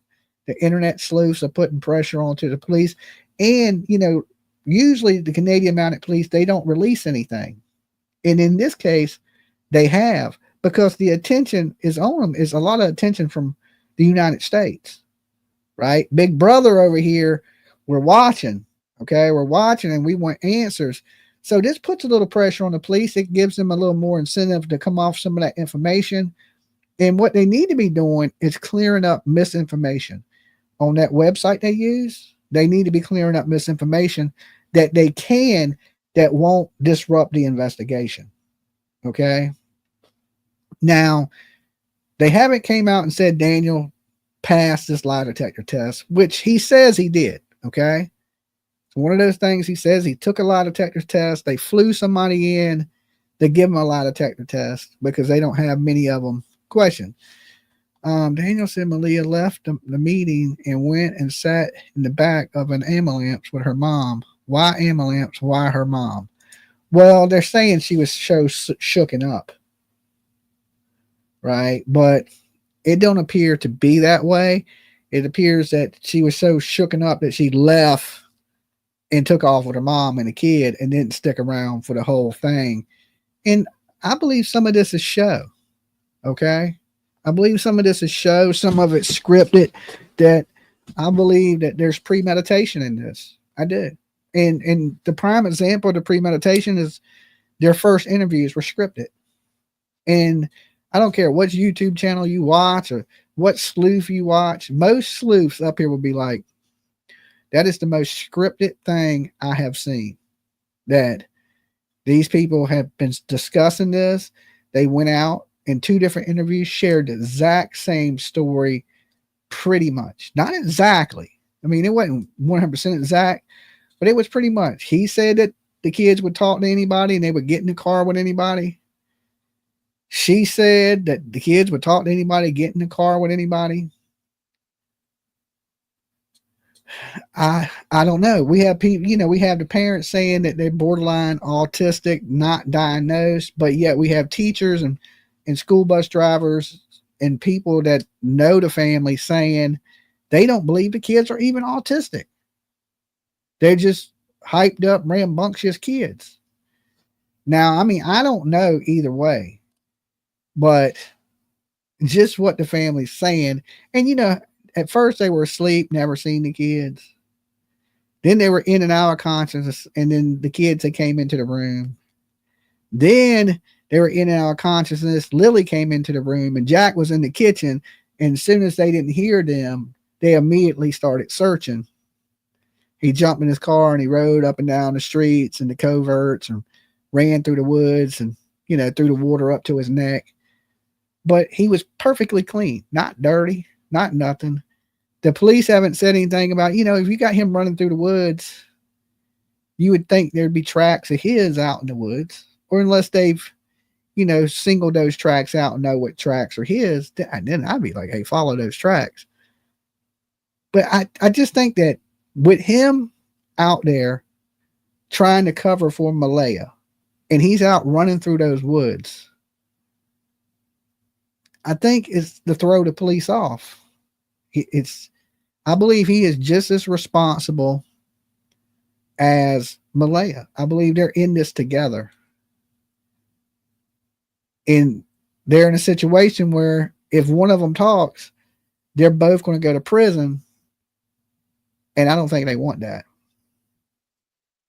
It is 6:08 here in Newfoundland.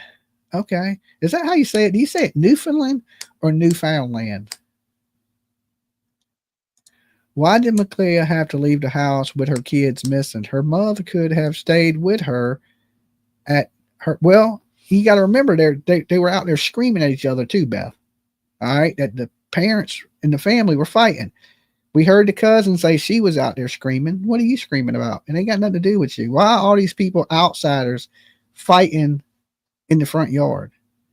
Now, Daniel says his mother came out there and got upset because Malaya was playing on her phone. Okay, remember the text messages. If you believe the cousin, you got to believe the text messages. And, according to Daniel and them text messages, that Malaya was playing on the phone. And then she looked like she had did something wrong, like she was doing something sneaky, and it upset Daniel's mother. And then his mother started going off, and the families started fighting. Okay? They have to be in it together. I think so too. And I mean, I just don't know what could have happened to these kids. What could have happened to them? Right? They didn't just vanish.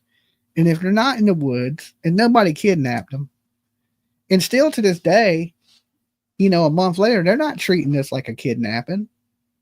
Nothing like a kidnapping. So if we rule out they're not in the woods, which we can pretty much rule out because they've searched so much of those woods with dogs and drones and helicopters and people, the pipeline they've searched.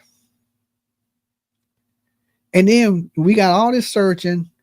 We don't have any signs of abduction. And then we got misleading statements from the parents that are saying things like, I wish I could say more. Like, things. And like I told y'all, the girl that posted these messages to Daniel is the girl from that Canadian podcast, the Crime and Shame. And she left a comment on the page, and she was fairly pretty nice. She said, Dolly, I agree with what you're saying in that video. And that was the one from the dentist's office, that even though, they're kind of pointing the fingers at each other, that both of them are to blame because they failed these children, right? Listen, I ain't saying they're guilty of murdering their kid. I'm not saying that. Okay. Now, could that have happened? Possibly. What I'm saying they're guilty of is failing their children. That they should have been watching their kids. They should have been checking on their children. And the definition of child neglect is just simply leaving your kids unsupervised. That's it. I mean, that's all you have to do to be found guilty of criminal child neglect is leave your children unsupervised. Leave your kid in the car for a minute without you in the car and watch what happens. Your ass is going to prison. We take it real serious here in the States because we've had plenty of kids, because you know how hot it gets, die in cars. And so if you leave your kids for a minute, you're going to prison for 5 years. And we don't play that shit here because we know what it leads to. It's led to the death of many kids being left in the car. So like I said, these people right now should be in jail. And seeing that they're not, I just feel like justice is not being served. It's weird how Daniel is a stepfather to her kids. She isn't a step parent to his kids at all. Ain't that the same ages? This is a strange family like he's a deadbeat to his other kids. Now, I don't know if he's a deadbeat to his other kids, right? There's a lot of things that play into things when you're dealing with kids and relationships and things like that. There's some men out there that can't see their kids because they're baby mama crazy. Okay? We got to take that in consideration. Not that dudes don't want to be a part of their kid's life, is they can't because they're baby mama crazy as hell. I only recently found you. I called and talked with you last week. You were nothing but kind and understanding. We had a good convo. Peace from Canada. Yeah, good to see you. You had to talking about, and I'll probably remember you. Dolly. Hey, Dolly, hold on. Let me mute you. Okay. Sorry. Hi, it's Harmony from Canada. Hey, Harmony. You're up late. Huh? You're up late. Yeah, I didn't wake up till late because I came in from the dentist and slept for 24 straight hours. So I didn't wake up till like 10 o'clock tonight. Oh, we can't talk dentist. I got an issue that I'm waiting for. Okay, I can understand. No, Trust me. seriously, I broke a tooth. It's so low that they're probably going to have to take a, like, I don't know. I'm really nervous about it. That's what happened to me. My tooth broke. No. I'm freaking. It was bad. It was bad. Not to scare you. It was bad. No, because I had one pulled and the root was really bad. And anyways, let's not talk. Okay. I'll let you slide. I'm going to scare you then. Because my root broke and they had to go in and get it. I thought they about broke my jaw, to be dead ass honest with you. I already went through it. I don't even know how you're talking because I couldn't even talk for 3 days. My cheeks were like a chipmunk. It's fat. You just can't see it because I got this homeless beard. It is really huge. I can feel it, but you just can't see it because I look homeless. My homeless hides. They had to put so many needles in, because it was so bad and it took so long. I was in the chair for an hour and a half. That's exactly what happened to me. Exactly. I was in there for because they couldn't get it. They couldn't grip it. Oh my God. They took breaks. They literally took time. Yeah, mine too. Yeah. She's going, and I was just like, I was so exhausted. And I said, I don't know if I can go through anymore. And she said, well, we've got it on. And they had to keep probing at it and digging at it, right? And I said, I'm just so exhausted. I'm so exhausted. And when that thing came out, I don't know what happened. It felt like I lost a limb or something. It was just the weirdest feeling. Anyways, I have another problem, and I have to see one. The reason why I'm calling is, did you hear tonight's new interview, new information? Can I mention the channel? Yeah, I don't care. It's called It's a Crime, Crime Shame. There is a curator there, and she text messages back and forth Daniel. Did you see that? Yeah, I talked to her. She, I shared the post the other day, and then they got mad at me for a minute, and then they wasn't mad at me anymore. But I shared their post, and I guess a lot of people think that they were fake. I don't think they were fake. You know, how many text messages? It was a bunch, but she told me in the message where we talked, she left it in my comment section that there was even more that she didn't share. Well, that's what it's on tonight. That's what the whole thing, because it's at the 1:30 mark. And it's an hour of text messages. Okay. So is it an hour of text messages, or is it an hour of them talking about the text messages? That's the difference. No, they're reading it. Oh, okay. And there's some interesting information in there. Really interesting information. A lot of it is, some of it there was personal that they took out, and a lot of it there. If you listen to it, it matches up to the cousin. I think it was the cousin that you played. Yeah. Okay, so there's some consistencies in what Daniel says to this curator, and it's interesting. There's a few things in there that perked my interest. So I just thought, I'd call in and see if you want to, maybe before you go to bed or when you're just chilling, just listen to it, and if you think it's worth it, you can share it on your channel, because it's more of just making awareness, like getting it out there, trying to dispel rumors and things like that they had, that people are thinking and all that. So for what it's worth, I'm sorry, I'm tired. And you said at the 1:30 mark? It's at about the 1:36 mark. Okay. Are you there? Yeah, I'm here. Yeah. So just quickly, zoom across it and see if you think it's more than what you had, because it seems like way more than what you had. Oh, by the way, I fact checked something. There was I don't know if you had it or not. I don't know where I saw it. Why are they showing this dude that wears way too much makeup? He looks like a corpse. Okay, don't go there.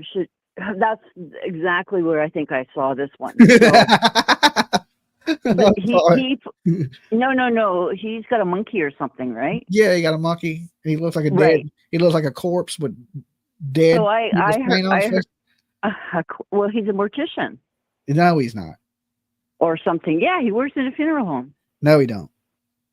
Oh, it's a lie? He lies about everything. No. Oh, okay. Well, I think he put out. I think that's where I heard. He may have one time worked doing the makeup for dead people. Well, he looks like he wears makeup from one of those places. Yeah, he does. He says he lies and says he's married to a doctor and stuff like that. He's not. He used to sell. He's not. They had a little business where they sold vitamins, and his husband's not a doctor. His husband's like a slumlord, and he just be lying. That same person they did a show with Nancy Grace about Sebastian Rogers. No, I know all this. Justin and I go way back. Well, he lied about all that. The Brian Laundrie days. Yeah, he lied about all that shit. he lies so much. I know. He lies so much. He showed up at the Don Wells place with a fur coat on. Yeah, do you remember that at the bottom of the driveway? I don't know. His fur coat on. I don't know. If you can find that clip, I think that's when Molly was there and that other guy. Benny Keys. Benny Keys, and he runs after Molly with a stick or something. Yeah, he runs up with the stick. Oh my God, those days a log. It wasn't a stick. He had like a log. And Benny Keys, he's banned from the internet. He got banned from the internet. Yeah, I know.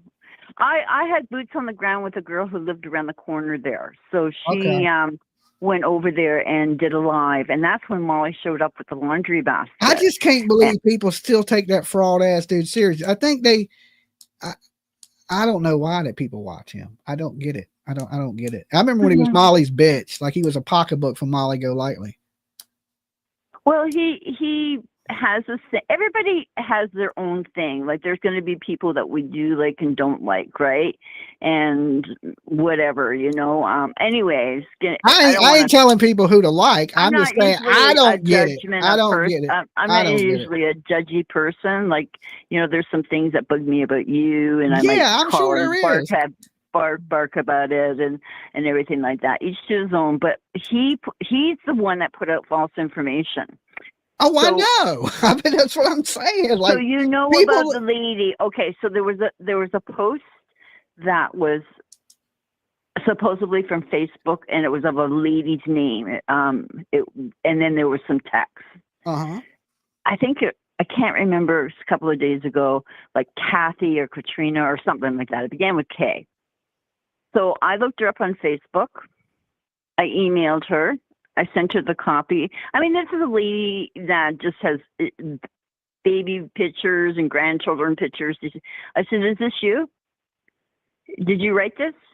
She goes, no. I said, well, here's the link to the person who is trying to expose you to it. Like he tried to come off and say, well, I don't know how true it is. It's like, verify. Like when I was doing the true crime and stuff like that, I would verify everything. I would phone them or email them or whatever before I put it out. The mistake that these girls made tonight was they rushed it, and Daniel got pissed and wanted him to take it down, and so I think she edited some of it out or whatever, right? But the thing is you don't rush anything. If you're researching and getting, don't get so excited. Don't get like, oh, I gotta get it out. I gotta get it out. I'm the type of person that waits for it all, right? And then once I get, like, everybody can put it out or whatever, but what I like to do is I like to take a little bits and pieces and try and find almost the ending to the story or close to the ending to the story of whatever it might be. Like, let's say it's a plane crash or something, right? Because everybody's really quick to it. And then I get it all, and then I put I compile it all together, and then you get news, and then you might get an answer. Then I post it. I get so many views that way. It's incredible. So that's how I kind of work it. I like to work it. So anyways, I have not gone to that guy's channel to tell him he's wrong. But what I told somebody, I can't remember who, I said, please, that's not true. That lady's not true. And she's pretty pissed off because she's a very private lady, right? So I don't know. You know, with this AI stuff in this AI world, it's really, really making me sick. We're going into a virtual world to make it virtually perfect. And it's really now becoming really difficult to weed out what's real and what's not. You've seen those now ones you can make of yourself. Like you can make something of yourself or something like that. And, you know, I can usually spot it because I have a really good eye, you know, for that kind of thing. But anyways, look through this and see what you think. I think you should review it before putting it out. Well, they ain't taking nothing he says serious, they are, because anybody that takes him serious, like I can't really mess with, because that dude is a joke. I mean, just in my opinion, is a joke. Like, in what way? He just lies and makes things up. And if you can't, how do you think he's lying? Why do I think he's lying? I mean, I don't know. I don't know if he's lying about this, but he's lied about so much other stuff. How do you think he's lying? I mean, lying about your identity and lying about who you're married to and lying about what you do for a living and lying about, I mean, I just think he's a liar in general. And he's what do you mean he's lying about his identity? Like when he went up on Nancy Grace's podcast, he lied about his name and who he was. That ain't his name. Are we talking about Daniel? No. We're talking about the dude with the monkey. I don't believe what he says. Oh, forget him. I'm thinking, what? Yeah, we're talking about the monkey guy. I don't believe nothing he says. He lies about Dolly, everything. We need to get back on track about the case. Okay, I thought that's who you was talking about. I thought that's who you were talking about. No, I'm thinking, what? Oh, okay. Oh, yeah. No, forget that guy. He's an idiot. Like, you know, there's so many things that he did That's who I wrong. thought you were talking about. That's who I thought you was talking about. No. Okay. So let's go back to Danielle. Okay. What's your take? Do you think that he is being truthful? Because in this, he says I think he's lying. Polygraph. He passed the polygraph. He may have passed the polygraph. I ain't saying he's lying about that. I'm just saying. But there's a way of doing that. You know, you can pass them. I don't believe in them anyway. Ted Bundy passed. No, I don't either. But in my training, there was a method that we would use. A thumbtack. A thumbtack. I've heard people say use a thumbtack. Anything that causes a little bit. Yeah, of pain. there's a few tricks. Like my son's in the military, so he can lie through his teeth if he gets captured. You know. It's not gonna be easy. Okay, so let's go backtrack. So you think he's lying about what? His involvement in what happened that day. I think he's lying about what happened that day. I don't think he may not be lying about everything, but I think he's lying about what happened that day because he's given different stories about what happened that day. Yeah, well, there's a news story when you see these text messages too. Yeah, with the mother. Well, I've seen some of them. Some of the text messages they did already release, so we went over those. Here's a brainstorm. How is it possible that, let's forget times because I can't think times right now, it's too late. How is it possible that whenever they called the police, the mother was right there within, I don't know, 10 minutes or something, when she's an hour away? How was the mother there? I mean, I don't know, unless she called the mother first. We don't know. In these new text messages, it states, he said, what I found weird was, what's the girl's name again?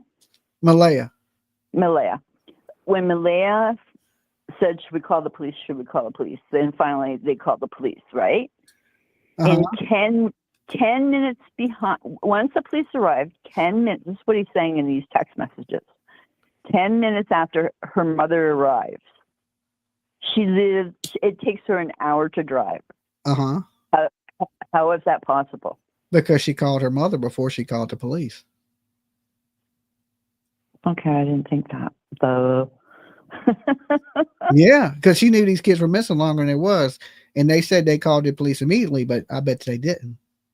And I don't think the kids went missing. Like, I think they planned this, and he may not know, but he's covering for her. I bet you he's. No, I feel like I he don't want to lose his wife because he loves Malaya. That's what I feel he like. does love her, and he's trying. And he does love her, and he's trying to cover really does. for her, but he deep down inside knows she's responsible for this. That's where I feel like I'm at with it. Well, I don't think that the kids up and walked away. I feel that something happened.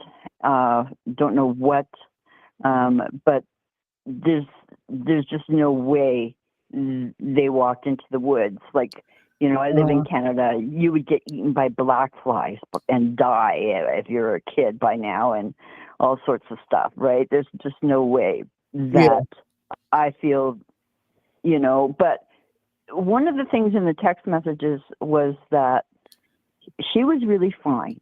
Everything, well, not fine, like, you know what I mean? She was fine up until the mother arrived.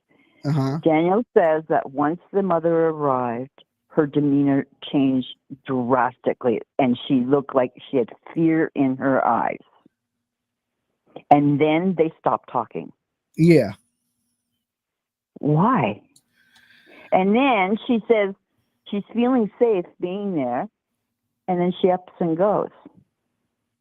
Why would she up and go if she felt safe there?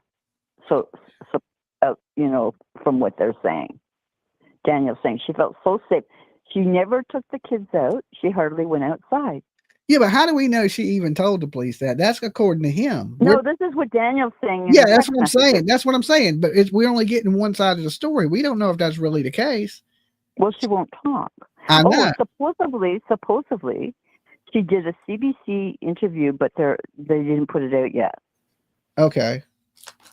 That's in the text messages too. Okay. Why would they put out the interview if she done it? I don't know why they don't want to put it out. I don't know. But at least it's done. So if something, you know, comes up, they can release it. Oh, I think her attorney but media people are worse than YouTubers. If they have something, they're going to put it out immediately. They don't really hold anything because she's lawyered up now. So maybe the lawyer said, "Don't you dare do it."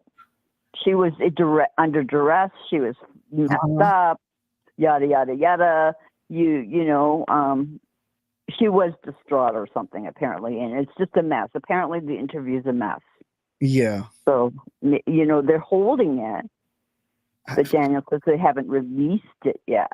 That seems odd to me. That seems really odd unless the lawyers told them not to release it under threat of lawsuits or something like that. But usually the media, they're worse than YouTubers. Like, I don't know if you've ever been around the media. They make YouTubers. Oh, yeah, of course. Media, if you go back from way when we started, media would try and rely on us because YouTubers would find out and plus subs research like crazy, which I love for them because they can find stuff instantly. And sometimes media would say, well, let's crack a deal. You know, if you get some information, I'll plug you, you plug me. And that's how it was. And then all of a sudden it didn't happen anymore. Media hate each other. They be hating it. They are the worst. Like I learned so much about the media in the last 3 years, dealing with the media and looking for missing kids and being out there with all the media people. They are worse than any YouTuber on the fucking planet. They worse than Justin. Okay. They worse than him. They are bad. They are really bad. Good ones. Like, you know, if you're following cases like Lauren, who's doing the Daybell. Is it the Daybell? There are some good ones. But I'm not going to say all of them. Like media lies, they get things messed up. That's why I don't jump the gun, because there'll be an error or something like that. And then all of a sudden they have to say, oh, no, that didn't happen. And it spins us losers' heads. We put that out and then we have to say, well, the media was wrong. Luckily, we used to get barked about that. Oh, you should wait. You know, you should verify. And I used to say, how can I not...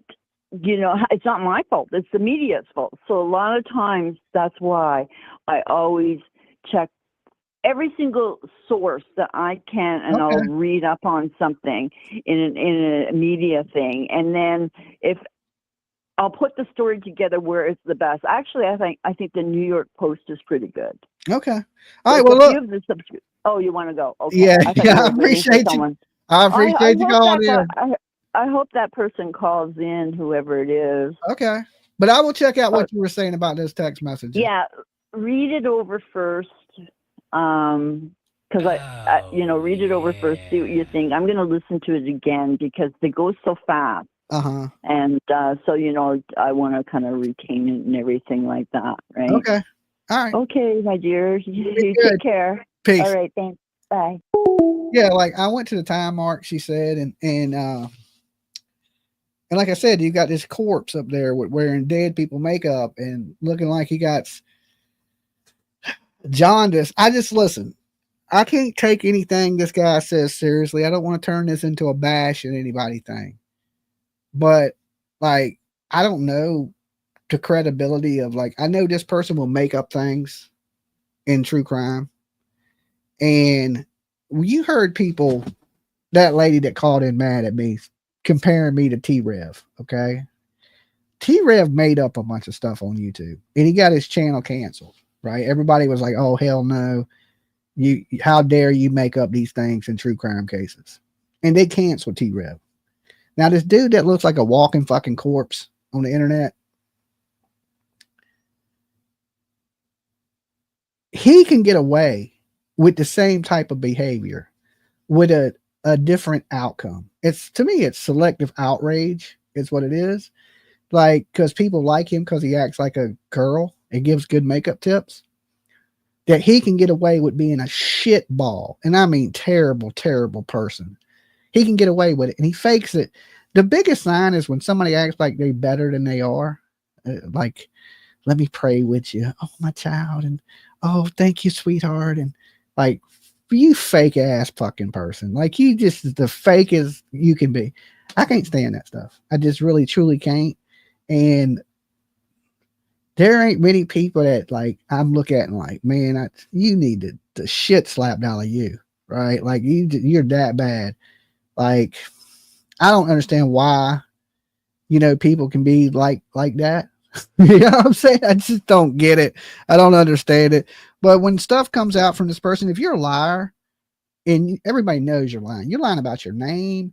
And look what they did with Nancy Grace. And when I said something about the whole Nancy Grace interview, I said, this dude is lying. This is not who he is. This is not true. They pulled the Nancy interview on Sebastian Rogers. The only time in history I've ever seen Nancy Grace pull her podcast, right? And take it down when that would have been hundreds of thousands of people that would have heard about the Sebastian Rogers case, and they didn't. And then people were coming in here talking shitty to me and shit to me like I was lying. I was the only person that told y'all the truth. I was like, this ain't right. This is absolutely terrible. And listen, ain't nobody out here suspects Chris and Katie more than I do. Okay, especially Katie. But here's the thing. I don't have to come out here and lie on people. We just discuss what's the red flags are and what sticks out to us. And we could discuss theories and we speculate, right? But we don't come out here and just bold-faced lie on families of missing kids. We don't do that. Not here. And some people may think that's acceptable and fine. And I'm not telling you who you can and can't watch. That ain't what it's about.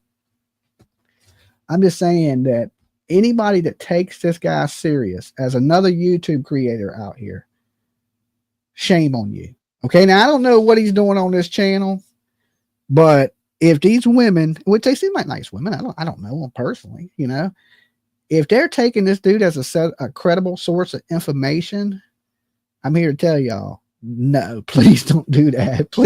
Please don't do that. Like, listen, this dude to me is an absolute joke.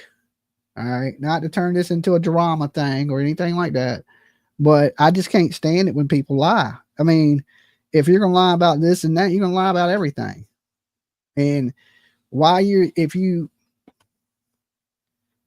don't know. I'll leave it at that. I'll just leave it at that. But let me see if there's anything that they did pull up Let me just listen to this for a second. Good heart.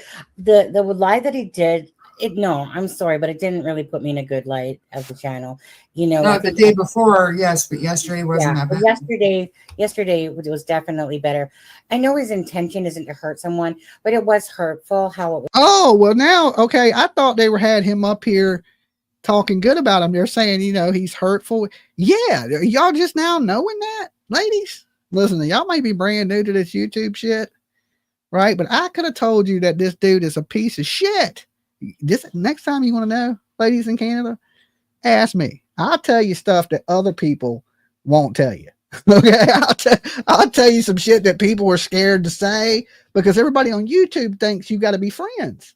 That's what they truly believe. You don't have to be friends with anybody. You know, I don't have to say good shit about you. I don't kiss nobody's ass. Okay, nobody, no whatsoever. If you like me, love me, hate me, call me names like that lady did, I don't care. Hate me. Get in line behind everybody else that hates me. The only thing I come up here for is to bring awareness to these kids and to figure out things in this case. Everybody else can kiss my ass. Okay. If it don't have to do with that, bringing justice to these crime cases, I'm not sugarcoating nothing. Not a bit. Okay. But I thought I seen him on the screen. I was thinking, okay, they done did are they believe in this guy? That was my first thought, right? I was like, oh my God, they believe this dude's a legitimate true crime person? Oh, hell no. And somebody asked me in the chat earlier, I don't know if you're still here. They said, Dolly, are you doing Crime Con this year? Okay. Now, I will be at Crime Con, but far as doing Crime Con, I am too controversial for Crime Con. That's what they told me. It's not my words. Their words. Dolly Vision is too controversial for Crime Con. That ain't that mind blowing? Ain't that mind blowing? I'm too real, is what they should have said. This dude right here is too real to be at Crime Con because I'll tell you how it is. So, am I going to be there? Yes, I'll be there. Am I taking part in Crime Con? No, they won't allow it. They're like, no, Dolly, whatever you do, no Dolly, right? No, not whatsoever. Too controversial. I paid for a booth this year at Crime Con. They sent me my money back. You know it's real when they send you money back. All right. When they're like, here, you can fucking keep your money, dude. No way. Right? So, to answer your question, that's a yes and a no. Yes, I'll be there. So if you want to meet me, I will be at Crime Con at least one of the days that weekend, meeting people, you know, giving stuff away. Far as having a booth at Crime Con or any of that, no. Okay, I'll save my money. I'll still be there if you want to meet me. So you're more than welcome. Come up, say hello, take pictures, all that good stuff. The same way I did it last year. I was there. I had a dinner for all my people. We went out to dinner 2 nights. We went out the first night, and then we had a big meet and greet the second night of Crime Con. And I got to meet a lot of people. That's where I met Big Doug and a bunch of you guys in Tennessee. So this one's in Colorado. I don't know how many viewers I have in Colorado, but I'm going to be doing the same kind of setup. I'll be there in person, but I won't have a booth. But really, all you do with a booth is sit there. I'll be standing there. $2,000 wealthier than sitting there, because for a chair, it'd be $2,000 for me to sit there and meet you, but I can stand up and meet you for nothing. Okay. So I'm going to be there, hanging out with people, chilling, doing my best, to meet as many people as I can while I'm there and spread the word of Dolly Vision. But like I said, I won't be taking part. Dolly, and if people want to come and complain about you or to you, cost $5 to complain. Hello, that would be nice. If you want to say something mean and you drop me $5, I'll let you, because I'm making all this money allegedly on YouTube.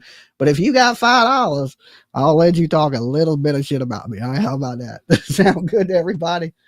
So, anyway, phone lines are still open. And do we want to play some of this Canadian stuff here? Like, give me a second. Let me pull them up. Let me pull them up. And this is the what did I do with it? Give me 1 second. Give me 1 second. I gotta find what I did with them. Was coming across. This is the Canadian girls. It's a crime and shame. I don't play games and stuff like that. And it was just kind of some of the things he was saying, like as if you know, like, oh, you know, oh, they're fake, you know, oh, they're putting up fake stuff, you know, and it was just kind of like, it, you know, in my head, all I was thinking was, please. You know, listen, this makeup wearing corpse, all right, he has a nerve about putting out some fake shit, okay? Canadian chicks, okay?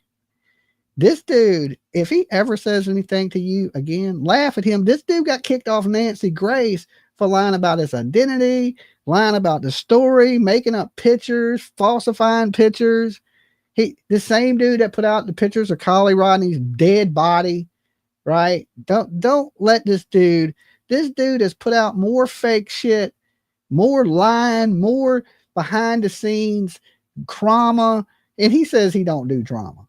I don't do drama. Behind the scenes, this dude is a fucking dirtbag. I mean, just a pure T dirtbag. And if y'all know who I'm talking about the dude that sits there and plays with his monkey. And I ain't talking about, I'm talking about an actual physical monkey. Okay. Like it's a real live monkey. All right. But don't believe nothing that dude says. Please, God, please don't. And ladies over there, it's a crying shame.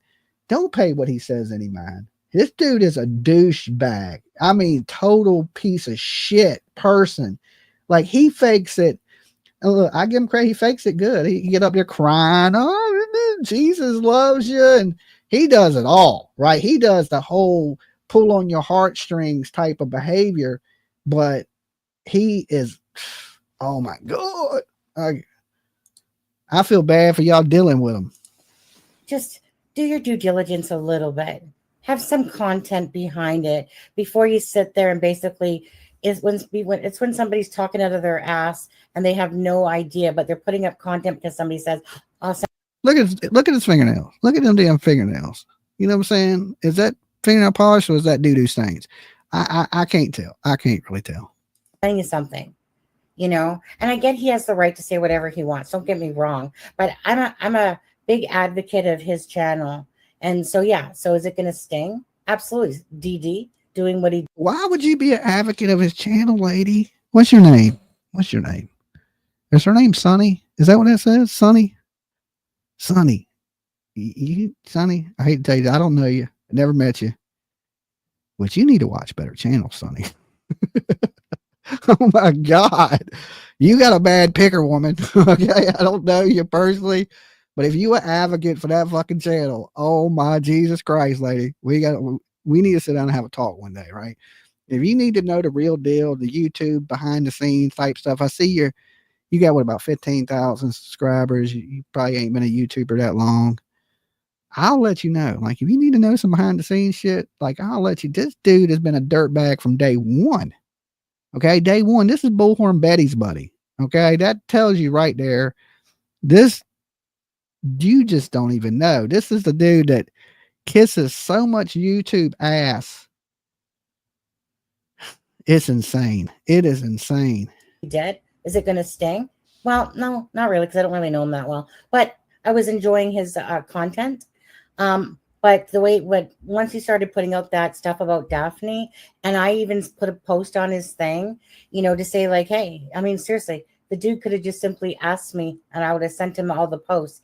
Right? I'm not there to do somebody's homework. That's the one thing that's probably bugging. Yeah, like he got the nerve to call these women liars when he is the biggest fucking liar on the internet, right? Like, dude, you need to be Hulk Hogan leg dropped. Somebody needs to hit you with the people's elbow. Like, I cannot believe the people blindly back this guy like he cannot do no wrong, right? Like he cannot. Oh my God, I can't believe Dolly picks on you, Justin. Oh my God, he's such a terrible dude. Fuck Dolly. Here's $100. Oh, this piece of shit here. Oh my God. Oh my God. Oh my God. This is what YouTube is, right? I like T-Rev better than this guy. For that lady that said I was mean to T-Rev, lady that was mean to me, I like T-Rev better than I like this guy. Me a couple things the most is that where does he get off thinking that we owe him anything? So if we don't give him that content, you're just going to bash us and call us hoaxers? That's called black. That's the thing, ladies. Nobody makes up more stuff. Not to F Dolly $100. Listen, you cry one shed of tear about me being mean to you, and you will make at least $1,000. I ain't lying. I'd be up here right, crying and all that. This dude right here to call somebody a hoax or anything, dude, you're fake. Your hair is fake. Your makeup is fake. You look like a damn old pervy dude. Okay, you're a weirdo that talks about dead kids. You have a fascination with dead kids' bodies, and you talk about Sebastian Rogers playing with his private parts, and you're like I wouldn't let you around. He's just a weird fucking dude. I just male action. Exactly. So, and the thing is that do you think it's going to change? His subscribers will be crawling up his ass still. It doesn't matter, right? And that's what I said, lady. That's the exact same thing I said. They don't care. They some people support that behavior. Some people are good with it. Some people are good with somebody being a dirtbag, because everybody's not.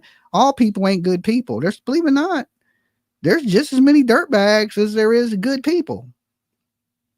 It's just the truth, right? And the whole faking ass kissing thing, this is the biggest suck up on it. He would not have one viewer if it wasn't for him being a suck up. Okay, he's got his viewers off the backs of kissing everybody else's ass, right? Like, I don't know if that's lipstick or if that's from him kissing ass. I can't tell, to be honest with you. But I'm going to go with it's from him kissing ass. He sucks up to more people, and it's just to benefit him, right? He is. Ooh, I could go on all night. I'm going to try to be nice. Because this ain't about that. I know that. But it's the thing is that, you know what? I have my word. He can have. Yeah, he has pretty makeup. If you're a corpse, if you're laying in a coffin, you'd be like, yeah, grandma looks great. Okay. But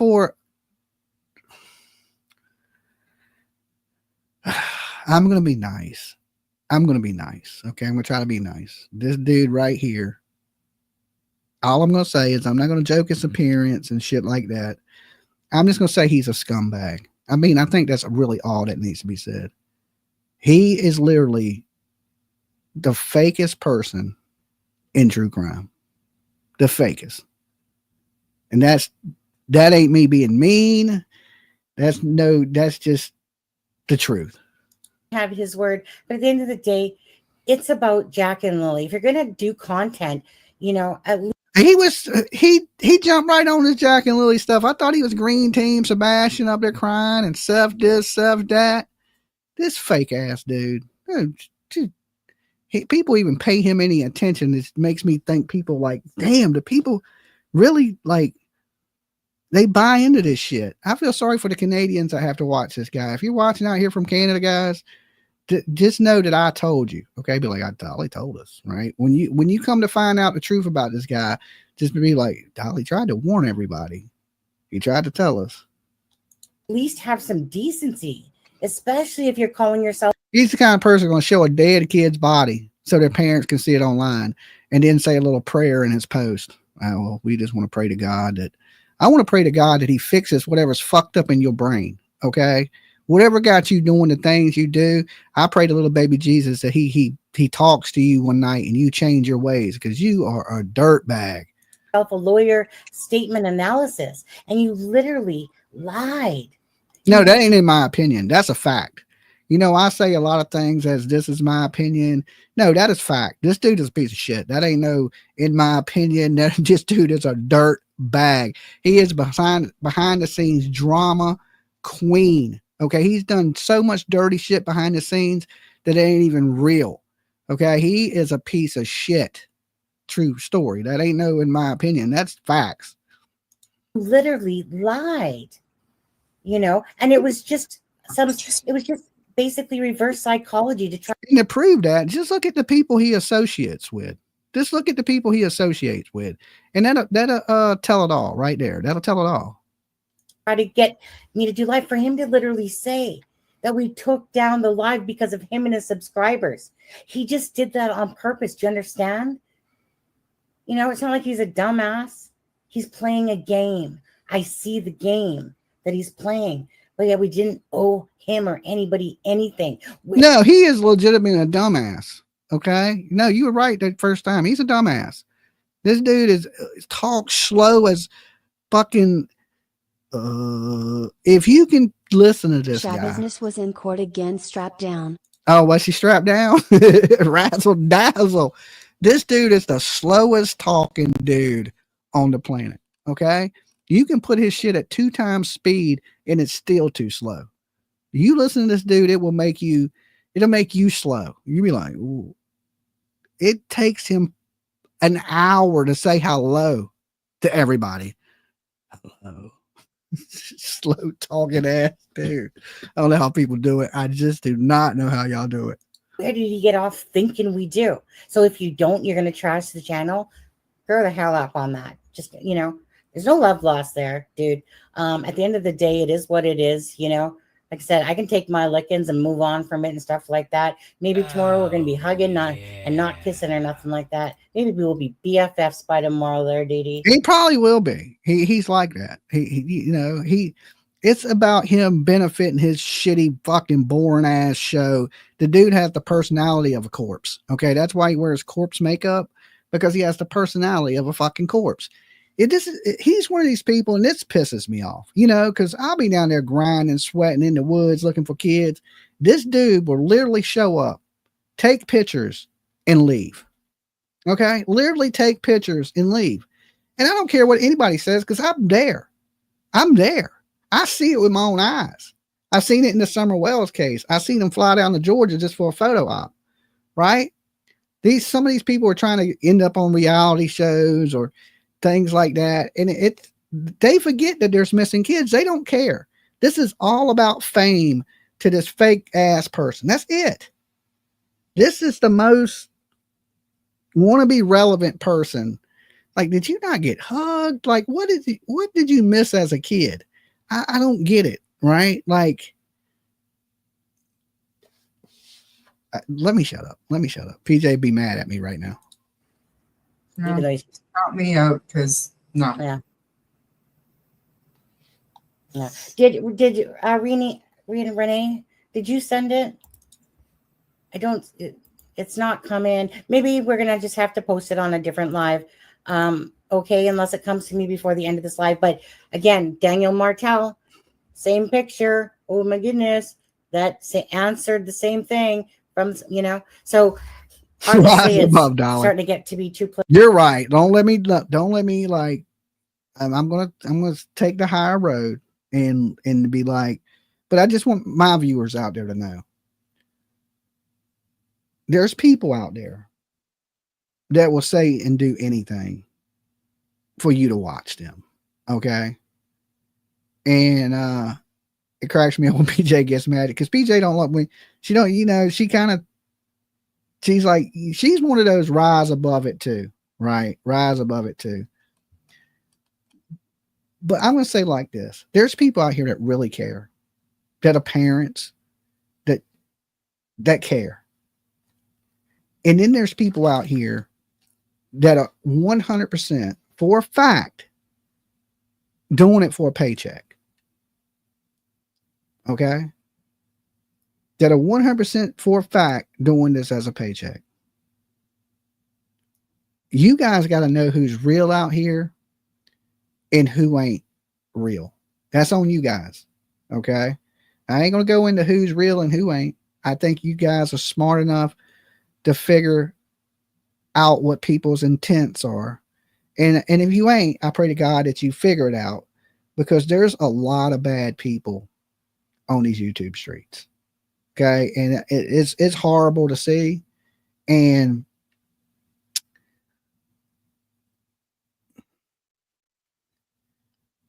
some of these people, I wish that I could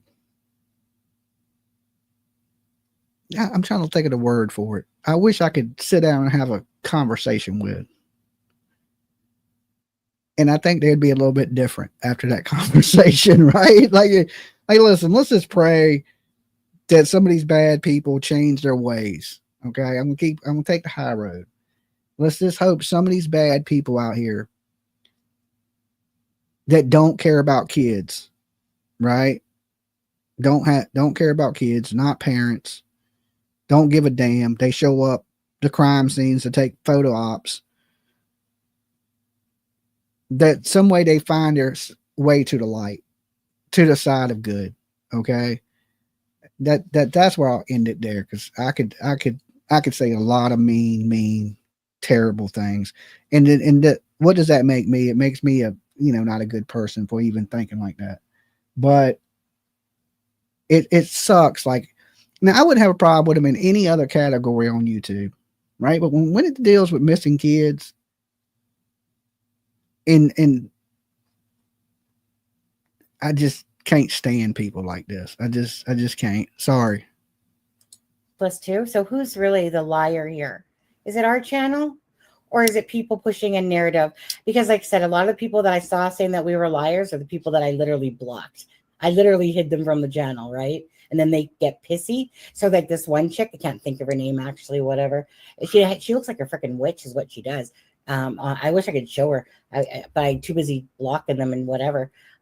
So with her, but no, I didn't block you, Dee. But anyways, it was like these people were the ones that crime and shame is a liar. Sonny's a liar. Sonny's a liar. They always do that. The minute you boot them, all of a sudden they just go trashing everywhere. Oh my God, hurt my poor feelings. To be honest, I don't think these girls are lying. I never thought they were lying. If I thought they were lying, I wouldn't have shared their post. Right? I don't think they're lying. Not at all. I think what's being said out there, it's all adding up to, we know anyway. We know that these people ain't what they make their way out to be. Now, this is what I worry about with channels now. And this is no criticism because I don't know these girls personally. I just hope they sleuth, but don't become friends with Daniel. And this is the best advice I can give these channels is, guys, don't become friends with these people. You can associate with them and you can talk to them, but don't never look at them like they're your friends or you have to be their friends. Okay. Because you don't.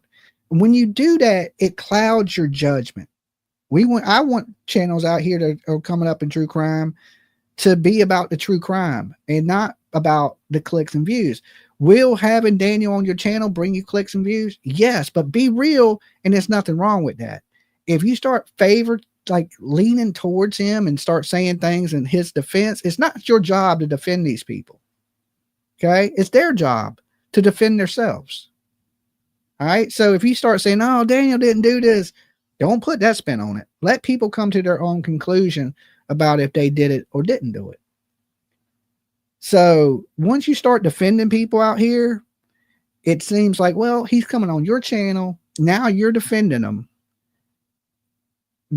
If you get too close to these people, people don't take your opinion as genuine. They'd be like, well, they're friends with them. That's why they're saying that. Right. So my best advice I can give people is stay neutral in it. Don't pick a side, because if say you start picking Daniel's side and you start leaning towards Leia, then people are gonna be like, well, of course they're gonna pick, because they're on Daniel's side. Don't pick a side in this. Whatever you do, the side you need to be on is Jack and Lily's. Anybody else's side, fuck them people. Okay, it's about Jack and Lily. That's it. That's who you owe a voice to, is these kids in true crime. That's it. Not these families. It ain't you to be buttering them up and be friends with them. Unless you know for 100% for a fact they ain't guilty. Right? Like I look at myself like I'm friends with Brandy Neal. She, the police came out and said she don't have anything to do with the disappearance of her kid. She's a wonderful person.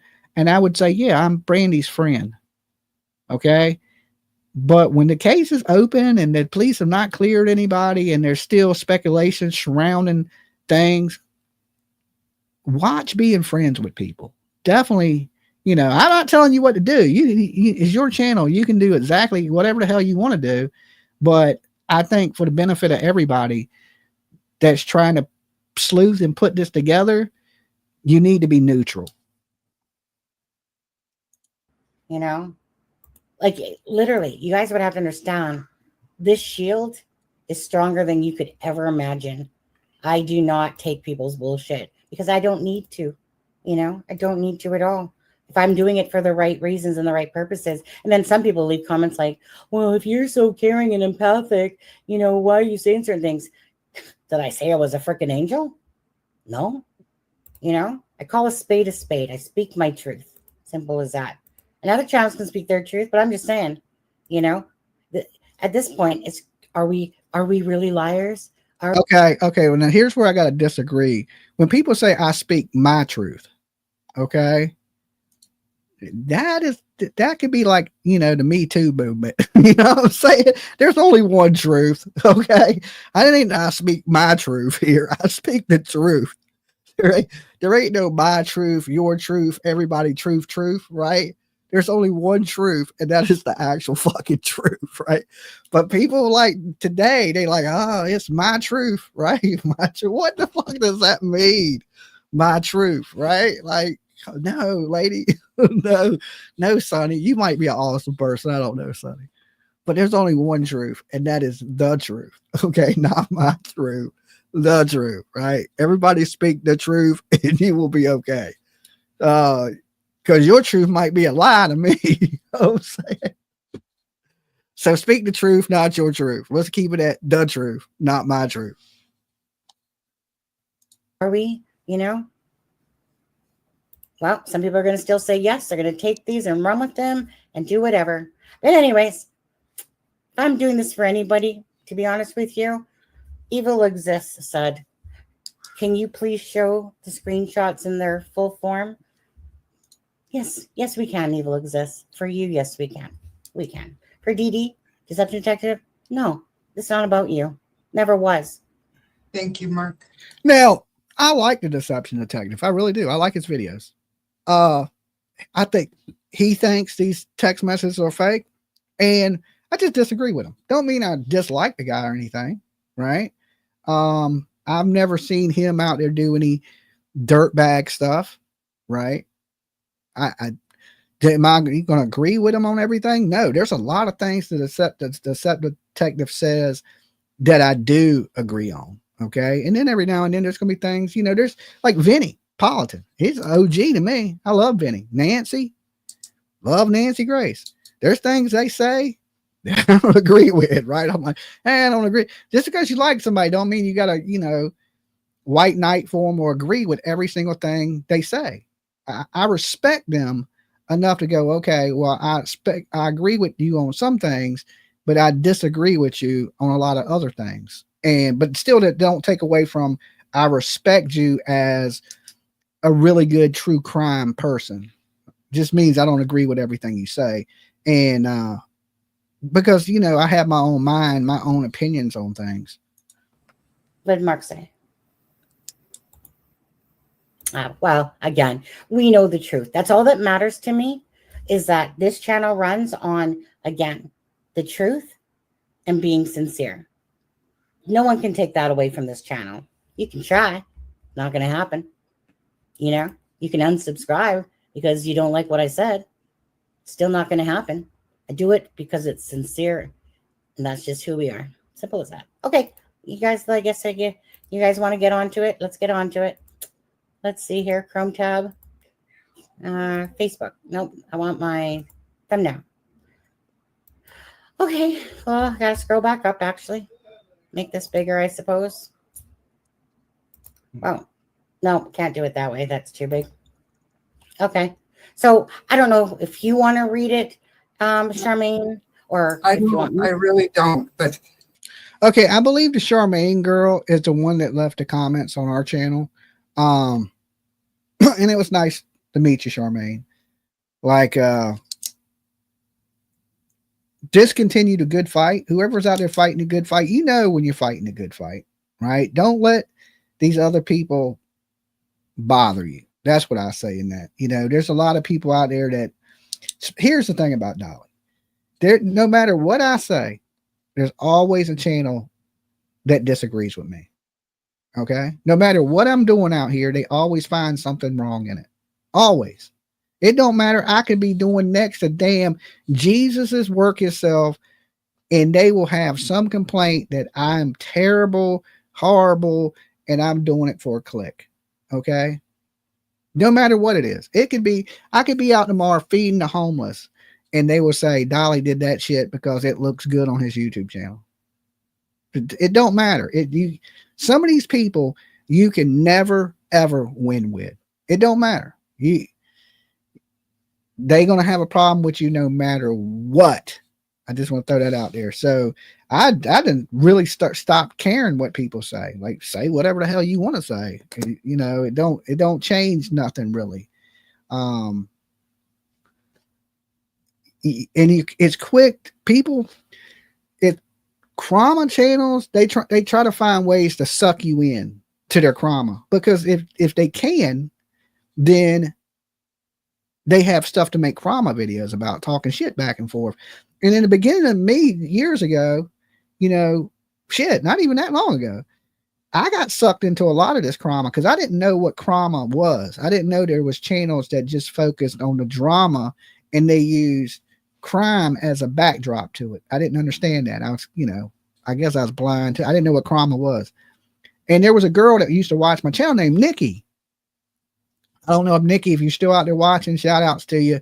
Nikki been around since the beginning of Jams TV, and which my very first channel. And when she found out that I was going into true crime, she said, Dolly, I think you're going to do really, really good in true crime, but you need to know that it is a madhouse. And I was like, huh? She was like, yeah, these trauma channels. And she started naming channels I had never heard of. Right now, I know every channel that Nikki mentioned. Okay. And she was like, yeah, there's some people out there that are fucking terrible. And I can tell by your personality that y'all going to butt heads. You're just going to butt heads with a lot of people in true crime. And I was like, oh, it ain't, you know, I just thought Nikki, I didn't pay her much mind. Right. But Nikki was right about everything she said. Now that I look back at it. So Nikki, if you watch this video, you were 100% right that the fucking true crime is a madhouse. And it's you got to try not to get sucked into the trauma, because the same person that says they're not a drama person, right? It's the same person sucking them into some drama. Oh, they're putting out fake shit, right? That's because he wants to go back and forth with you on the sly. And then when y'all talk bad about him, he'll play victim and his viewers will feel sorry for him, right? Don't get caught up in that, ladies. Don't get caught up in the back and forth. If you disagree with somebody, disagree with them, move on. But if you start going back and forth with people, that's what a lot of these people want. And I gave them that for a long time till I realized, hey, who gives a shit about y'all, right? Who even cares? And you just move on. People that watch crime are not really the same viewers as true crime. They have their own crew, right? There's people that tune in just for crime. They don't even give a damn about Molly and Dolly was so funny. The Molly and Dolly days, right? They don't care about true crime at all. To where I care about true crime and I'll fight with you. They don't care about true crime at all. It ain't even about the true crime. It's just about fighting with you, that you got to understand. And they like to suck you into things because everybody likes a little bit of drama. And usually when I pick on T-Rev, it's because I give people that little bit of, you know, joking on other YouTube creators. But I don't go back and forth with these people, because to do that, I had to watch them. And once I don't like you, I don't really watch you. Right. And then when to go back and forth with somebody, I got to watch to see what they say about me. And then they're going to watch to see what I say about them. And then I got to watch to see their reply. Who the hell has all that time? So don't get sucked into this crime world. Stick to being a good true crime channel. You know what true crime channels I like? It's crazy because I give y'all guys a little bit of drama. I like Grizzly, no drama. I like Plunder, no drama. I like channels that I can go to and get information without hearing about some YouTubers and their chat people that I have no clue about, right? I really like the genuine. My favorite channels are true crime channels that don't do trauma. And I don't even practice that. I do a little bit of trauma. But my favorite channels to watch are channels that don't do that at all. You know, and I respect those channels, right? Love Grizzly and Guilty of Crime. Cool. I respect them channels that don't get sucked into it. Them are my favorite channels because when I go there, I'm not listening. I don't want to hear your fucking problems and your beef with everybody you got. I want to hear about the true crime case, right? That's what I'm there for. Not to hear about this person said this about me, that person said this, and then you get lost in that shit. Just for real quick context, I'm just showing on my phone. I'm on my Facebook and see Daniel Martel, and then I'm going to click message, and here we are, message, and then just let me. Yeah, and I only pick on the garden gnome because he's easy. I got nothing personal against the garden gnome. Okay, I just look at him like he's easy work, and he's mad at me, so it's funny to me, right? You know, the whole F Dolly thing every time he gets mad is really funny to me. So I pick on him just out of humor. And most of the stuff I do is for one day only, fat face Dolly right here. My face is swollen, but don't pick on me. I'm sensitive. Okay. I'm sensitive. I do got a fat face. But that's swollen because of my tooth and everything. But a lot of these people I pick on over humor, like T-Rev, it's just humor to me. I'm just joking him. The other guy, you know, we just seen on the screen, I just don't like that dude because I don't think he's a good person. And he's fake. I hate fake people. I just truly do. And hate is a strong word. I don't even want to say that. I dislike fake people. I don't hate it. I don't hate anybody. Like, I don't hate this guy. I just dislike what they do and what they stand for. I don't understand it. It's like, I don't know. Show you that it's the same as what you're seeing. You're not going to read it off my phone, but I wonder how many times DD jizzed whenever I said his name. I'm sure. Huh? Or no, I don't want to add Daniel as a friend, but or probably sitting there right now with his little screen record, thinking he's going to get my Facebook. Yeah. Same thing that you're looking at right now. Same thing. Same thing. Goes for miles and miles and miles and miles. So there you go. I ain't a liar. All right, read it, ladies. Okay. Nope. So people it's can because and just say, just look at the title of his intro or whatever. He's okay. Let me make sure I say their names right because they went at me last time for the not mess. Charmaine, I guess is this girl. Okay, and the top girl is Sunny, and their channel is a Canadian channel, and it's called "It's a Criming Shame," which I think is a good name. I think it's catchy. Crime and Shame. It just don't have that same Dolly vision. People are like, what the hell is a Dolly vision? Right? Has nothing to do with true crime. Nothing. I could have came up with a cool crime name, right? I could have came up with something cool.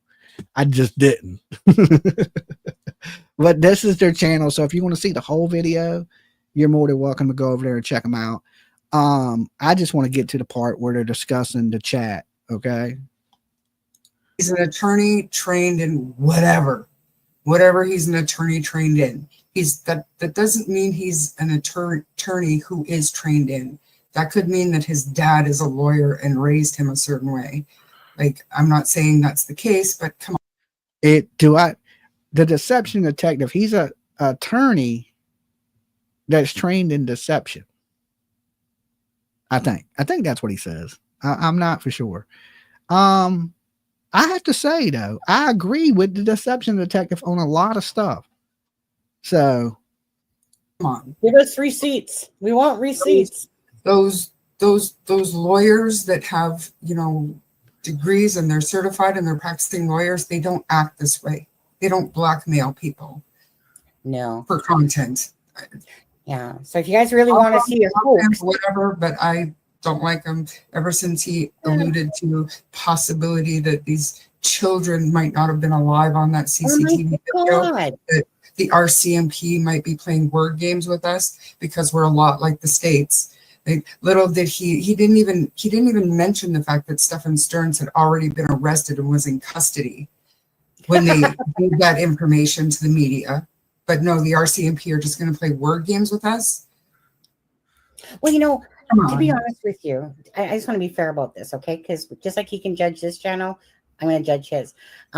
So the cases that we were following for other ones, I was listening intently, Sebastian Facts and blah, blah, blah, blah, blah. But once I actually, because we cover this case with dignity, defective detective, because we cover this case, whatever, that's when I realized, like I said, that he's not there to put out a content properly. He's just he didn't do his due diligence at all for Daphne, the great aunt of Lily and Jack. That's offensive, really. But meaning that's like making a mockery of it and using your channel not to do your due diligence. I mean, again, he can pick his nose, he can eat his shit for all I care, right? Whatever content he wants to put out there, go right. Okay, now, ladies, this is where they try to get you. This is easily, your anger, like how I don't like that one channel. Like my producer tells me all the time, don't say nothing about them. Don't even give them no attention. Okay. And my anger just for somebody doing something so what I feel is wrong can't shut me up. I'm my worst enemy with it, right? I'm my worst enemy with it. But you got to remember that I'm going to give you the advice that I was given. Don't pay these people no fucking mind. Don't worry about it. Worry about what you're doing. That's it. Worry about you. And everybody, some people are going to be negative and some people are going to be positive about anything you do. So, but if you want some Krama views, right? If you want to be Krama, it's easy to become Krama. They don't take no work, right? You can become a huge Krama channel in a little bit of time. It's just talk a little bit of shit and then make a couple enemies, and that's really all it takes. And then you the talk of the town. So, but I would say stick to being a good true crime channel is the most important thing. There needs to be more of them. Right ahead, Maybe I need some of those glasses. Hey, Didi, are you selling those glasses? No, just kidding. But anyways, but the thing is that after listening to or watching him cover this case and how he was speaking about, that Daphne's, I call this, and then to blatantly lie yesterday, blatantly lie on purpose to bully. That's the joke of it. What an embarrassment to himself. How embarrassing is it that we're literally now providing the proof because of that video of Logan's cousin coming out. Now he's probably going to diss all that too. He's probably going to diss whatever this, okay? But whatever. The people that are honest and true, they'll know. But anyways. As well as I do, he's going to accuse us of making that phone call and pretending to be Logan. Well, he's probably going to accuse us of being Logan. Mackenzie. That's what I just said. Oh, is That's that what what you I just did. said? No, it's crazy she says that because when I heard the audio of the cousin, I thought it was really similar to the text messages this girl right here got. Me, myself, right? I was like, okay, the phone call, the interview lines up with her text messages. But I always believe these text messages to be true from the beginning, right? Now, if the dude with the makeup and the monkey, he would have put this out, I'd have never believed it because he has a history of lying, right? I wouldn't have believed it. But you take two little nice girls from Canada, right? I didn't look at these girls like they were liars. They're building they have a small YouTube channel. I just didn't look at them and see them as liars. Not that they couldn't be liars. I just didn't see it, right? My first impressions of them were like, no, these girls probably did talk to them. They probably hit them up on Facebook and this is their conversation. So I didn't have no reason. I knew no history on them to know if they're liars or not. Now, these other people I know about, right? Because they've been out here lying for shit since the beginning of time. And listen, I ain't no deception detective, but I know a liar when I see one. You lying ass piece of shit. Stop your lying. And my biggest problem of this is some of these creators, they think you're stupid, right? They think you're stupid. I'm the opposite of that. I think you guys are smart. I think you're smart enough to see this BS when it goes down, that you pay more attention to YouTube than people give you credit for. But a lot of YouTubers think you're just dumb as hell and they could tell you anything and you're going to believe it. I got more faith in true crime. I think to be into true crime, you got to be one of those people that are curious and you think about things. I think usually the majority of people that are in the true crime are a little bit more intelligent. Me, myself. Now, I don't think all creators think like this. And they try to play you guys for fools like you're stupid. And you're absolutely not. I'm the idiot. You know what I'm saying? I'm the only honest person to tell you to be like, hey, you're watching a fucking idiot. You know, nobody else will tell you. I'll let you know, hey, you tuned into a fucking idiot. Well, that's what, I guess we're just thinking the same then, aren't we? I thought you were saying about the phone calls that you have. I was talking, like the ones that are on the screenshots. No, he's going to say we got somebody to voice in for Logan. Showed you guys. And all you guys have to do is go to Daniel Martel's Facebook. You can see Logan McKenzie, his cousin, right on there, right? She did good. She gave out more information. That's what you guys wanted, right? Right? Again, we do apologize that we were in a rush that day. And well, some people want that information. Like me, myself, I can care what Logan says. Logan won't dare. I mean, she's good for the backup story of the next day. I guess that's important, right? But far as I want to hear Daniel talk, I want to hear Malaya talk, I want to hear the mother talk, the brother talk. If you're not one of those four people, to me, it's your opinion, right? It's your opinion. But the one good thing about the cousin was she was there for the fight. Okay, which if she would have just told about the fight, more about the fight and what they were arguing over and things like that, I would have took more away from that. But to me, she just sounded like a Daniel echo. Okay, that's it. She's basically just said the same shit Daniel would have said. I would like to hear about the things we didn't know about. Like, what were they fighting about in the yard? What started the fight? Who said what? Those types of things. And I wish the people interviewing her would have asked her more about stuff that we needed to know about than her opinion on Malaya. Charmaine was doing the screenshots, and like she said, right? We weren't aware that people were actually not going to watch the content. We just expected people to maybe pull up the live and play the part where those parts are that they wanted and clip them out and whatever. Didn't think that. But this time, like I said, this is what I call eating crow. What you put out to the universe, you get back. So when that video on Justin's channel came out with Logan on it, and you guys can go see Logan, I'll just go to Daniel Martel's, look at her face. That's all you need to do. Do you honestly think? And then Justin said, I believe her, actually, because you can tell. And I'm thinking, Justin, dude, to watch this channel, you'd believe how sincere we are. You would know a little bit more about us, but know the sincerity. When people are talking, you can tell them. Sonny, don't get caught up in that dude. Okay. I don't know you from Adam, but I'm going to tell you just as in a stranger. Stay far. That dude will act like he's your best friend, and he would stab you so deep in the back for a click and a view and a makeup brush that it ain't even funny. Okay. All right. For one thing, a foundation and a click and a view, he would sell you up the river. Facts. The sincerity. But anyways, if you guys want to buy the It's a Crime and Shame deception deck, it's only, I'm going to undercut Dee yours for $99.99 today. Okay. Special deal. How much is his? We got one. And now listen, I think his deception deck's pretty good there, Sonny, to be honest with you. I went through his deception deck. PJ has one.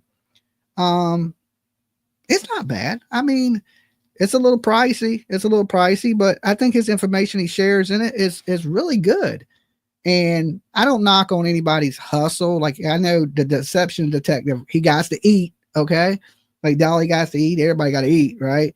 And, like I sell merchandise. I sell soaps and lotions, and I don't sell it for $100. You know what I'm saying? But I sell merchandise, and that merchandise is what keeps this channel going. Like we had a caller earlier thinking I'm making all this money, But the way I keep the channel going is off of merchandise. I have no problem telling you guys that. I should plug the merchandise more than I do, but I really don't. But if y'all want a t-shirt and hoodie, order one, but be patient because we're a little behind and I'm going to get a lot of that stuff out this week. But yeah, everybody got to survive. And, you know, like I said, it ain't free to be a YouTuber. Well, for some people maybe, but not for everybody. It depends how you YouTube and the level of YouTuber that you are. I worked for years in YouTube late at night, and then I came up with the business, and I've been able to YouTube full time. Thank God from the support of the people watching, stuff like that. So it definitely ain't free. It takes a lot of effort and a lot of time and a lot of money put back into it, and especially to be a full-time YouTuber. Now, if it's just a hobby and you work, I can understand it. It depends what level of YouTuber you're trying to be, what you're trying to succeed, how you're trying to succeed on the YouTube streets. I think that's the difference in it. And but soon, if you do it for the love of it, like how I started, just bored one night, wanted somebody to talk to, it'll eventually turn into something more for you. Especially when you realize this is where I belong, this is what I want to do, and then you'll try to take it to the highest level that you can try to take it. And that's where I've got to the point to where I realize, hey, this is who I am. This is a part of my life. I want to take this to the highest level I can take it. I'm going to keep building and building off of what I've done and put everything I got into it. So my money, I invest back into my channel to where in my light bill and to feed my damn self like any normal person. But it just all depends on where you want to take this. So if he, like, say the deception detective's talking about it right now, and one day he wants to go to these crime scenes and cover it live there for his viewers, it costs money to do all that. It costs not a little bit of money, it costs a lot of money. And let me tell you, because I spend a lot of money doing it, plane tickets, traveling, hotels, food, that type of stuff, it adds up fast, guys. I mean, really fast. So I don't knock on anybody for selling their merch. And like I said, we picked up a deck, and I think what he's selling is a good product. So, you know, make a long story short, you know, I think it's a decent product. Guys, $99.99. No, just kidding. Hard pass. Okay, let's get into these. Okay, guys. Okay, I guess should I take us off screen? I probably should. Should I do it this way? How would you like me? What do you think? Or should I leave it like this? You guys can do that, right? You know what? Do it like this. If you guys see any black or blue cover-ups, it's because we're not sharing that information with you. There's still stuff that we're still not going to share because you know what? Again, this is just some extra insight into the day of Jack and Lily going missing. Remember that. This is all about Jack and Lily. And anyone that says differently, then you suck as a human being. Because this is about Jack and Lily, and this is about that day. And this is. I agree with her 100%. This is about Jack and Lily. That is facts. What she said right there is the truest statement I've heard yet. Okay, this is just about Jack and Lily. This ain't got nothing to do with beefs and different things like that. This is about these kids. This is about information. Okay, so just use it for the good that it was intended for. Okay. And just ahead of time for anybody that's watching and not in chat, and you're looking for ammo against the channel or against me, if you start messaging me about these or posting shit about these, I don't care. I don't care anymore. I barely cared yesterday what everybody had to say, and today my give a fuck is gone. So do you take the information, believe it, don't believe it? This is the end for me. This is the end. I'm not doing this anymore with you. Yeah. Do right by Belinda. At least do right by Belinda, who's been giving you guys information as well. You know, if you guys feel Daniel too, just do right in a sense by it all. Take the information, like people are going to do what they're going to do still regardless. But you know what? Again, you have to look at everything. This is give you a new avenue to think about, right? you decide. Okay. All right. So I think what I'm going to do here is I'm going to take off the banner. I don't like things to interfere with, or no. Yeah, because they're just going to screen grab it that way anyway. So, oh well, might as well just hide it. Then I'm going to take me and Charmaine off, and I'm going to make this bigger for you guys. Like, that's as big as it's going to get. Okay. It just read it to us when the live plays. Okay. So, Daniel Martel. Daniel, you don't know me, but I co-host a Canadian-based YouTube channel. Belinda has been talking to us, and we've been trying to put rumors and accusations to rest. I'm not writing to ask for anything. I just wanted to tell you, my heart goes out to you. I hope that Jack and Lily are found and that nothing but good things, or something like that, I think that said. And then so that's back up here. Daniel says, I appreciate the support. I truly do. But I have to happily decline due to YouTube not having laws and guidelines that are enforced like news networks. I've had many channels that have many millions of subscribers and ask, and I decline. And it says, thank you for reaching out, though. And then, of course, Charmaine says, understandably, can't say I blame you. Thank you for responding to me. That's as far as really Charmaine thought the conversation was going to go. He says, no problem. You can try reaching out to Malaya, but her mother basically left it out. She makes everyone whatever for her, whatever that meant. Okay. And it says something, what does that say? Something media to leave and say Malaya is not doing, okay, that she tells everyone to basically leave, that Malaya is not doing media. They have a lawyer that's the chief's brother from the reserve. She belongs to Lily, and Jack were granted as soon as the disappearance. And he said the disappearance happened, but were denied multiple times in the past. Meadow was not granted status. Sounds very odd, right? Odd, right? Absolutely. I mean, honestly, it's not like I disbelieve Daniel on this. I mean, he's literally saying that Malaya's tried 3 times. And then all of a sudden they disappear and poof, now all of a sudden they got it. Charmaine says it's odd, and I'd like to say that Malaya having depression and postpartum, I can't imagine what she's going through either. She probably doesn't know who or what to trust. Okay, let me pause it there. Having depression and postpartum. Is he a doctor? Daniel, are you a doctor? How is he diagnosing postpartum? Right? Dude, you work at a lumber mill. Like, postpartum? Like, listen, this is a man making excuses for this woman. I feel like Daniel loves Malaya, just from what I've read in his text messages. And this woman is throwing you under the bus. Okay? She's throwing you under the bus. And she's lawyered up and she's not talking. And they got your kid like you've done something. I don't know if I would be defending this woman, Dr. Feelgood, right? Dr. Feelgood. Like, I don't know. This is a little sketchy to me. And, you know, this ain't, you remember Titanic when the ship went down, right? And the girl was on the board.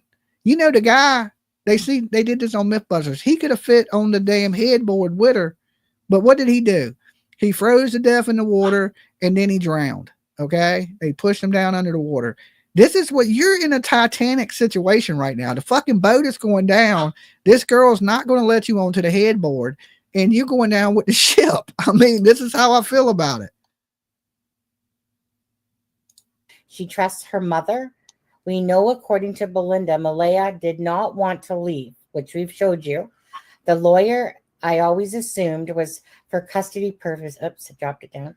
For custody purposes, and sounded very much like something Malaya did because her mom told her to. I can't see how they possibly could blame you because you were both home asleep. Okay. So I never meant to imply that I wanted to put you or your info on YouTube. I never wanted to be on YouTube. I do this for my friend, meaning me. I have my own podcast. I hate YouTubers for the most part. Even when we try to give factual information, they still talk shit. and they have. Hey, that's true. Okay, she sounds like me. No wonder she's been watching the channel. She sounds like I fucking can't stand YouTubers. She sounds just like me. Like, I don't listen. You can't believe nothing these people say. So many followers, it's disgusting. That said, if there's anything or any rumor or anything that you'd like for me to try and set the record straight, please let me know. I will try something out. What does that say? It's got an I'll arrow. try to reach out to her. Oh, reach out to her, but doubtful. I'll get a response, I'm sure. Then this one's next. That has been I don't know where this one is. This one in the right spot?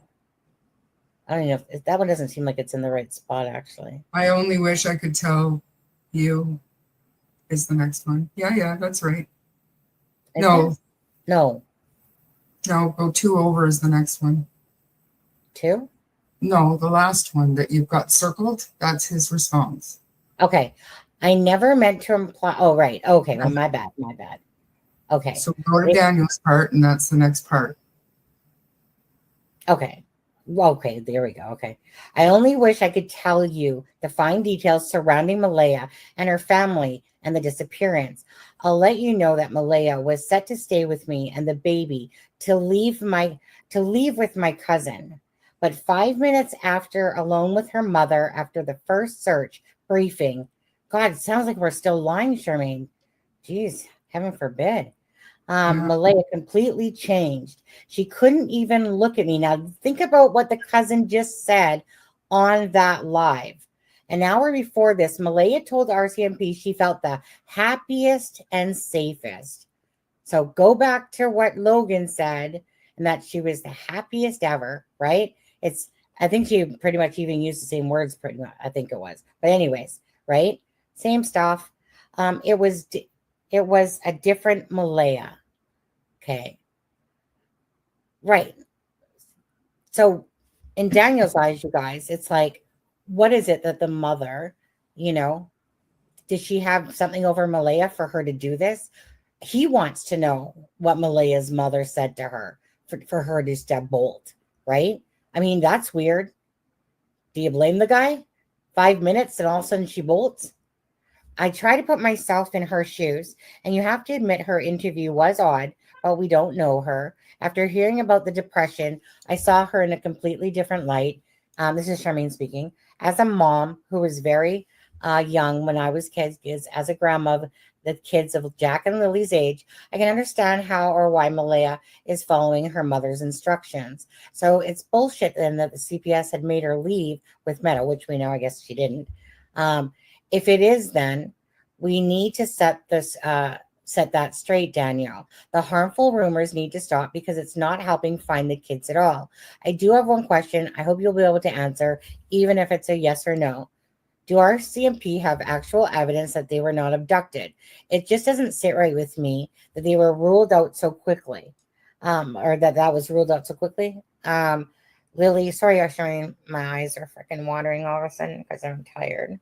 Lily taking her backpack made me think of a time when my daughter got up and got herself ready for school. When I woke up at 7 a.m., she was at the door putting her shoes on and had a backpack and was basically, sorry, Charmaine. Was leaving way too early. Thankfully, I woke up. Otherwise, I think she was going to go walk by herself, and that was in a big city. And then I asked, did she normally take her backpack to play outside? I truly don't know what's worse, the thought of them being out in those woods or the thought of someone grabbing them. Either way, my heart breaks for you both. Thank you. Still wiping my eye here, but okay. And then he says, I will add some more info to the story. We lived in Truro. We moved so she could get away from her mother. Well, thought we had that part covered, to be honest with you. What happened to it? It is covered on the screen. What do you mean? Oh, uh-oh. No. You know what? That part, whatever. It's out there. It's not like Logan wasn't talking about that stuff. Lily always tried to take her backpack outside because it was her play backpack. My other daughter, which is 8, taught her to do that when me and all the kids would play treasure hunt outside. Malaya put Lily and Jack on the back burner when Meadow was born. I taught Lily and Jack everything from potty training, getting soothers out of their mouths. I did everything for them. Lily and Jack called me dad and came for me for everything, never Malaya. She had no control over the kids, which were wild. With her and with me, listened and were well behaved. I promised myself I'd always be there for Malaya and the kids, and I'm holding that promise. And this one was already out there, you guys, and I said, and again, this is wow. You hear that? That she did nothing with the kids. This man potty trained the kids, taught them everything. That basically he's saying that Malaya didn't give a damn about these kids. That is absolutely horrible. That is absolute horrible. Context. This doesn't mean that Malaya is a bad person or a bad mother or whatever, the way the kids behaved, because my kids were wild and unruly with me as well, and they listened to my ex really well. They were very well behaved with him. So that in and of itself means nothing, really. It's common. Yeah. You wait till your dad gets home. Come on. But they're just going to take the screenshot and run with it anyway, so whatever. Yeah, that's true. Where are we at here, Charmaine? I'm not being negative towards Malaya. I love her, but I never lie because that's just not me. I say the truth, even if it hurts. I'm sorry to say that, but I live in reality, and reality is what it is. Where are you? Oh, it's right here. Okay, so we're on this right here. That's what you said. Okay. I'm not sure if you will believe this, but that info about Malaya and her, and then we cut that part out. Like I said, there's just certain things we actually just didn't want to show. Let me just put it this way. I think you guys get the gist from Logan and these texts about Malaya's mother. Okay. Obviously she's not this coming off as a very endearing type mother. We don't know her. This is their words. And this Logan's words, and this is Daniel's words. Okay. And depression is a terrible thing, changes people. And to me, Charmaine saying, this is Charmaine, when Jack and Lily went missing, it's possible that she realized how disconnected she had been. And that was maybe weighing on her mental health too. I take it you haven't been able to talk to her at all. They're probably keeping her isolated so that no one will be able to reason with her. That's what it seems like, doesn't it? Like, doesn't it, honestly? It does. It really does. It absolutely does. So, just think about Daniel and what he's been doing. Well, we'll get into that stuff later. I mean, the guy is, like I said, he needs a bib for the drool for Malaya still, right? Right? You don't just get no feeling for somebody overnight. Some people can, but he doesn't feel like this is so much Malaya, right? Because, anyways, it's maybe he's double talking himself. I don't know. So that has been weighing on her mind, mental health heavily too. I take it you haven't been able. Okay, you already said that. Can you answer yes or no? Okay, you already said that, right? The RCMP had evidence of no abduction, right? Oh, one other question is I wondered from day one if you checked the fifth wheel, which that's the big camper. You checked the mom's, or so that would be the one that Janie lived in when you were outside. A lot of us keep asking that, right? Let's see. Another, I'll have one more message to you in a couple of minutes. So let's put some context into these messages from Charmaine for a second. Okay, guys. Yeah, it seems like I'm going on and on and on. Okay, explain why.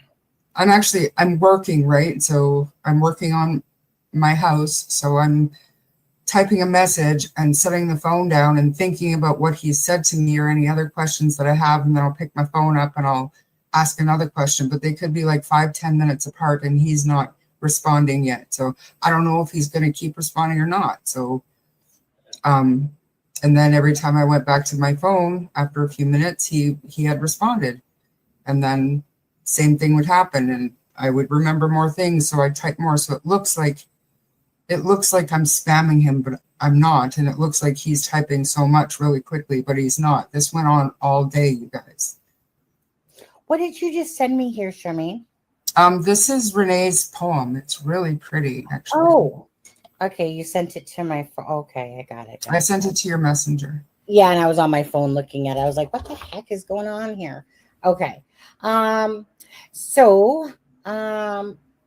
Let's see. So with Belinda, there were certain parts of the conversation she wanted us to talk about and certain parts she didn't. I'm okay with it if you want none of this talked about, although I think some of it is important. I will respect your wishes 1000% here if there's anything you do not want to talk about or you don't want me to share. My only goal here is to try to share the facts. Oh, really? Share the facts? Charmaine, are you sure? Is that the right thing to do? Weird. Stop the rumors, or at least put the truth out there so people have the right information to go from. The accusations are harmful. Speculation can destroy lives. I'm honestly trying to keep awareness out there and the facts. I hope you will allow me to share, but I won't if you say so. Please take good care, and if it's okay, I will check back with you after the search. Again, my heart goes out to you, and if there's anything I can do, let me know. And then we blacked out something there, obviously. And he said, I took Malaya from trauma to a good life. And then Charmaine says, I hope Malaya can find her way back out of that toxic shit. And he said, her mother hated me because she was happy with me. Kids need, and then Charmaine says, kids need to be found so she can get her free choice back. Toxic mothers, let me tell you. They want to control their daughters and their daughters' kids, and then they hate it when somebody else comes in to take care of them and takes control and away for them. It's vicious and sick in my experience. He said, her mother seized her phone and probably has her car keys.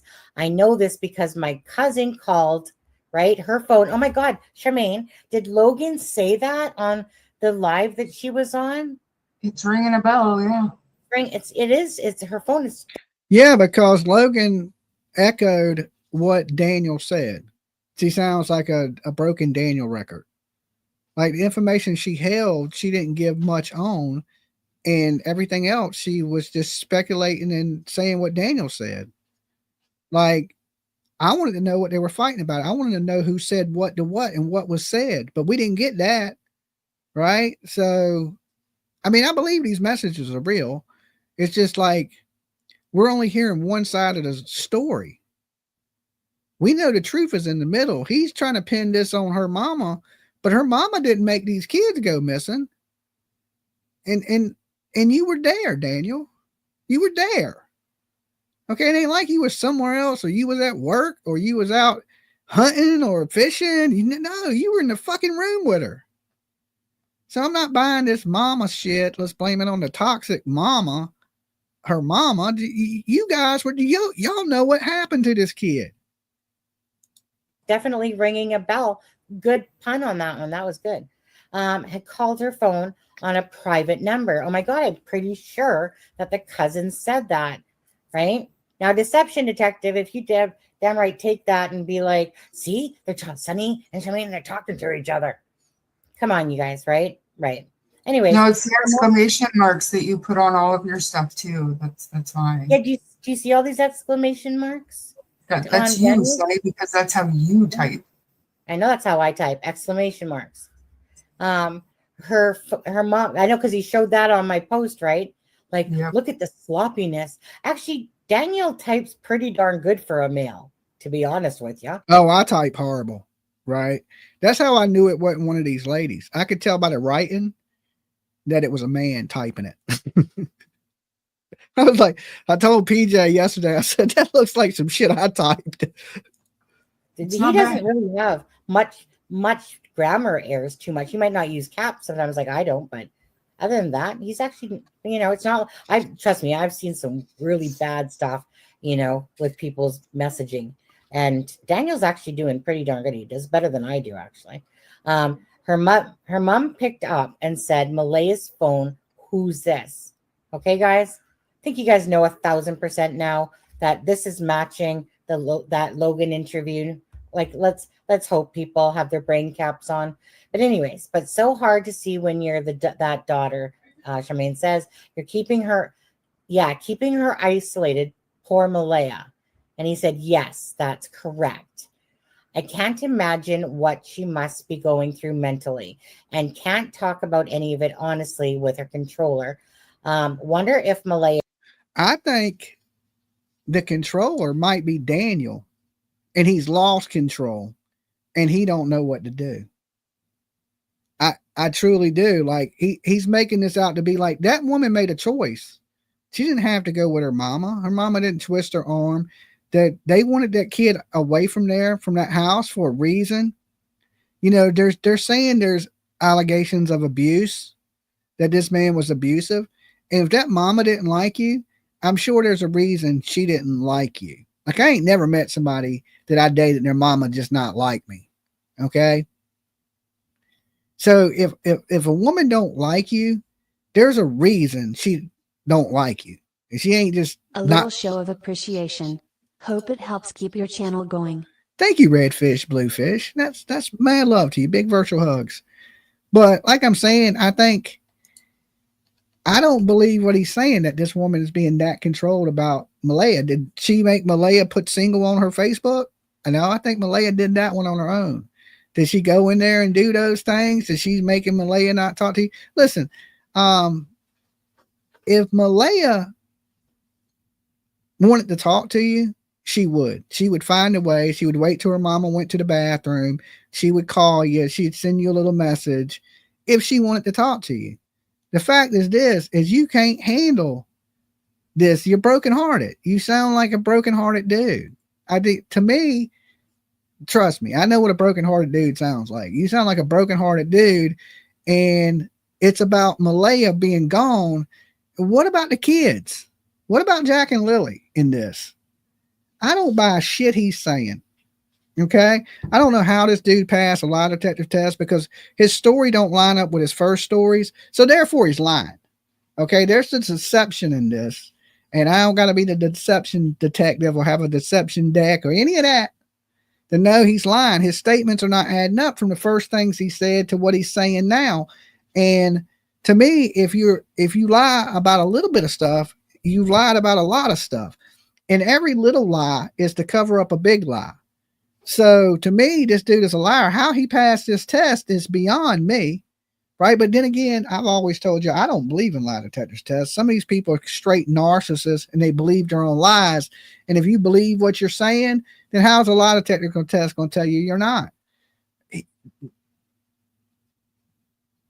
Yep, a liar. He lied about the test. I don't know if he lied about the test. I mean, he may be telling the truth that he took a test and it's good on his side. I mean, he may be telling the truth on that. But just because you pass a test, there's really no way in this world to tell if somebody's lying truly. Don't mean shit. Killers have passed lie detector tests. Thieves have passed lie. So many people have passed lie detector tests that were lying. I don't believe in them. I don't trust them. That's why you can't use them in court, right? If it was a fact, you would be able to use it in court, and you can't.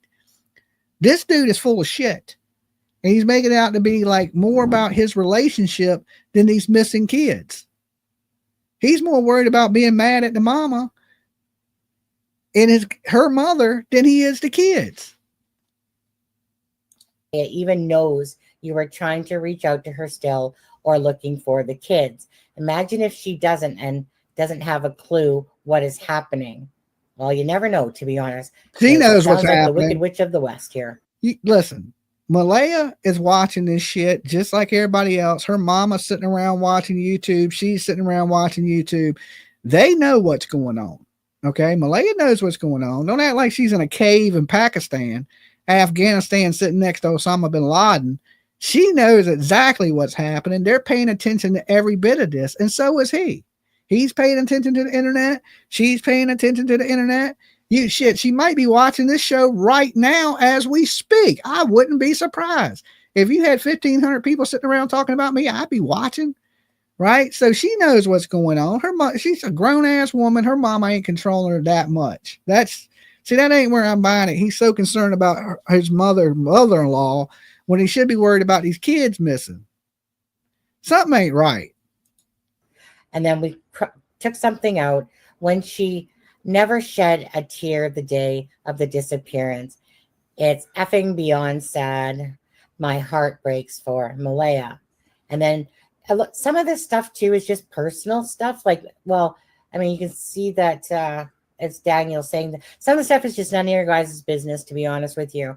I mean, there is some stuff that, you know, like I told you. So a lot of the stuff that's getting omitted, a good chunk of it, it's just stuff that, you know.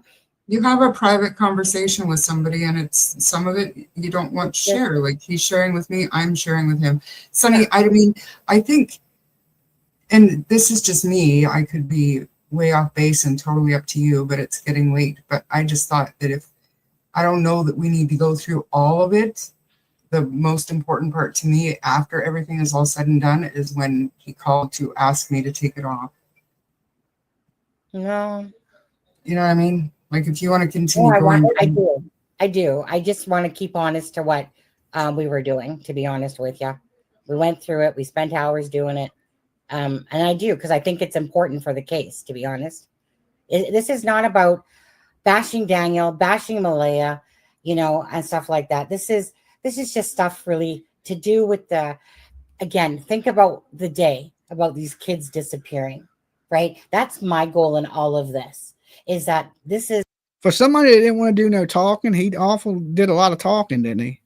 I mean, he was like, yeah, I've been offering all these interviews from these big channels and I don't want to do it. But since we're here, let me tell you this. More information to that day, right? Something happened to those kids. I'm not here to protect Daniel, not here to protect Malaya, I'm not here to protect anybody besides Belinda. Other than that, to me, these children need answers. Where are they? What happened to them, right? So this is definitely insight into what was going on. Doesn't mean that Malaya's mom, maybe she's not the nicest person in the world, but is she capable of taking those babies and hiding them, and the RCMP are that dumb that they still can't find the children? You know? So you have to still look at it, you know, logically that way. Because it's not like we're smarter than the RCMP. You know, I'm sure Daniel's probably told them this information, perhaps, maybe not, on there. So yeah, I would just want to continue if you don't mind, Charmaine. But do you need to go? Because I know that it's 9:15 your time. Well, pretty soon. I'll hang around for a little bit. I just really wanted to do the Renee poem, but I'll do that right after, okay? Because a lot of this, it's not going to really take. We'll just say it and not stop and talk about it really, unless we need to. Let's see her. Her mother talked to Malaya and was not the same. Basically what he said there was, once the mother talked to Malaya, she was not the same. She seemed scared. No eye contact. Remember, he said that she looked at Daniel in disgust. But anyways, online is going to go after her, not me anymore. I passed my lie detector test, right? But we don't know about her because she's hiding. But yes, but spelled different. Okay, what's her name? Cindy something. So we know Malaya's mom's name is Cindy Murray, okay? I told you I don't lie and tell the truth, okay? Sherman says it's not possible that they have the kids visit. And he said, took RCMP 12 minutes to arrive on site. And Malaya's mom was there a few minutes later. She lives an hour and 16 minutes away. And then he said, wait, what? You tell me if that's strange.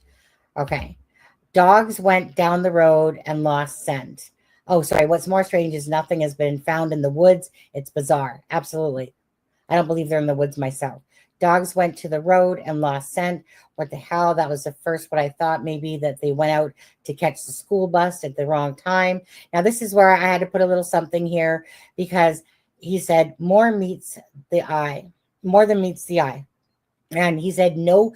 So I wanted to put a comma in there, because obviously we know that the kids were called into school, but he just said no kids were marked absent, but that should have been no, comma. Kids were marked absent at 6:17 meaning obviously on the Thursday and obviously on the Friday, okay? So 6:17 and 6:18 a.m. by Malaya. I have emails from the school to prove it.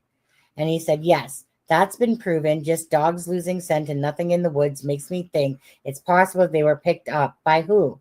Now maybe, okay? And then from the school to prove that, or from the school to prove that. Okay, that's part of it. Yes, to get Malaya away from me. It worked, but the truth will come out, okay? I'm not here to start rumors, but it's totally possible. They didn't vaporize. Exactly, Charmaine, right? They didn't vaporize you guys. They didn't. Right? They're not in the woods, obviously. They're somewhere, and yes, well, we can't say 100%, but I don't believe they are. And yes, the truth will eventually be revealed. Now, they are hiding, hoping all this blows over, but I'm not letting it. I'm doing everything I can for these kids. She does no media. I do media for Lily and Jack. They need someone to speak out.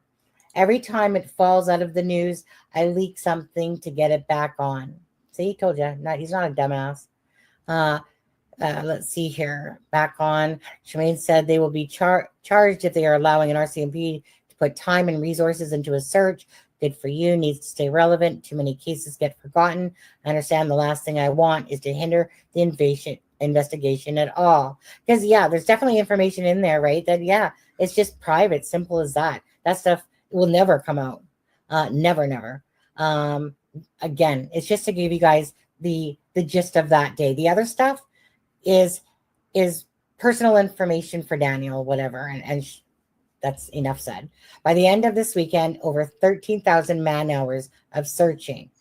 Heartbreaking. So many people care. Now, I've heard that the mom did an interview with Global that hasn't been aired yet. Have you heard of anything about that too? I don't believe that because I became good friends with the reporters from Global CTV and CBC. They all tell me they kicked them out of the yard, and she tells them no media or questions must be asked through the lawyer. The world knows I have nothing to do with it now. I'm fighting to bring them home. Oh my God, they would have to do the RCMP interviews though. So hopefully they're on top of that angle too. Oh my, I was the one that said, here's my phone and lie detector test. Let's do it. I brought that up. I asked for that.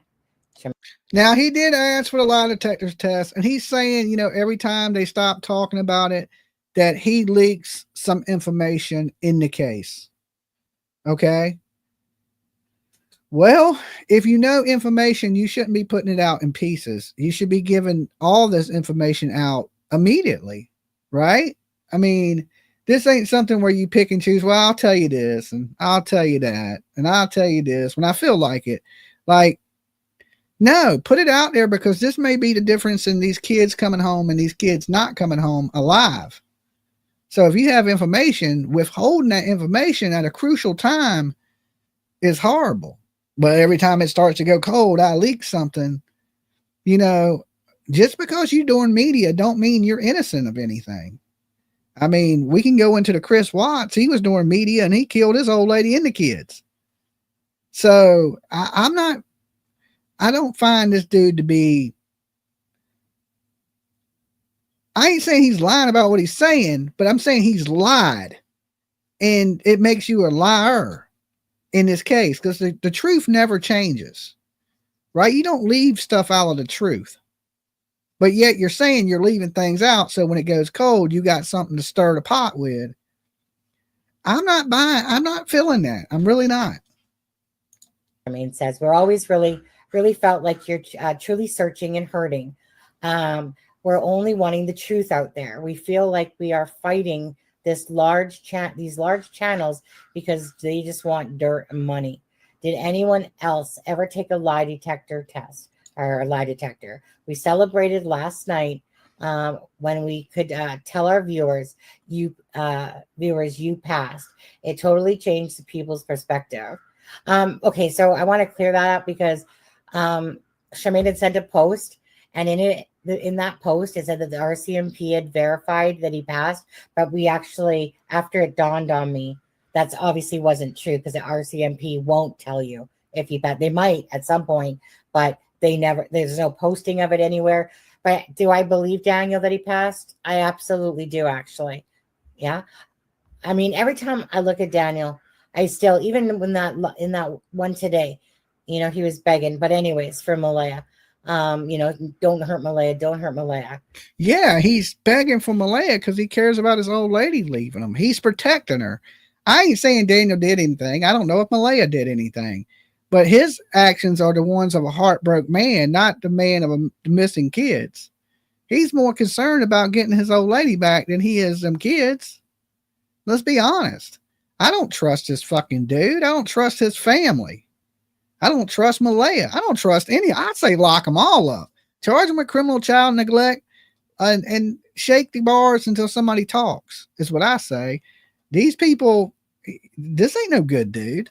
There's nothing, just because he's talking to these people, don't make him a good dude. I still don't trust him. I still don't trust him at all. Both guilty of neglect. Absolutely. That the family's fighting, that shows you something internal is going on. Right? Like, I mean, I don't know. I can't say positively, but listen, I don't trust this dude as far as I can throw him. Not a bit. I get a weird fucking vibe from him. I get a weird vibe from Malaya. I get a weird vibe from every last single one of them. Like, they make my vibe meter go off. Like, it just is what it is. Like, just because you talking don't mean I got to believe everything you say. Right. Basically, it's like she's been through enough. Stop it. Right. Maybe look at somebody else instead. Media is not given the full story. And then she said, I don't think so too. Helicopters can't fly at night either, only drones. Did they have infrared? Okay, said I can't get into the drone technology either. I was urged not to. Okay, anything specific I can't talk about? Well, I can. The drones they got flare technology. They got heat sensing technology. They have speakers on it, loudspeakers on the drones. Like, I fly drones. I know these. I've been out there. Remember when they were looking for Conte? And they were out there all droning. I've met with people that do fire and rescue that have drones, these big $20,000, $30,000 drones. So these drones carry a lot of technology, even the small drones do. So it's telling that these drones didn't pick up nothing. These drones have heat sinking technology. You light up like a fucking firecracker underneath these drones. And they didn't see nothing. Hello, Dolly and PJ. It says you've been live for 6 hours. I've been here for a minute. I've been here so long that lady that cussed me out, she's unsobered up. All things that you've told me, I wouldn't feel comfortable talking about, but I'm just talking in general. And he said, if I tell the truth, but I can't comment on anything, then that will harm the investigation. So let me read that again, actually. I tell the truth, but I can't comment on anything that will harm. Right. He can't comment on anything that will harm the investigation. So basically he feels like certain things, right? We'll come back to that, actually. I love her more than anything. That will never change. I'm waiting for the chance to relive our first date over the waterfalls and walk on a big island beach with the Daniel you first met. She will know what that means. And he said, but I can't get into that because timelines are a part of the investigation. Then he says, Malaya's time of 10 a.m. is false. We can leave it at that. And okay, fair enough. She refers to me as her. Okay, the time of 10 a.m. is false. But that ain't what y'all told the police. Okay? You know, the police got to have a field day with these messages coming out. All right? You're sitting there right there saying y'all gave inconsistent statements. Y'all are saying y'all lied. Okay? And lying to the police is against the law. I know it is here. Elisa, been a member for 29 months. Thank you for being here with us. That is awesome of you. Dolly family, right? Yes, Dolly, he sounds brokenhearted over her, not the kids. That's what I take from it. It's all about Malaya's mama and Malaya leaving and boo-hoo. Cry me a fucking river, dude. Right? Like, I don't know what y'all got going on, but something y'all got going on in that house is made these kids come up missing. and you got some explaining to do. You're sitting there saying you're giving inconsistent stories, that the 10 a.m. story ain't true. That means y'all been lying from the beginning. Y'all's story was rehearsed, scripted as could be. Yeah. To me, if you're lying about anything, especially in the missing kids case, there's a reason why you're lying. You didn't just decide to lie. Oh, let's just lie because it sounds good. No, there's a reason you're lying, and there's a reason these kids are missing. This dude's a piece of shit. I hate to say it. That's just my opinion. He's a big old doo-doo turd. I don't trust him. I don't trust his old lady. I don't trust his family. It's more about their relationship than it is about these kids. You know, he's made that clear. He's made that clear. Partner is, or she refers to me as her partner. Remember in the interview? And he says, that's weird too. She never does wording like that. And then Charmaine says, she seems so nervous. I truly think that her depression and disconnection really hit hard when the reality of the news cameras was in her face. It's so sad. Then again, we go to my mom was napping and came out because she heard me yelling that morning for the kids. Malaya was playing on her phone. Mom came out and said Malaya had this look of worry in her eyes that mom was home. No tears. She wasn't scared.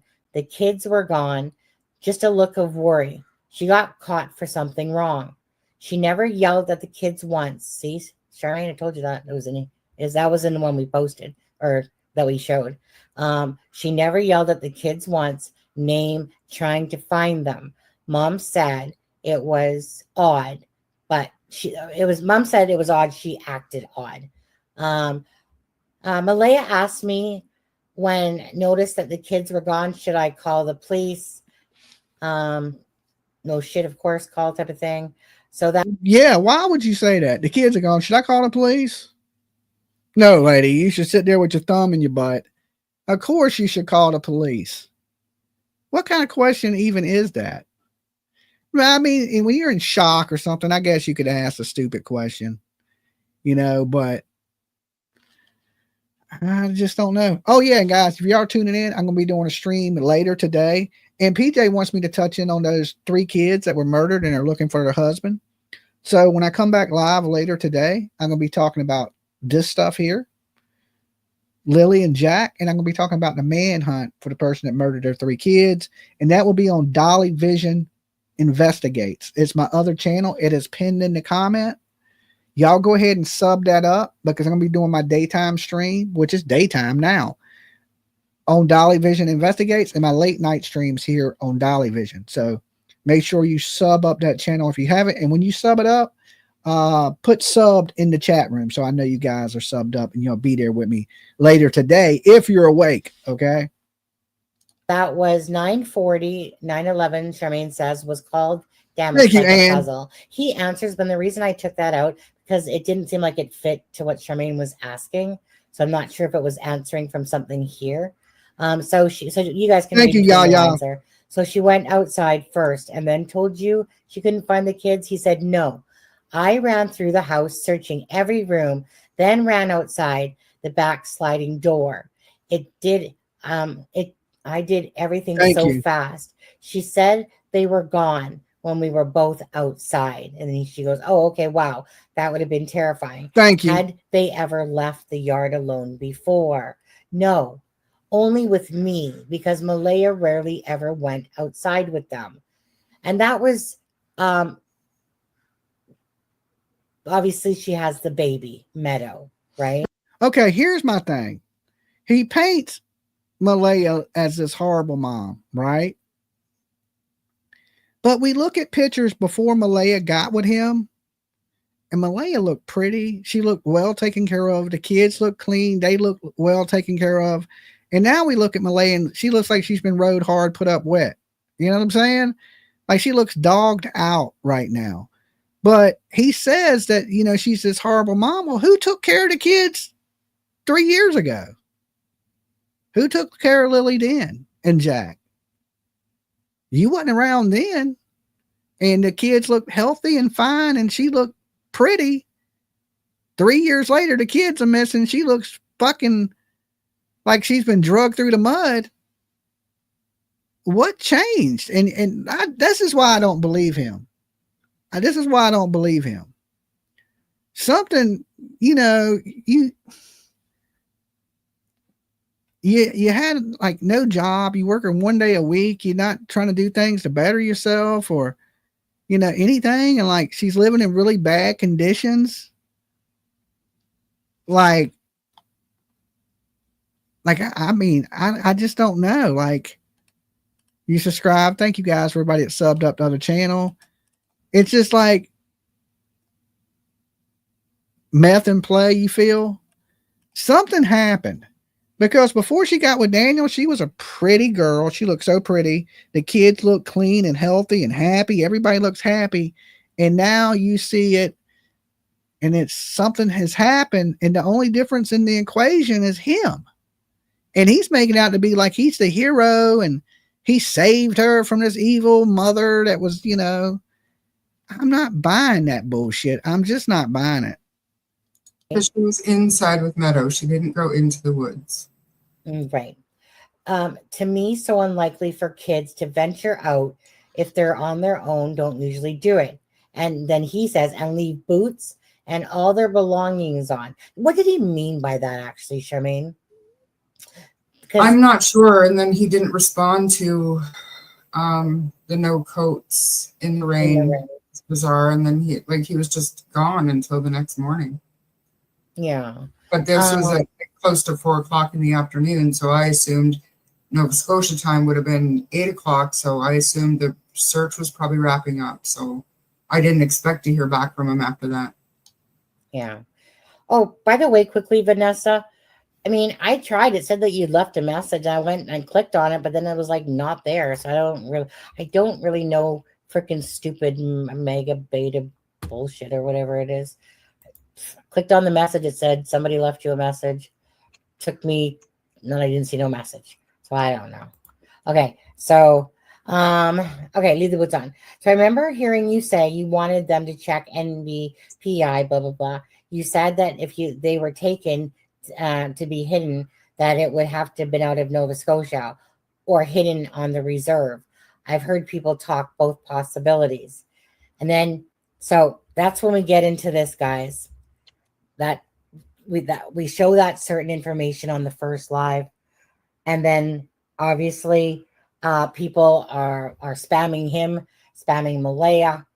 And I mean, he basically reacted to it right away. He wakes up. He has a ton. She has a ton. Obviously, people are like, "Well, how would Daniel know that?" Well, because we said that he was called by the detective that said that basically Malay is getting a bunch of threats, and so he raced over to Charmaine to say, remove all that from yesterday. I'd just like to say that I had to take these screenshots today, and I'm in Alberta now. That's why the time is different. Where I was in BC, it was actually 6:41 a.m. So don't come at me about the time change. It's Apple. It's not me. But it was 6 something a.m. and I was sleeping when he was trying to call me. Yeah. I mean, like I said, you know, oh, it doesn't matter, to be honest. It paints Malaya in a bad light. See, guys? It paints Malaya in a bad light. Screenshots and all. Remove it. So remove it all from yesterday. Remove it. Remove it or now that it paints Malaya in a bad light. Okay, screenshots and all. I have people from all over the world bashing her. He tries calling, right? 6:41. He tries calling 6:44. Remove it all, everything now. 6:46. He calls her again. Remember, this is our time. 6:46. Charmaine ain't awake. I might have been awake because I'm working 6 to 2. And then he says, remove it. And she says, okay, I'm just waking up. I don't know what I did wrong, though, but I asked Sonny to remove it. We were all respectful, and I didn't share anything about the investigation stuff. Sorry, I should have just known people would fuck around. I got 10-hour drive today, but later tonight, if you want to call and yell at me, you can. I'm sorry, Daniel. I'm working on fixing what I can. People are so fucked up. Take it all down, he says. I have over 100 people messaging. Just please remove it. People are attacking Malaya. Detectives told me. We are taking it down. I reported it. And then he said, wait, reported a channel for using it too. So, you're the one that said that. I thought it was him that said that. I was like, no, yeah. We don't know for sure. Sorry, a bunch of stuff. So, let's see. Yes, no joke. People are ruthless.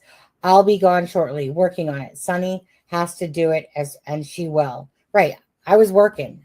Like when I got the thing in, type of thing. And then on my break, I put it to memberships. Then I freaking got to my lunch and I was like, okay, I'm just going to privatize it. I didn't know what the hell was going on myself besides seeing this stuff. And then I said my brain freaking cells. But anyways, doesn't matter. Made it to private. Thank you. But the thing is that obviously his cousin had no problem talking about all this stuff, right? Thank you, Malaya is being attacked very badly. And then that's the last of his messages. He never answered. Sorry. My bad. Let me come back out. Okay. So he never answered anything else after that to Charmaine. But apparently he answered the mod on Justin's channel. But I think what happened there, to be honest with you, if I was just surmising, is that her name was something like, I can see you. And he's like, well, what does that mean? Like, meaning what? Like, what do you mean by that? And then you cannot believe anything that happened on Monkey Boy's channel. And I see you as a suck up, okay? But that was the messages that went out. And, if they believe that this dude, if anybody's having any contact with Monkey Boy, don't believe that shit, okay? They make up more fake shit than anybody I ever know. They run with the biggest pack of stuff out there, like, and people take this stuff seriously, right? Like, I do believe that is real. When he stopped communicating with them, he didn't just go, okay, well, let me talk to ICU, which, get out of here. We know, listen, anybody that's been around the internet for a while, we know what people are fake and what people are real. All right. Now he'll start getting mysterious mess. He'll have this inside source of information. That's how they do it. Right? Like, just people lie to try to keep themselves relevant in a case. And just look at all the effed up stuff he did in the Sebastian Rogers case. All right. Just, it's hard to believe. It's hard to believe. But, we're going on a month. Over a month. These kids have been missing. With no signs of them. There has been some sightings. Okay. The police have followed up on over 300 tips. There has been some people that report they thought they seen them, but none of these leads have checked out to be anything. So, and you would think in a case of this magnitude, there would be more than 300 tips. There'd be tons and tons of them. But no, these kids have really not been seen. They're nowhere to be found. The police have pretty much ruled out abduction. They pretty much ruled out these kids being in the woods.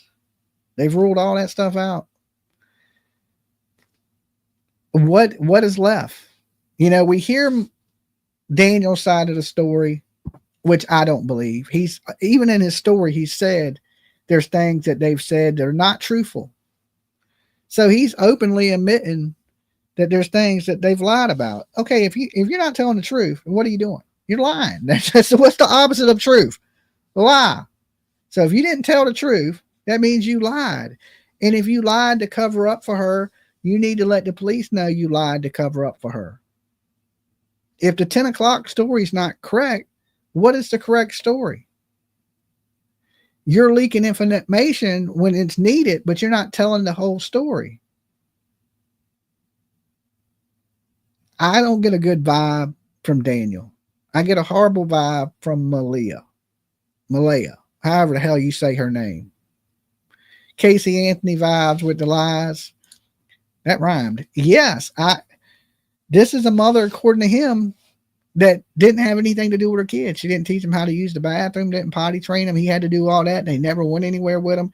He makes himself out to be the great hero that saved the family. He flew in, swooped them off their feet, and took them to the Taj Mahal of trailers. I don't know, dude. I don't get a hero vibe from you. Okay. I just do not get a hero vibe. Yeah, I took them out of that bad condition they were in, and I took them to my trailer.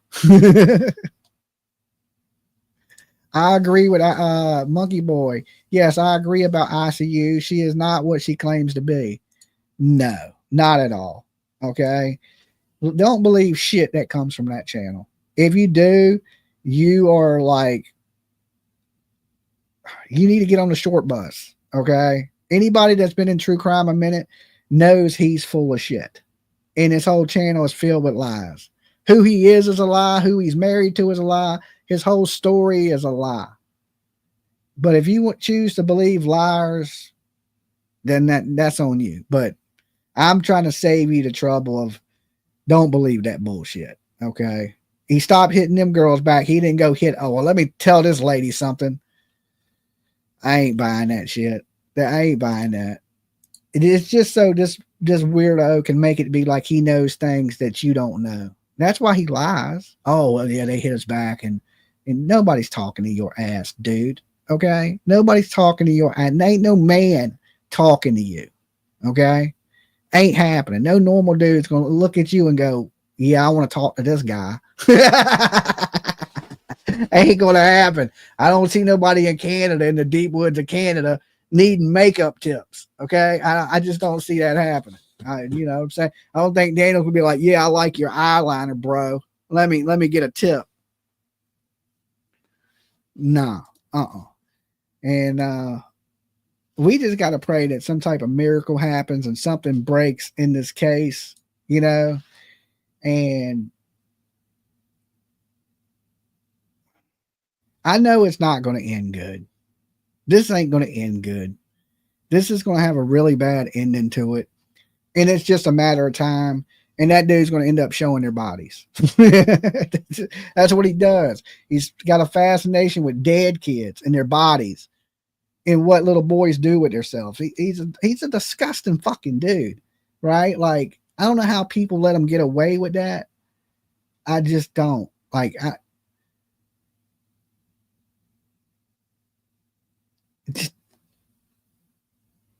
I would tell him to go, you know, I ain't even gonna say it. That'd be bad. I ain't even gonna say it. I ain't even gonna say,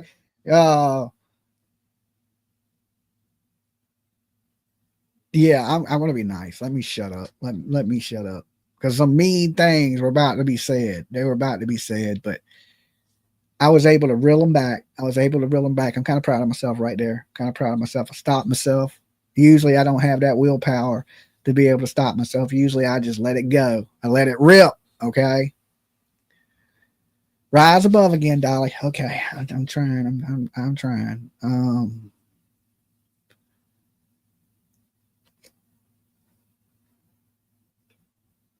I would just say, check his man purse. Okay, check his man purse. Let me stop. Let me stop. So anyway, we need some justice for these kids, right? That the kids don't just vanish. UFOs didn't just abduct him off the planet. Okay, they're out there somewhere. Now I don't know if they're with us anymore. If they're not, I don't see any reason they would hide these kids. Now I could see if the father was trying in a custody dispute and he was trying to get the kids, but the biological father sounds like a piece of doo-doo, right? And this guy sounds like he's a hero, that he flew in like Superman and saved him. Let me tell you, Daniel, if you were so great, she wouldn't have left you. Okay? She wouldn't be putting single ready to mingle on her Facebook page. I'm sure her mama's not holding her phone and her mama didn't take her car and all these things like you're making out to be. This is a 27-year-old woman, and you know you're blaming it all on your mother-in-law. Okay, I don't think that's the case. I just don't think that's the case. You were probably a shitty old man that, you know, people are alleging abuse, and there's a reason why her mother didn't like you and probably wanted her away from you. There's a reason why CPS will not let you see those kids. Okay, let's be honest. We got the CPS involved, and the CPS don't want him around them kids. So what does that tell you? That the police have tipped the CPS off to something, or there's prior domestic altercations that went on before them, and you can't see your kid. She can see her kid, right? But you can't. And there's a reason, even though you don't want to say what that reason is, you know that reason. The social services, they did not tell you. They told you, hey, you can't go around your kid because of this. They ain't going to just say, hey, you can't go around your kid. They're going to let you know. So you know what they're accusing you of, but you just ain't saying it. Be nice now, Dolly. I'm trying to be nice. I can be nice every now and then. I try my best. I'm working on it. Deep breaths. All right, I got it. I think I got it under control. Super Daniel to the rescue, right?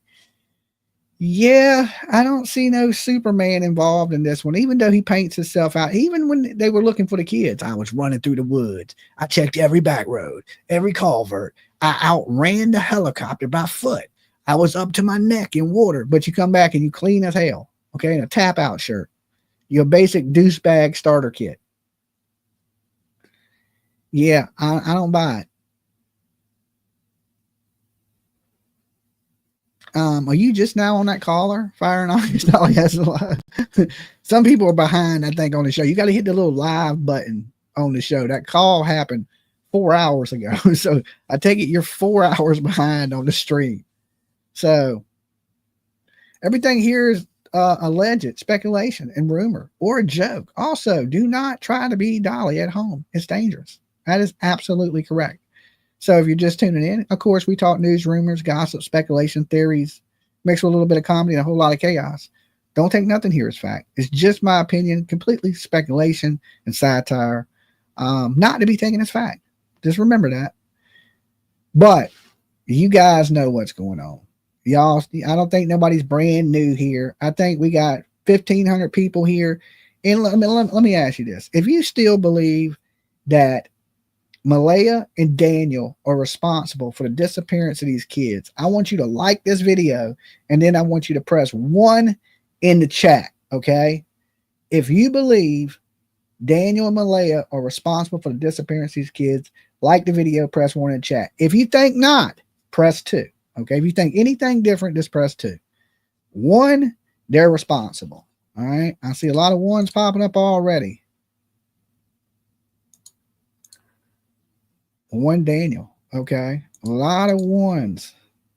So a lot of people is not buying this sad story of him being a superhero and him being the greatest dad in the world, okay? Yeah, I'm not buying it either, okay? Now, who I would like to hear from is Daniel's ex with the kids, the other kids' mama. How'd he treat her? Well, you got to remember, she's an ex for a reason, okay? So I'm sure if that marriage was perfect, she would still be with him. So I'm kind of assuming how that went. But I'd like to hear from her. You know, did Daniel ever abuse you? Did he ever put his hands on you? Anything like that? Because that will give us an indication of how he treated Malaya.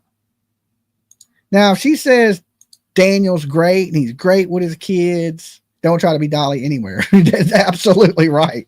Not just at home. Don't try to be me anywhere. I would say that would give us an indication of how he possibly treated his new girl.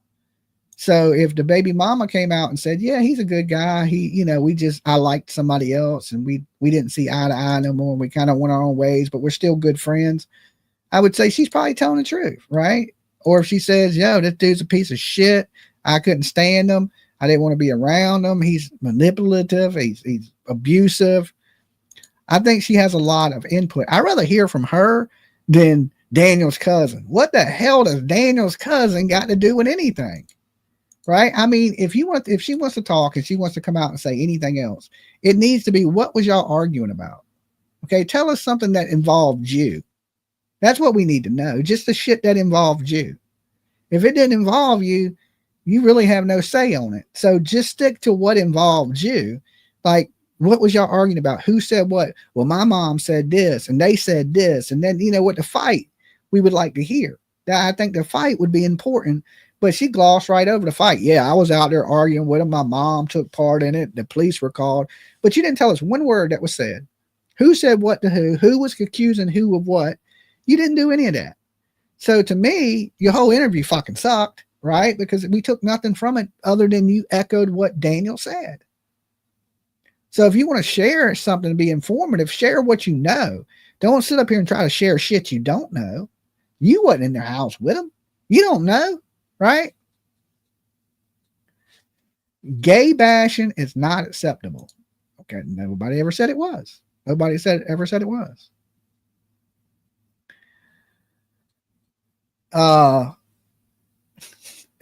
There's nothing. Look, do whatever makes you happy in this world. Just don't be a douchebag while you do it. Okay, don't be a shitty person on top of it.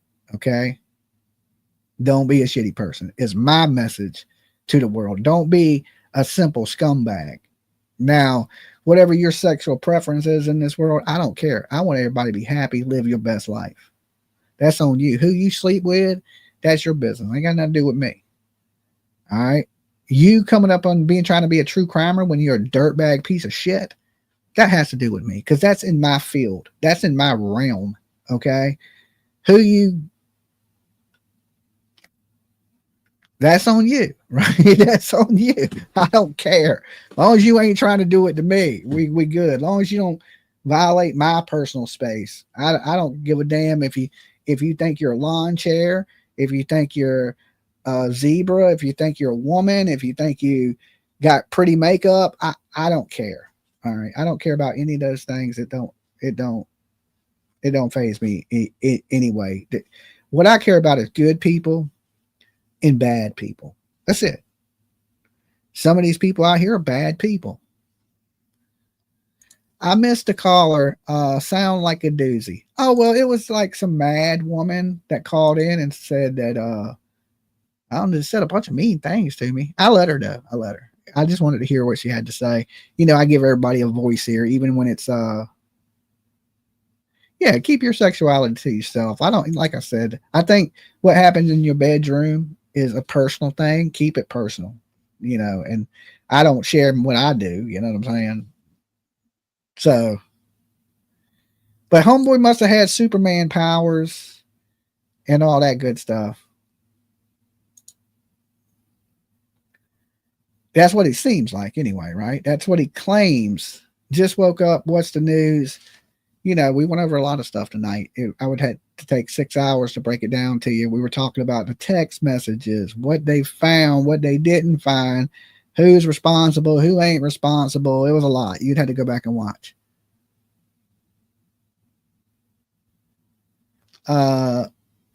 No, what energizes me is I slept for 24 hours. Okay. I slept from the time I got from the doctor. I came home, went to sleep, and slept for 24 hours. And then I got up ready to rock and roll. Okay. Can only keep a good man down for so long.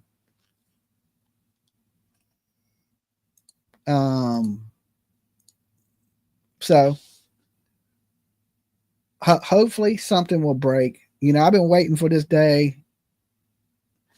Shout out to all the people still chilling up with Dolly. Yeah, there's still 1,500 of you in the room all night long. All right. Has Daniel went to family court to see Meadow to get visitation? I don't think so. Right. He's hoping that these messages on YouTube get out to her. And apparently it did. Right. Because you hear he's saying detectives are saying that people are threatening Leia. What does that have to do with what he says? How come how does he know it's threatening because of that he's talking and people ain't just making their own threats? Right. And how are they threatening her? She keeps deactivating her Facebook. Right. So is she reading the messages on Facebook? That's where you made your first mistake. I wouldn't read any of that shit. So I don't think people are really threatening this lady. I don't buy that. I think these messages got back and she's seen that Daniel was kind of throwing her under the bus and making her out to be a bad mom, and she got mad. And he's more worried about his relationship with Malaya than the actual truth in the case. He's made that really clear. Now, this is if these messages are him, but it appears that they are him. Just from my opinion, I believe it to be him. Do you guys believe it to be him? Press 1 in the chat if you believe it's him. Press 2 in the chat if you don't. I'm just curious of where you guys are at. I believe it's him. I truly do. I don't think the Canadian girls are lying. I believe they're him. Just by what he said. I see some 1s. 2 if you believe it's lies and it's not him, they're made up. And plus, if they were going to make up a conversation, would they have made up one so long? That's a long ass conversation. Good Lord, it took us an hour and a half to get through it. So I think if you're going to fake something, you're going to fake a quicker version. I would hope so anyway. But she knows. So far, people believing these text messages are from him. I mean, 8:13 in Nova Scotia. I just woke up and tuned in really late. LOL. Did I miss something? Bobby Joe? No, you didn't miss anything. We were just going over the messages from Daniel where, he's pretty much pointing the finger at Malaya and her mama, that her mama's the big, bad, evil mother-in-law. And Malaya's being held prisoner right now. Okay. By her phone, her car, and her single status is being held prisoner by the big old bad mother-in-law. And it's all her fault and that type of stuff. He sounds like a broken-hearted dude that's crying over his woman. And like, I want to see some real tears from somebody. I don't care what you're crying over at this point. Cry over, cut an onion. Okay. Chop up some onions and cry. Like, just no tears says the world to me. Like, there got to be a reason none of these people are crying or sad about anything, right? Like, the mother's lawyered up. She ain't saying nothing. There has to be a reason. She's not out looking for a kid. Would a normal parent do that? Okay, even if I lawyered up, I'd still be out looking for my daughter. Matter of fact, I got to pick her up in a little while. And then I got to take her to the eye doctor. And then once I get back from that, I will be screaming on Dolly Vision Investigates. It's pinned at the top if you ain't subbed up yet. And I'm going to be discussing the 3 kids that were brutally murdered by their father, and he's on the run. And we're going to be talking more about this case right here and the lies that Daniel and Malaya, well, mostly Daniel, he basically said there's some things in there that wasn't true. The 10 a.m. call, not true. So he knows more than he's saying. And it does suck he shut down, right? I wish they would have been able to get more out of him before he shut down. And I think this is a learning experience for these young ladies over there on the Crime and Shame, is before we put the phone calls out, let's get a few of them. Let's gather more stuff and then release them. Because if we release the first one, he may shut down, right? I don't think they really took that into consideration when they did it. But next time, hold that. Okay, I know it's hard when you got something juicy. I subscribe to your new channel, Dolly. It's not a new channel. I changed the name of it. It was just Jam. Now it was Jams TV. Now I changed it to Dolly Vision Investigates. Right. So I'm going to be doing my daytime streams on that channel.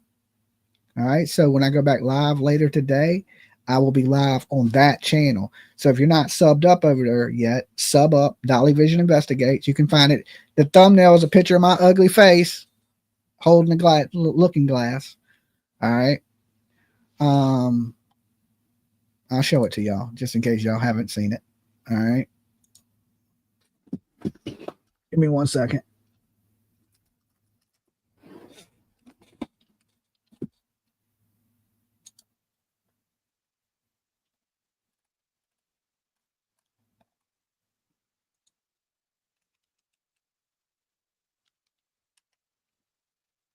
Right here. Here's the channel right here. Damn. She's like, oh, it's just an. All right, hold on.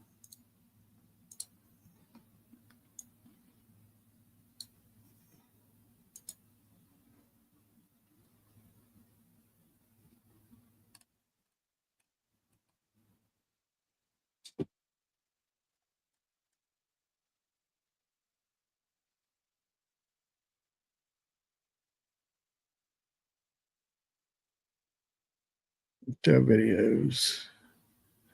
Okay. This is what the channel looked like. Bam. It has a bunch of my old videos up there.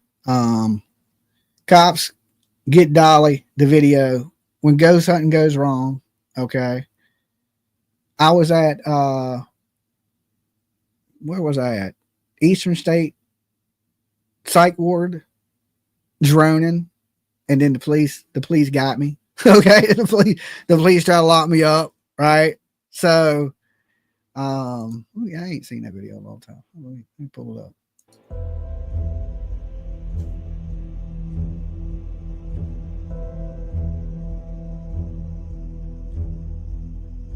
This place is spooky.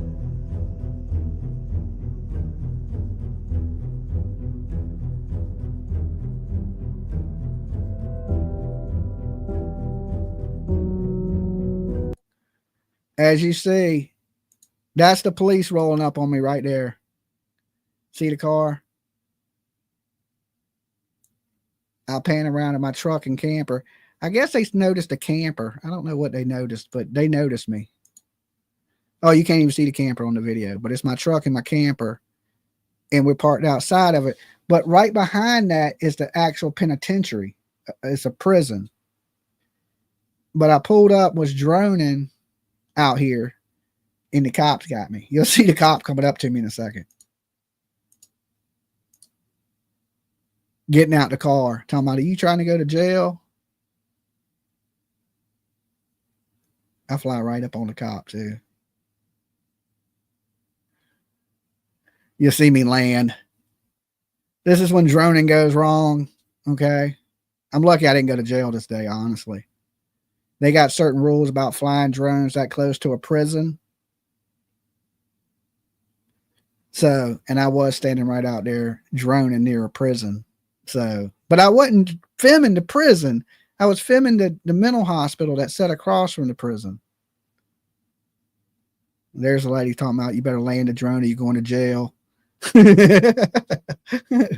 So you see the old insane asylum. Now this sane asylum is when they used to electric shock people and give them, like, you know, where they jolt you with the electricity, and they use that shock therapy to try to make you not crazy. The place looks haunted as heck. It is. So I you know, before, what you don't see on here is I flew the drone into the building. And I was sketchy about posting things because, you know, they already had threatened to put me in jail. But let's jump over to this. PJ is taking over. All right. She's on a video on these 3 kids missing. I'm going to be talking about this later. Plan for help in this type of situation. Make sure y'all sub up PJ. We have the Cody alert for poor baby Cody Bigsby, who was unalived by his dad, and he's serving prison time extensively, and they never found Cody. But for me, it's just, I want to make a difference there too. Like, I want to make a difference in other states, and I don't know how that's possible because, you know, most of us come up here as content creators or people that just talk on YouTube and just spill our guts and talk about things and rant and rave and complain, but like, how do we go above and beyond that, past that? How do we go to, okay, now here's the solution? All right, y'all sub up PJ Vision. This is my producer. With this man, anybody that believes they see this man is not asked to contact him. Like, do not go up to him. Do not try to stop him from traveling. If you see him, you're simply asked to call the police instantly and to keep going about your business. And so if this survivalist happens to see you, You know, in his mind, he's probably instantly going to be like, okay, yeah, I've been spotted. I got to get out of here. So, like, I don't have much faith in the system. As we've seen, it's completely flawed. And this is a prime example. Thank you, Helena. I love my floating hearts. Good morning, PJ. Good morning, Truth. Nina, we have to do the homework when voting, especially voting for judges. Was that a judge thing? Is that where the custody issue came in? I did read in that same article that the custody plan, I guess, was different, and then it got changed. And so the adjustment to the custody plan was to where his parenting time was now every other Friday, and it was not overnights. And so the mother, when she reported that they were missing, she stated, hey, he's never been late before. He usually drops them off and everything is good. And the judge that ordered visitation. But see, that's the thing. There's another thing where people discuss, like, well, he was homeless. Why would he? She is talking about Travis Dexter, the man who suffocated, apparently, his 3 children, and he's on the run, wanted right now. And thank you, Sage, for posting PJ's link. Make sure y'all sub her up. She talks a lot of good stuff that we talk, and I'll be talking this case later today. Like, you shouldn't take a father away from his children. He's got rights like any other father that's a loving father that just happens to be having a bad time and is homeless. He should still have rights and have his children. So at what point in time there in this story did somebody need to stop and be like, hey, look, this is not right. These children do not need to go with this man. And what snapped? Because it's almost as if we're supposed to be predicting behavior, and that's not possible. But if we see signs, 1, 2, 3, and 4, and this man clearly had signs, because their divorce and stuff stated where he would wake up in the middle of the night and just randomly start screaming at his wife, and that's unpredictable behavior. And to me, so that's basically horrific for these kids. Like, what if he suddenly became unpredictable during one of their visits? Like, I just don't understand who agreed for them to still continue to be going with this man. And now he's done unalive these poor little girls. The mother is, I would be unconsolable. I just can't. But now he's wanted. And so as of last Friday, what has occurred? He had visitations. They were dropped off. He never brought them home. The mother called 911. No Amber Alert. We've talked about it on Dolly Vision this whole freaking 6 months, I feel like. The Amber Alert system is broken at this point to me. They said that they requested an Amber Alert 2 times when they did the press conference, and that they were denied by the state. And so, therefore, they didn't ever get an Amber Alert. So nobody was texted saying, you know, look out for the white GMC or Sierra. He had a white truck that the girls were found by. They were found by the truck. So, like, once they determined what the truck was, they located his truck. They found the girls, like, 500 feet from his truck. And so, had you issued an Amber Alert, the truck would have been on the radar of a lot more people, because you would have sent text messages, not emails, out notifying the public. Thank you, Helena. That this truck was wanted in these little girls' missing disappearance. Hey, they're missing, you know, we need to find them. Do something more about it than just send out an email.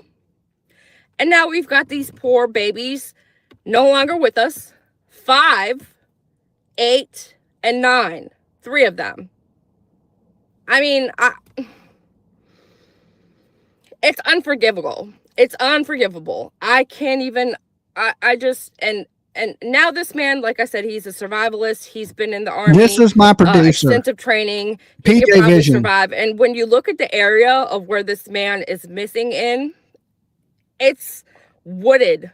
It's like trails, hikes, mountainous. And he's like a military guy, a militia dude. Protect your senators. Let these laws change people. Yeah, I mean, So for he ran real. into the woods to hide. I know here with the Cody alert, we get a text message, but I don't believe it's as wide or as nationwide as it should be. But with cases like this, they got emails sent to them. Like, who the hell? Press 1 in the chat if you've seen an email before in your life, ever, about kids that are missing. These little girls could have been saved if they had put out an Amber Alert from the start. I agree. They sent out emails. They didn't meet the criteria. Oh, and the sheriff or the police personnel that was talking Like had that, the audacity, the nerve to say, how did he word it? He said, they requested an Amber Alert, and had the mother stated that the father had said something to the likes of, oh, if I can't have you, nobody can, then that would have validated an Amber Alert and they would have sent one out. What? That doesn't even make sense. So if he had said, like, hey, I intend to harm these children, then you would have sent an Amber Alert. But I mean, the fact that he hadn't returned them, you don't think that's, it's just, blows my mind. I gotta go back to work. Well, I gotta go into work. I haven't been to work yet. I slept so long, I'm so refreshed that I don't even know what day it is. I gotta go back to work. Anyways, you guys are the best. Start with your local. Brandy, where's your account that had the...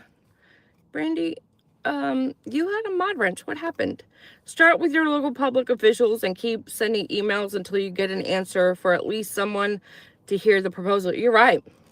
And I need to do that. I believe that we can draft that up somehow and maybe do like a rough draft for people to be able to copy and paste. That's the mother of Michael Vaughn. But that's a great idea. You're right. We need to do something because we can't just sit here and rant and rave about it every time that it happens and just do absolutely nothing. But yep, on that note, I gotta run. You guys, thank you so much for being here. And let's pray they get justice. Remember when I was saying you never know what family members in the room, right? So Brandy Neal, which is the mother of Michael Monkey Vaughn, she's in there with PJ, watching PJ right now. Okay. And we always compare Monkey Vaughn to his mother, to what a missing mother should be like. You know, she's became over the last couple of years an advocate for missing children, you know, and we see her, you can see her pain, you can feel her pain, all those things. Now, you know, she's talking about this man today, Travis Decker, which murdered his 3 little girls. And PJ, you heard PJ talking about their ages, and they were found near a truck. Now, a lot of why this was going on yesterday, I was asleep.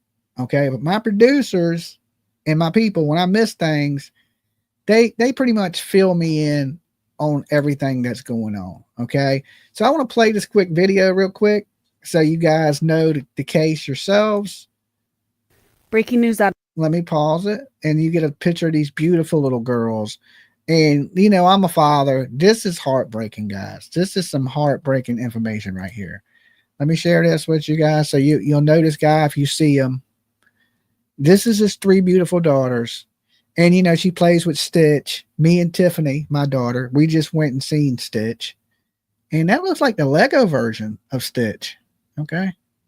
Out of Wenatchee, 3 young girls who went missing during a custody visit with their father have been found dead, and police are now searching for him in connection with their murders.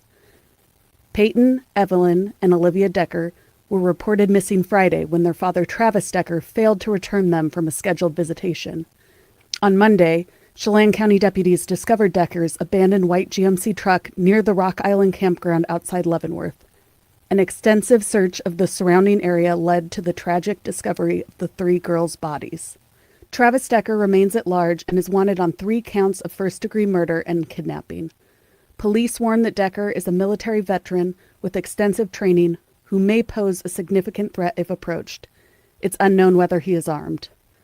Authorities describe Decker as 5'8", 190 pounds, with black hair and brown eyes. If you have seen Travis Decker since Friday or have any information about his whereabouts, police urge you to call 911 immediately. Do not approach him. Okay. First tonight, we are staying on top of breaking news. Right now, we are moments away from getting an update from investigators after 3 young girls, sisters, were found dead in central Washington. Multiple agencies are searching tonight for their father charged in their murders. Looking live right now from Wenatchee, we're going to bring you that news conference live once it begins. Looks like we're just moments away. Again, this is in Wenatchee, where investigators are going to bring us up to speed on exactly he's what on they the know run about what's happening there. Let's listen in. Apparently, the kids were found near the truck. He wasn't in the truck. He is on the run. He is wanted as we speak. So, And what would make this man do something so horrible? And, you know, him being a military vet, you know, they believe he's ran to the woods, and he's probably one of these survivalist type people, and it's going to take forever for them to hunt him out the woods. So not good, guys. Not good at all. This man is on the loose, and he, you know, if approached, he could hurt somebody else. And it sounds like they are maybe getting ready to begin that news conference, and let's go ahead and listen in. Police Department. This is Sheriff Morrison, obviously, with the Chelan County, and I'm going to start out the press release and talk about how we got to where we did just a couple of days ago, or just yesterday. So I'll start off and give you a timeline of the involvement of Wenatchee Police Department in this case. On May 30th, at about 9:35 p.m., Wenatchee police officer Corporal Gonzalez responded to a call of a civil complaint. In responding to that call, he interviewed Whitney, the mother of the 3 young girls. There was no reported history of problems with the parenting plan. There were no reported, or there were. Dolly. Hey, Dolly, this is Michelle, and I'm watching you live. Hey, Michelle.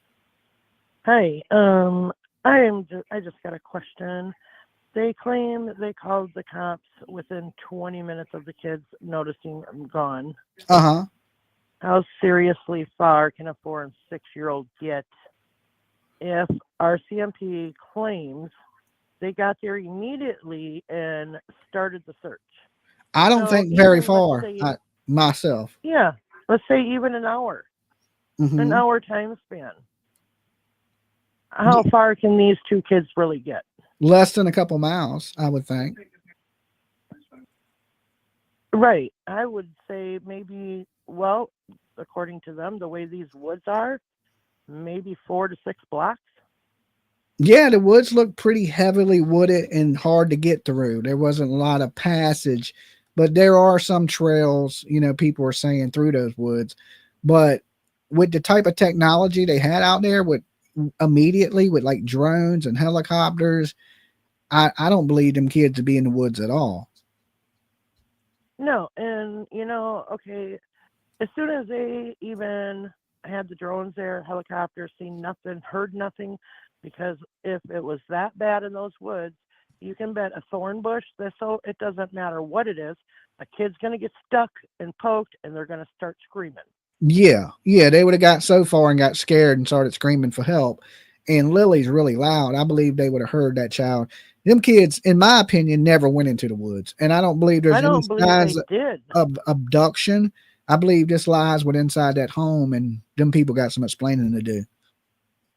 Yeah, exactly. And, you know, and why didn't the RCMP and all these investigators, you know, right away, I mean, come on, they said they started the search immediately.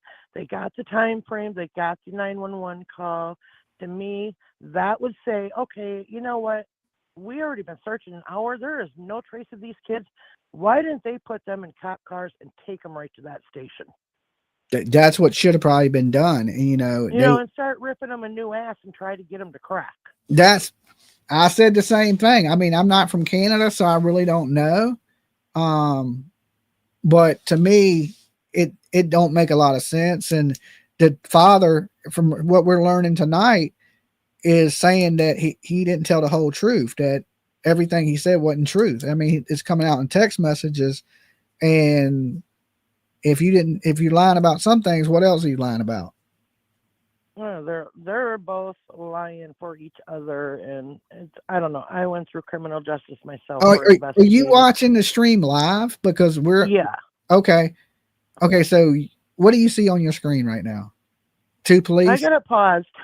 Oh, okay. All right. Because we've started talking about these 3 kids that were unalived by their father, and there's a manhunt for them going on now in Washington, and he's on the run. He's a military guy, but they found his truck, and he was having the custody dispute with his baby mama, and he's done unalived to 3 kids.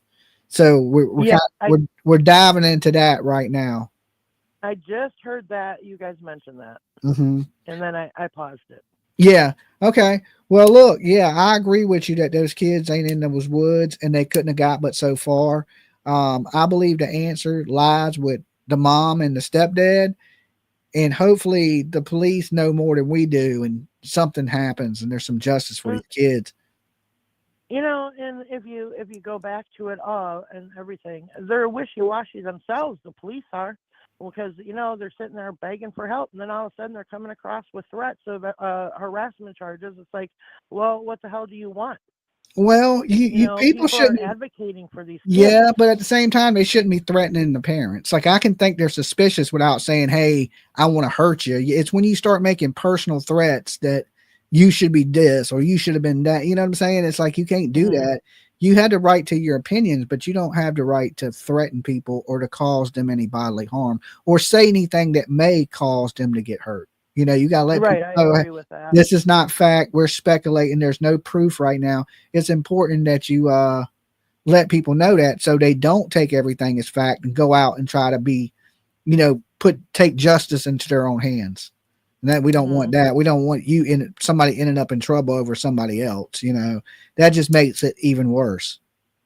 I just don't see how they can rule this out, but yet they don't have those parents down there and interrogating the hell out of them. I know. I said the same thing, and they're kind of pointing the finger at the parents without directly pointing the fingers at the parents. But we'll see where it goes. Only time will tell, and hopefully there'll be arrests in this, because it's, if YouTubers keep bringing attention to it, the police are going to keep pushing for answers. It's when things go quiet that we got to worry. And I don't think YouTubers are going to let it go right now because they done grabbed onto it.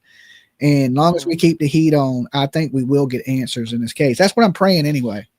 I'm praying too. I hope they're found, or, even just so they can rest in peace if that's the case. Yes. I appreciate it's not, but I appreciate you calling. You be good. Have a safe day. You too. Thank you. All right. Peace. Bye-bye. Okay. Not to get too sidetracked there. Let me jump back to this and we'll go over this press conference. And like I said, I'm coming back today around 3. I have to take my daughter to the doctor, and we're going to be covering all the information in this case, any new developments on this case right here, because what this man does, he needs to be found immediately. He is extreme danger to the public. If you can do this to your own kids, imagine what you can do to a stranger. Okay. If he's willing to unalive his 3 kids, he will easily hurt somebody else or take hostages or break into somebody's home to hide out in. This dude is really dangerous, man. I'm sorry, there were reported concerns of Travis being homeless and financially stressed recently. Whitney was clear that during... And I will be back live on Dolly Vision Investigates. It's pinned at the top. Make sure you sub it up. We'll have all the information on this case and anything that breaks in the Lily and Jack Sullivan case. So if you haven't yet, make sure you sub up Dolly Vision Investigates. It's pinned at the top of the chat, and my mods can post it in the chat room for you guys, and just join up there, and that's where we will be at live later today. The exchanges that had occurred in the past, that Travis was very communicative with her in any deviations from the... Okay. Hey, nice to see you. Now I know who you are. No problem. I try to be as fair as I can. I think you ladies did a good job in what you did. You did a lot better than a lot of people did, because you got information. I love them, which I believe is important to the case, the things he says. Now, I know all YouTubers ain't going to agree with each other. We're going to have our different views on what was said and how we perceive it. But I think it's a good thing to put the whole conversation out like y'all did. Now, honestly, I wish you would have not put it out, right, and waited until we talked just a little bit more and then put all of it out at once, but hindsight's 2020, you know what I'm saying? So that way y'all would have had more to him talking, because he opened up to you a lot, considering he said, hey, I don't want to talk. And then he just basically spills the damn beans, right? Now, like I was telling the chat, the person out there accusing y'all of lying and things like that, I knew it wasn't a lie right in the beginning. I can sniff out a lie pretty good.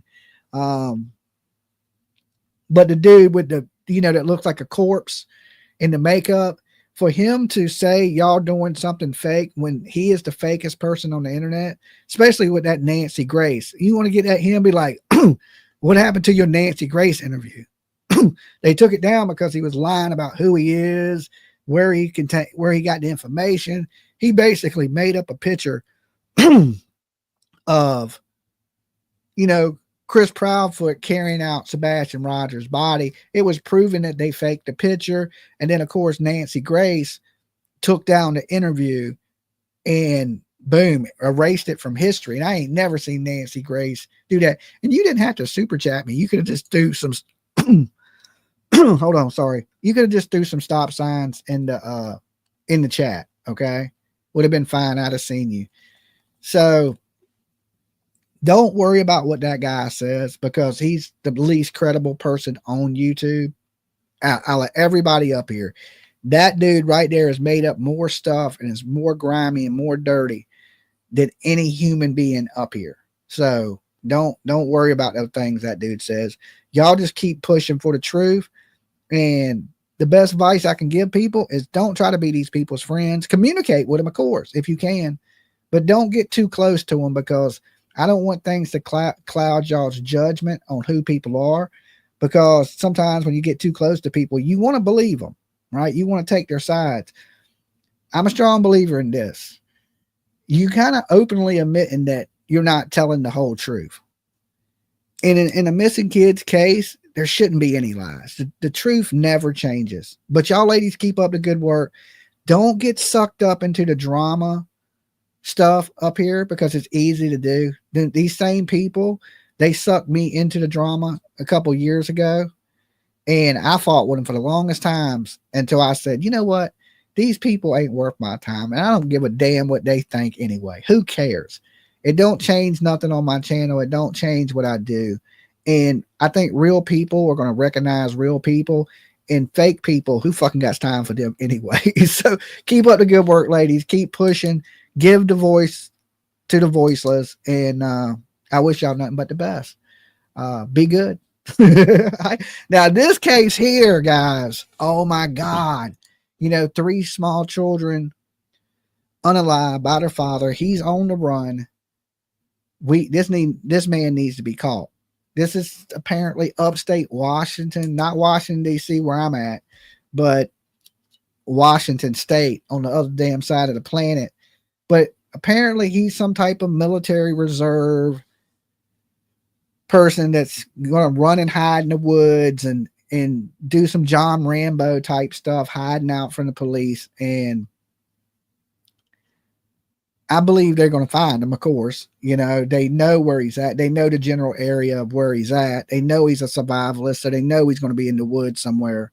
It's just a matter of time before they catch him. Sometimes these dudes can run for months, especially if they know the area and stuff like that. Man, this is the worst case scenario, and usually, I'm gonna be honest with y'all, when because PJ was talking about there was no Amber Alert, and we've been over here preaching about how the Amber Alert system is broken. When you're under the age of 10, you are in extreme danger no matter what. That we need to change up our Amber Alert system, especially here in our country, and I believe in Canada too. It has to be fixed. There's flaws in it, and now I can understand. Like I said, this is what got me. Sebastian Rogers, 15 years old, Hendersonville, no sign of a kidnapping. Amber Alert goes out. Okay, we got Jack and Lily, 4 and 6 years old, go missing, no Amber Alert. Like, it was like the Canadian police didn't want to disturb people. Okay, like my phone vibrating me, telling me there's a missing kid. Is that the end of the world? Who would ever just said, oh, fuck these text messages, and slung their phone down? I don't care if it's something important and you text message me. Listen, I get 300 calls a day trying to give me insurance on my car motor, my damn warranty on my car. And it's all these telemarketing calls. I can save you on your damn everything. They blow my phone up constantly. You think I care about one call that comes through that says there's a kid missing, keep a lookout? I don't think that disturbs people, and you have the right to opt out of that, which I don't know why you ever would. if any mother or father turns off the Amber Alerts on their phone, you need a good slap upside the head. Okay. Like if you're too, because one day it could be your child and everybody thinks this can't happen to them. It can happen to anyone. It can happen to one of your grandkids right now. It can happen to anybody. So never turn off them alerts. Okay. Never do that. So I think there should be more of them, and definitely dealing with kids under the age of 10. I don't know what needs to be done to fix it, but hey, if anybody wants to advocate for it, I'll stand right behind you with a little more brains than me. But if the law needs to be changed, or how you even go about turn a bill, the law had to go back to school for that shit. But we need to fix the Amber Alert system. And there's no reason. I ain't just picking on Sebastian Rogers, but I feel like there should have been an Amber Alert more in this case with 2 missing kids under the age of 10 than in the Sebastian Rogers case. Now I'm glad they put out one in the Sebastian Rogers case. But these kids, it's important that you get these out there. Now, I'm going to have to say this. Usually when an Amber Alert comes across my phone and a dad didn't return his kids, that's always how it happens. It's mostly that is what I get. I look at it and I go, no big deal. This is a mom and dad fighting over their kids. It happens all the time. I went through custody battles with my daughter when she was young, with my baby mama, because she was kind of mean to me at the time. Now we get along great. But there was times we didn't get along great. And, you know, anything I did was terrible. It was just terrible. So when I see these things, I'm just thinking, man, this is a dude fighting with his baby mama. The kids are okay. That's usually what I think when I see these Amber Alerts come around. But you still got to pay them attention to be serious about it, because look at this case. It wasn't like that. This was a father that did hurt his kids. And in the day and age we live in, I hate to say it, parents be killing their kids, and it's heartbreaking and it's sad. So when we see these, I need to pay more attention to it. And like I said, I usually myself look over them, because I'm like, oh man, that's just some lady mad at her old man, and he kept the kids. He probably slept in. They'll be back later tonight, right?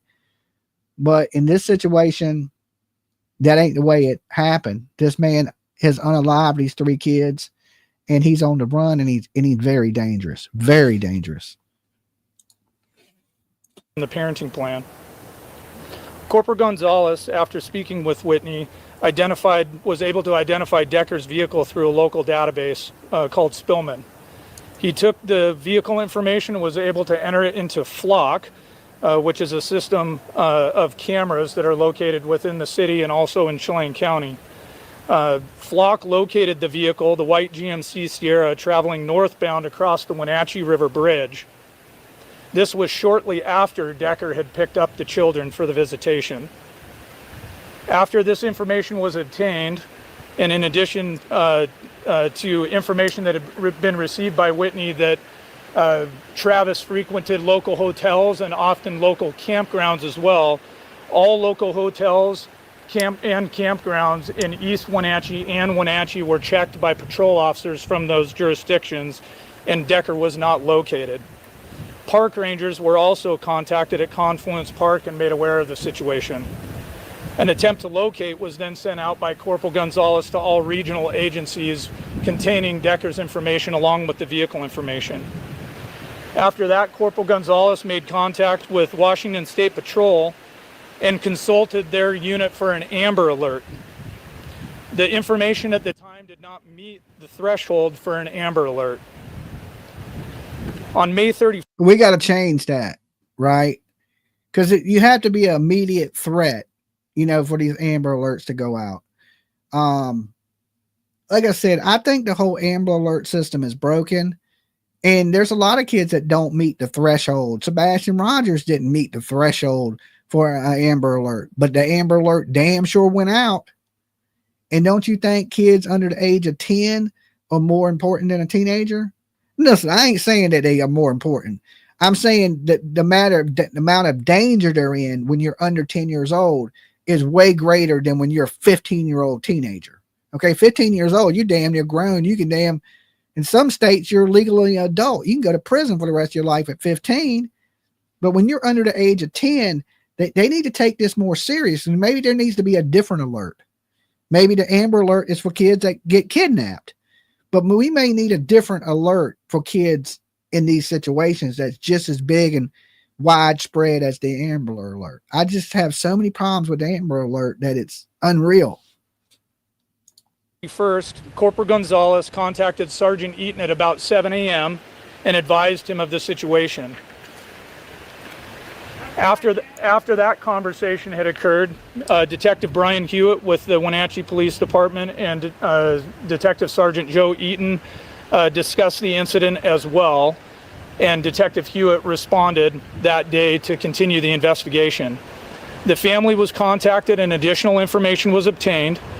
He learned Travis and the daughters did not arrive at a planned 5K running event that morning, which was out of the ordinary to Whitney. Travis had had a recent history of attending and being present for all the daughters' events and programs. And, excuse me, at that point, Detective Hewitt started to reach out to some. Jen says Amber Alert is only when confirmed kidnapping. Jen, that's not the case. Amber Alert went out for Sebastian Rogers. I've seen Amber Alerts go out for other kids that was no proof of any type of kidnapping. So it's like they use it. If you're in extreme danger, they can issue it. All right. Because I talked to the Virginia Beach police here when Sebastian Juan went missing. Y'all remember they found that young boy dead in the ice? Well, when I was out there searching, the police thanked me for being out there droning and searching. And I asked them why wasn't an Amber Alert issued, and they said they were thinking about issuing one, but even though that the kid, they didn't believe he was kidnapped, that he may be in extreme danger, and that was enough for them to possibly, hold on, caller, issue this Amber Alert. But they did issue what we call here in our state a Cody Alert, and that's any missing child that may be in danger. And that's how I was notified that this young boy was missing. And me and PJ went out and helped search for this missing boy. He was found the following day. He had fell into the ice and tragically lost his life.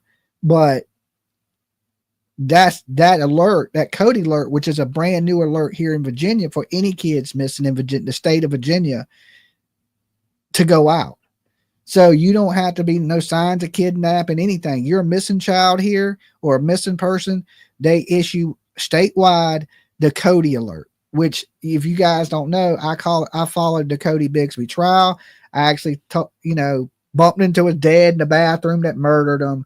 I was out front. I confronted him outside the courthouse and asked him what he did with the baby. Where's the baby? I hit him with the where's the baby? And I watched him go to prison for 40 years.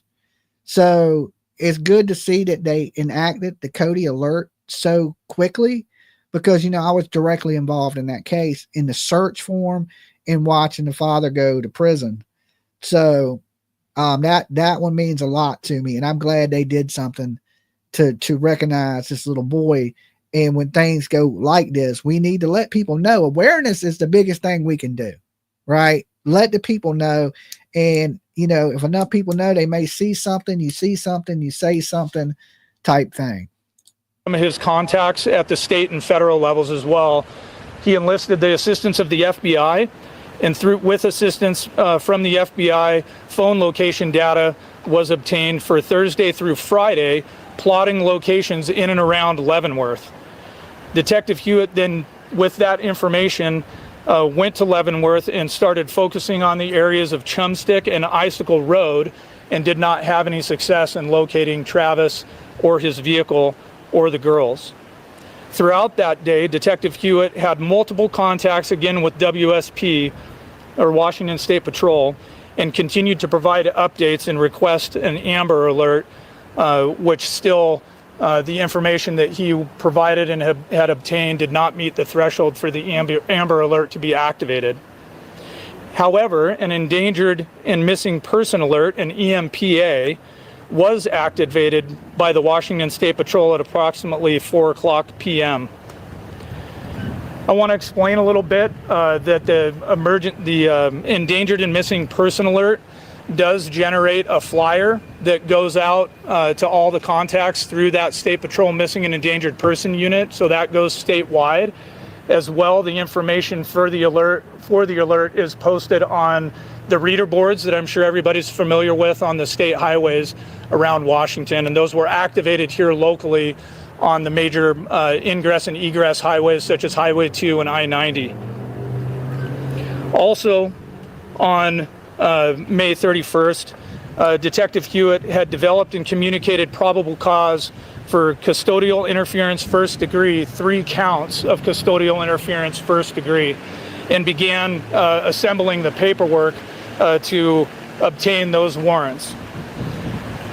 The following day, on June 1st, Detective Hewitt conducted additional follow-up and completed his initial report and request for the arrest warrants for custodial interference, which were granted and later entered into the system.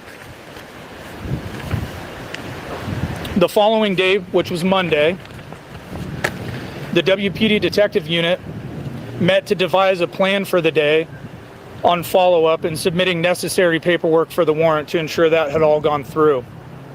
WSP was contacted again, referenced the Amber Alert, yet we still didn't meet the criteria.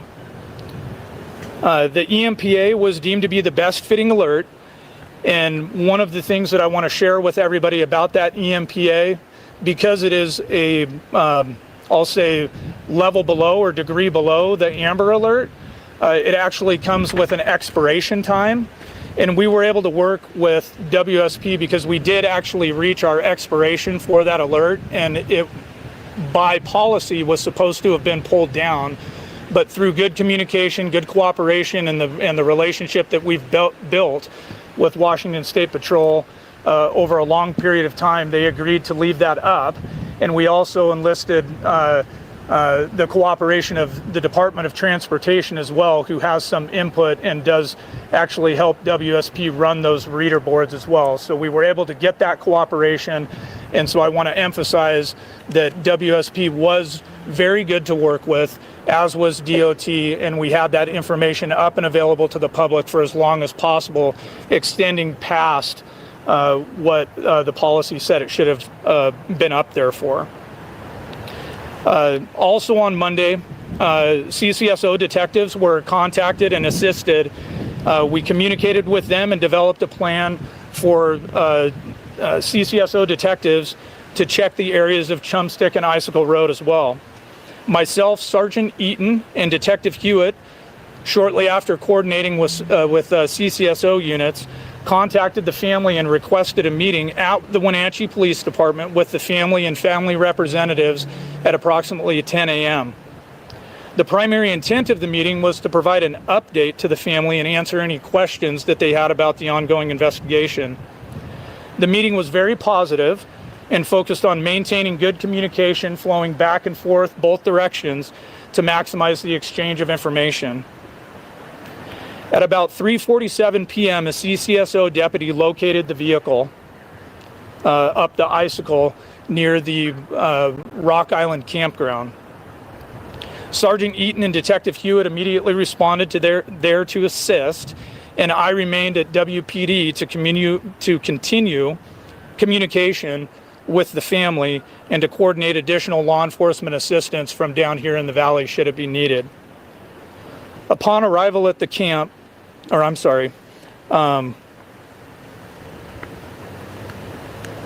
upon arrival up there, the WPD units that responded connected with CCSO deputies that had responded to the scene as well.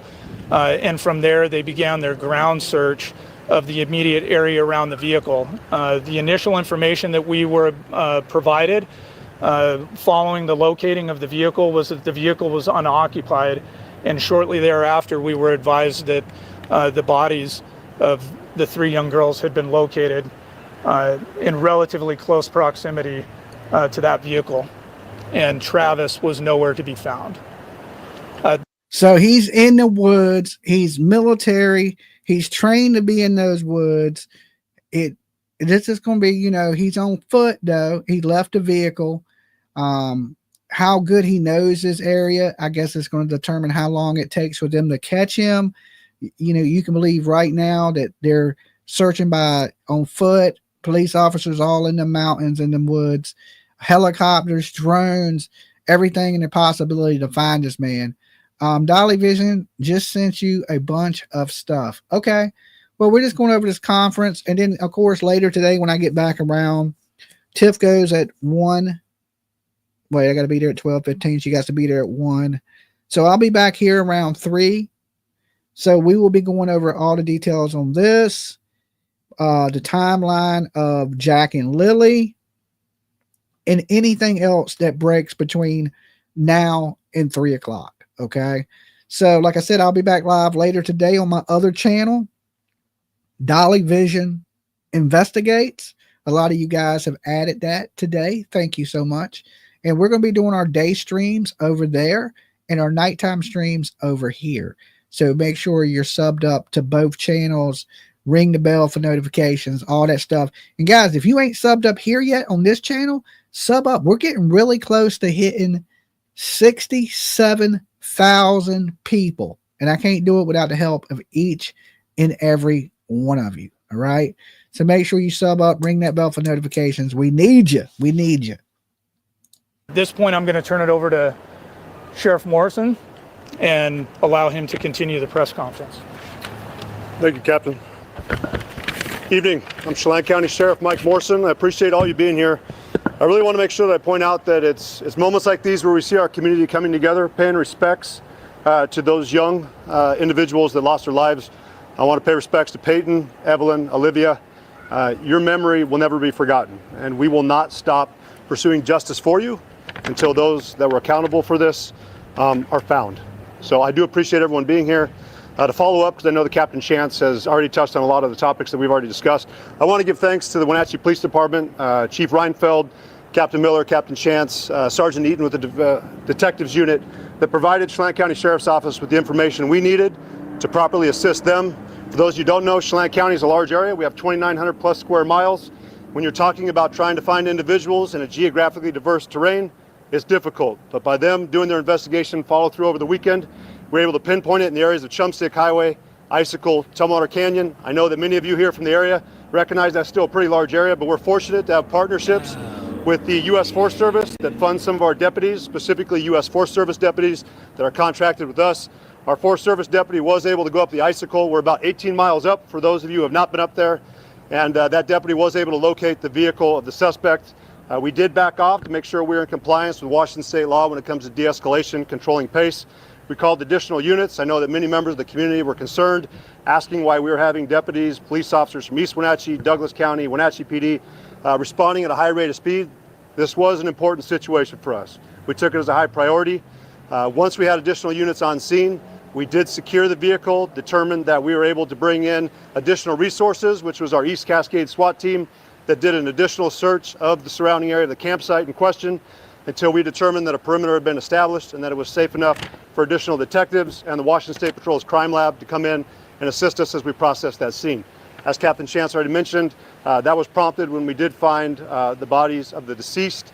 Again, our condolences and our heartfelt sympathy goes out to the Decker family. We know they're struggling, but I want them to know they're not struggling alone. We suffer as a community. It has hit many of us hard. Going on 20 years, I don't think I've had a situation that has really almost prompted tears to come up. We feel for the family, and we see as everyone else is out here, they're not suffering alone. There's a lot of people here supporting them. We were able to do a extensive processing of the scene throughout the night while we maintained perimeter security. Once that was secured, the vehicle was taken back for an additional search warrant.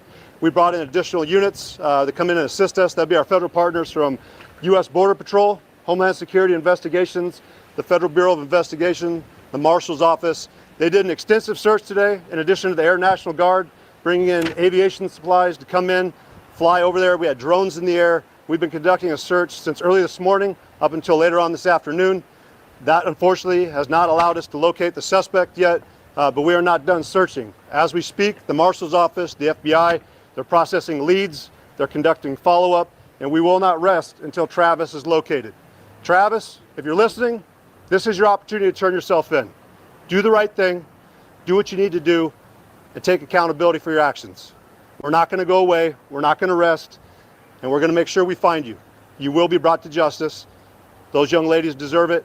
We will take additional questions later on, but the Sheriff's Office, the Wenatchee Police Department, East Wenatchee, Douglas County, and all of our federal partners are going to continue to work with one another to ensure that justice is served. Thank you. We are unsure if Mr. Decker is currently alive, but we are taking it that he is still out there. And again, we will not rest until we've located him, whether he's alive or he's dead. We want to make sure that he's brought back. And for the public that's keeping an eye out for him, is there anything in his records that would suggest that he is violent? Not at this time, but based off the allegations that are being made against him, we do consider him to be a threat towards the community. We also ask the community to stay out of the Icicle Gorge area for the time being until we can secure that area and ensure that he is not there. That is a big area. We're talking about the enchantments, we're talking about French Creek, going up on those spur trails. It's a popular area that we like to recreate in as well.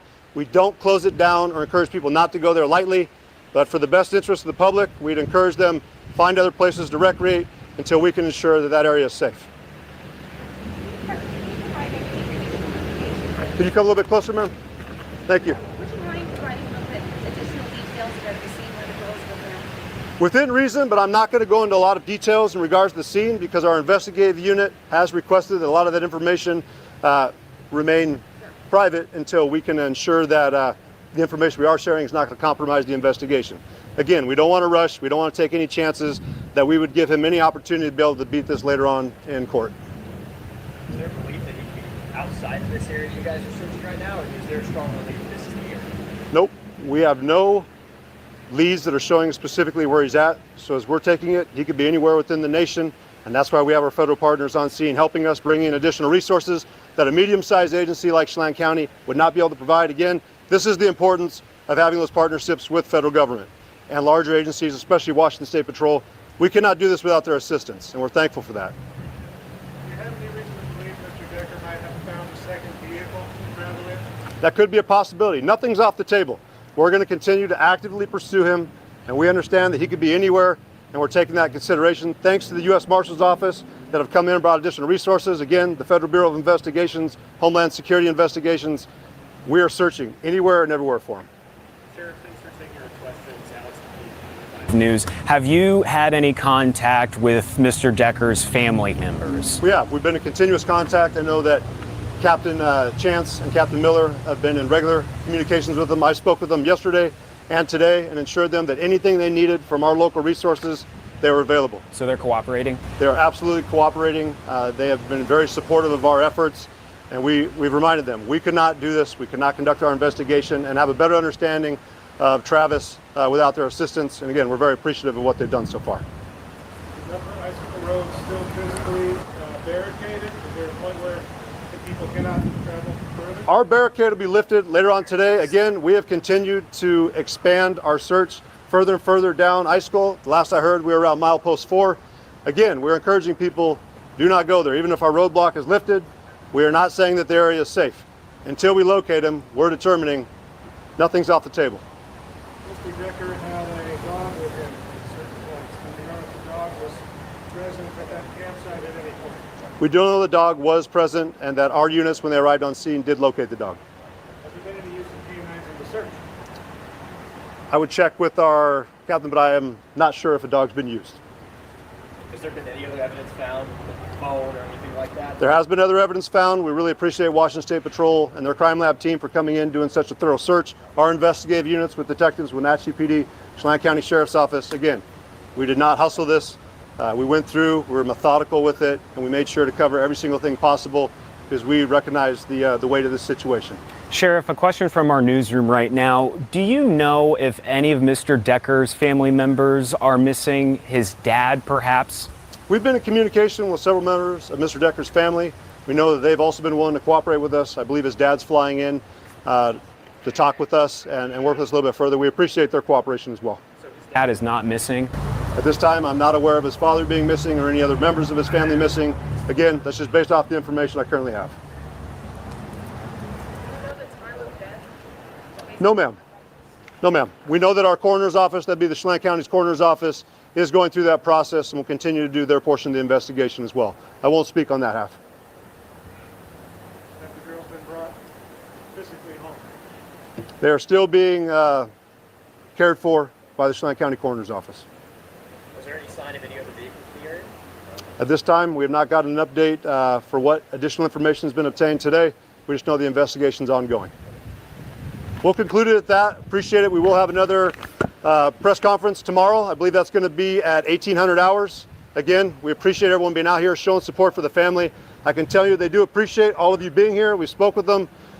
This is the kind of support you like to see from our county. It really represents what Chelan County is all about. And again, the family thanks you for that.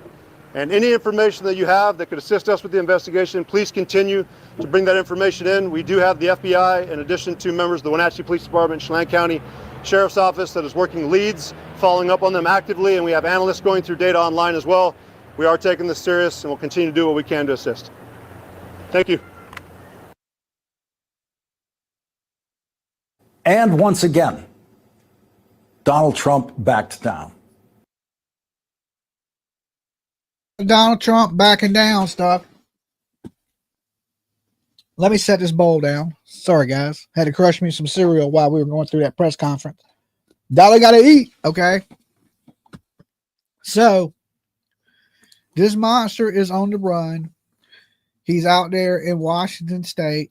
And let's pull up this video.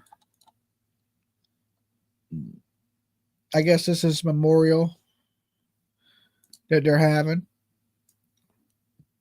If I can get this to pull over. The light, we'll do our best to pass the light. The wind is working against us, but we will share the light. If you have a lit candle, we invite you to keep it upright. Use the unlit to light it so that we don't burn ourselves with the wax. We'll take our time to pass and share the light. We have a couple boxes with candles. We'll bring those around so that those of you without candles have the opportunity to participate as well. We want to share their light and see one another. I invite you not just to look at the flame or the candle, but the eyes of the person. What a horrible person. Oh my God. May we share these precious girls, share our love and our compassion for each other. If you know it, I invite you to sing this little line.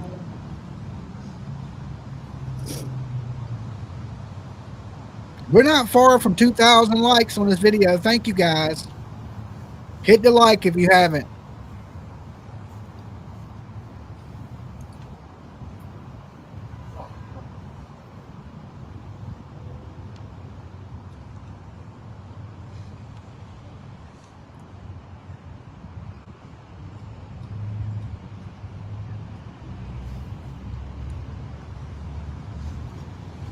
Let me see what else is coming in.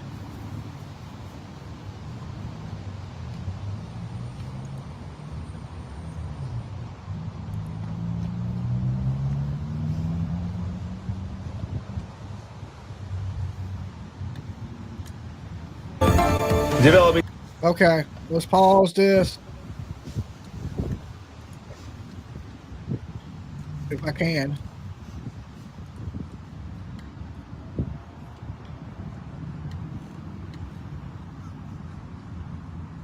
It should come. What a.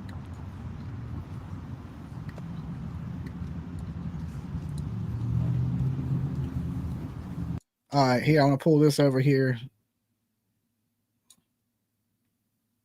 Tonight, a small memorial grows outside of an elementary school in Wenatchee in honor of 3 missing girls found dead following a visitation with their father. Good evening, I'm Steve Solis. And I'm Mary Nom. The girls were reported missing Friday night.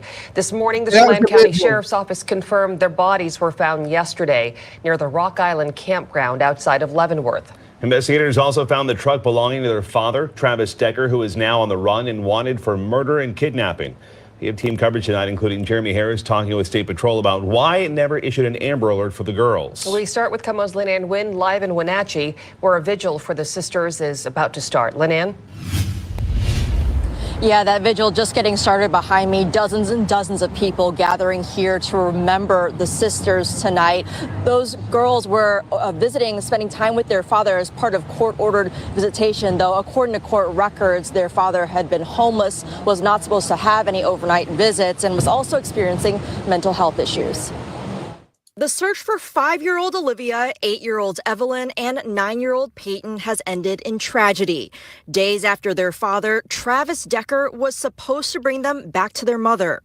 According to court documents, flock cameras and other resources helped authorities narrow the search down to the area of the Rock Island campground, where they found Decker's truck with 2 bloody handprints on the back. The bodies of all 3 girls were found about 75 to 100 yards away down an embankment. Investigators noted zip ties and plastic bags were scattered throughout the area, and it appeared the girls had been suffocated. Authorities blocked the area off to public access as community members learned the shocking news. Having my own daughter, and like, if I cannot imagine if somebody can harm, that's shocking. I don't know what this mother is going through. That's the hell on earth. She sounds Canadian, but you got to remember they're right up by the border. Documents reveal Decker was diagnosed with borderline personality disorder and was supposed to get mental health treatment and anger management according to a court-ordered plan, but hadn't. All 3 victims attended Lincoln Elementary, where the community is reeling from the tragic loss. An online fundraiser has already collected nearly $200,000 for the victim's family. The organizer writing, "These girls were a true light in this world, and it is a darker place without them. I will miss seeing their sweet little faces." Oh. And Decker remains at large. The reward for any information that leads to his capture is now up to $20,000. Authorities also say that Decker is former military and has a lot of training and should be considered dangerous. We are continuing to stay out here and following as the community honors these 3 sisters, and will continue to bring you. I hope he fights and they got to put him down like he did those kids. I hope he don't go peacefully. I hope he ain't one of these cowards that's just like, oh, when they catch him. I hope he has that same courage in him when they run across his ass, because this man they need to, like, even unarmed, you know what I'm saying? I'd be like, I thought he was reaching. I thought he was reaching. That's all I would say. I thought he was reaching for something, and then boom. You updates on air and online from here in Wenatchee. Reporting live in Wenatchee tonight, Lynn Ann Wynn, KOMO News. I'd be like, stop resisting, and be beating the dog shit out of him. Oh my God. This dude is a monster. How could you do that to your kids? And they're letting somebody have unsupervised visits that's homeless, living in his truck, that has schizophrenia? Rhonda, I don't think so. I think if he was going to unalive himself, he'd have done it right then. He went to the woods so he could run. He believes that they can't catch him. He's trained. I don't think he ran to the woods like, let's say, a Brian Laundrie to unalive himself. He wouldn't have went far. He would be right around there. He's gone. He's off in them woods, and he knows those woods. He's probably really familiar with those woods. How he could do something like this. Oh my God. Lennon, thank you. So with the tragic end of the search for the 3 girls, many are now asking why there was no Amber Alert issued. Today, KOMO's Jeremy Harris took that question to the Washington State Patrol, which is assisting in the investigation. He joins us live now at State Patrol headquarters in Olympia. Jeremy. Steve, the State Patrol oversees the state's alert systems, and they were involved in this case very early on when the girls went missing. But there are strict requirements for Amber Alerts, and the State Patrol says this case simply did not meet them. Within 24 hours of the disappearance of 3 young sisters in Wenatchee, the Washington State Patrol issued this endangered missing person alert with their names, photos, and calling their father, Travis. It says, Dolly, why the new channel? That is not a new channel, guys. It's my old channel. I just switched up the name of it because I'm going to be streaming there during the daytime. It was just sitting dormant, like not being used, because I've always using this one. But I figured, hey, why not bring it back to life? There's still a bunch of subscribers that were already on that channel. I think that channel has 37,000 subscribers, and it's just sitting there not being used. And I was like, okay, well, I'll do some day streams over there and do the night streams over here. So I use both channels. Okay. Because that was originally my first channel before I started the true crime stuff. It was more of an entertainment news channel. And you know, he planned this because he had zip ties and bags, right? He knew what he was going to do. We're talking premeditated. And What a terrible, terrible dude. Oh my God. And for the mother and the rest of the family, prayers go out to them. You know, they're getting the worst news they could ever humanly get. And it's a sad situation. It's a sad situation for all around. If he had mental health problems, he should have never had those children, you know? Decker a suspect. It included a picture of his pickup truck, but there was no Amber Alert. In short, it didn't meet the federal requirements for an Amber Alert. Chris Loftus with the Washington State Patrol says investigators looked into the possibility of an Amber Alert. But we were having discussions with them from Friday night on. We weren't eligible for the Amber, and what could we use? And the IMPA was the best we could do. The difference between IMPA and Amber, the Amber has that push notification that we all get on our phones, makes the loud noise, and you have to look at it and you have to turn it off. So you have to address it. The IMPA does not have that. Amber Alerts must meet specific requirements, including proof of an abduction and belief that children are in imminent danger of it. It don't have to prove all of that. It just has to prove one of that. If the kids are in immediate danger, it's why they were able to do it. Sebastian didn't have no kidnapping, no signs of kidnapping. She had no clue what happened to Sebastian. Nobody's seen him get in a car, or did they have a description of a car? It's they use this at their discretion. But if you can say this kid's in extreme danger, they can issue these alerts, and that's what we need to fix. Injury or death. In this case, investigators say Travis Decker had permission to take the girls for visitation. Just because a parent with custodial privileges is late bringing a child back does not mean there's been an abduction. With the girls all now dead and an active manhunt for Travis Decker, Loftus says the investigators had to act with the information they had at the time. And it's important that we maintain those requirements lest our alert systems become noise rather than signal. We do all we can do, and sometimes it's not enough, and it breaks your heart. So there are 4 levels Love you, of Dolly, alerts that the and state. PJ Dolly gotta eat. Dolly gotta eat. Thank you, Tiff. And you know, he said that our signals become noise instead of alerts. No, it don't. Right? No, it don't. I don't think people are that concerned about Amber Alerts coming to their phone. Like, I don't think people are kicking the wall like, oh my God, you let me get one more Amber Alert and I'm just going to break my phone. I don't think nobody's saying that. Most people really care about kids. If it was something stupid, yeah, I wouldn't want you blowing my phone up over it. Right? But these kids are important. And I don't think if somebody has to click a button on their phone is that big of a deal to be like, oh, well, we want it to be a signal and not a nuisance. Well, I mean, I don't know. I have mixed feelings about it. Like, they need to fix it. And then they use it as they want to use it. Like, what extreme danger was Sebastian in? Who kidnapped Sebastian? Nobody. But he had a Amber Alert. A possible runaway teenager gets an Amber Alert, but little kids don't. Tell me that system ain't broken, and I'll kiss your ass. That system is so broken, it needs to be fixed. And I don't know. It's just, oh my God. So I think we hit our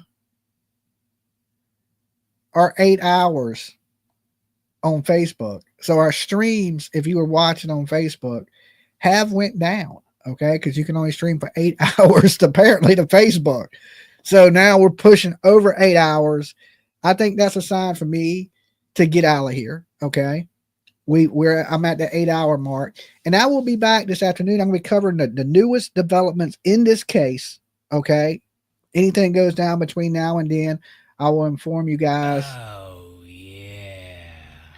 Make sure when I come back, I will be back on Dolly Vision Investigates.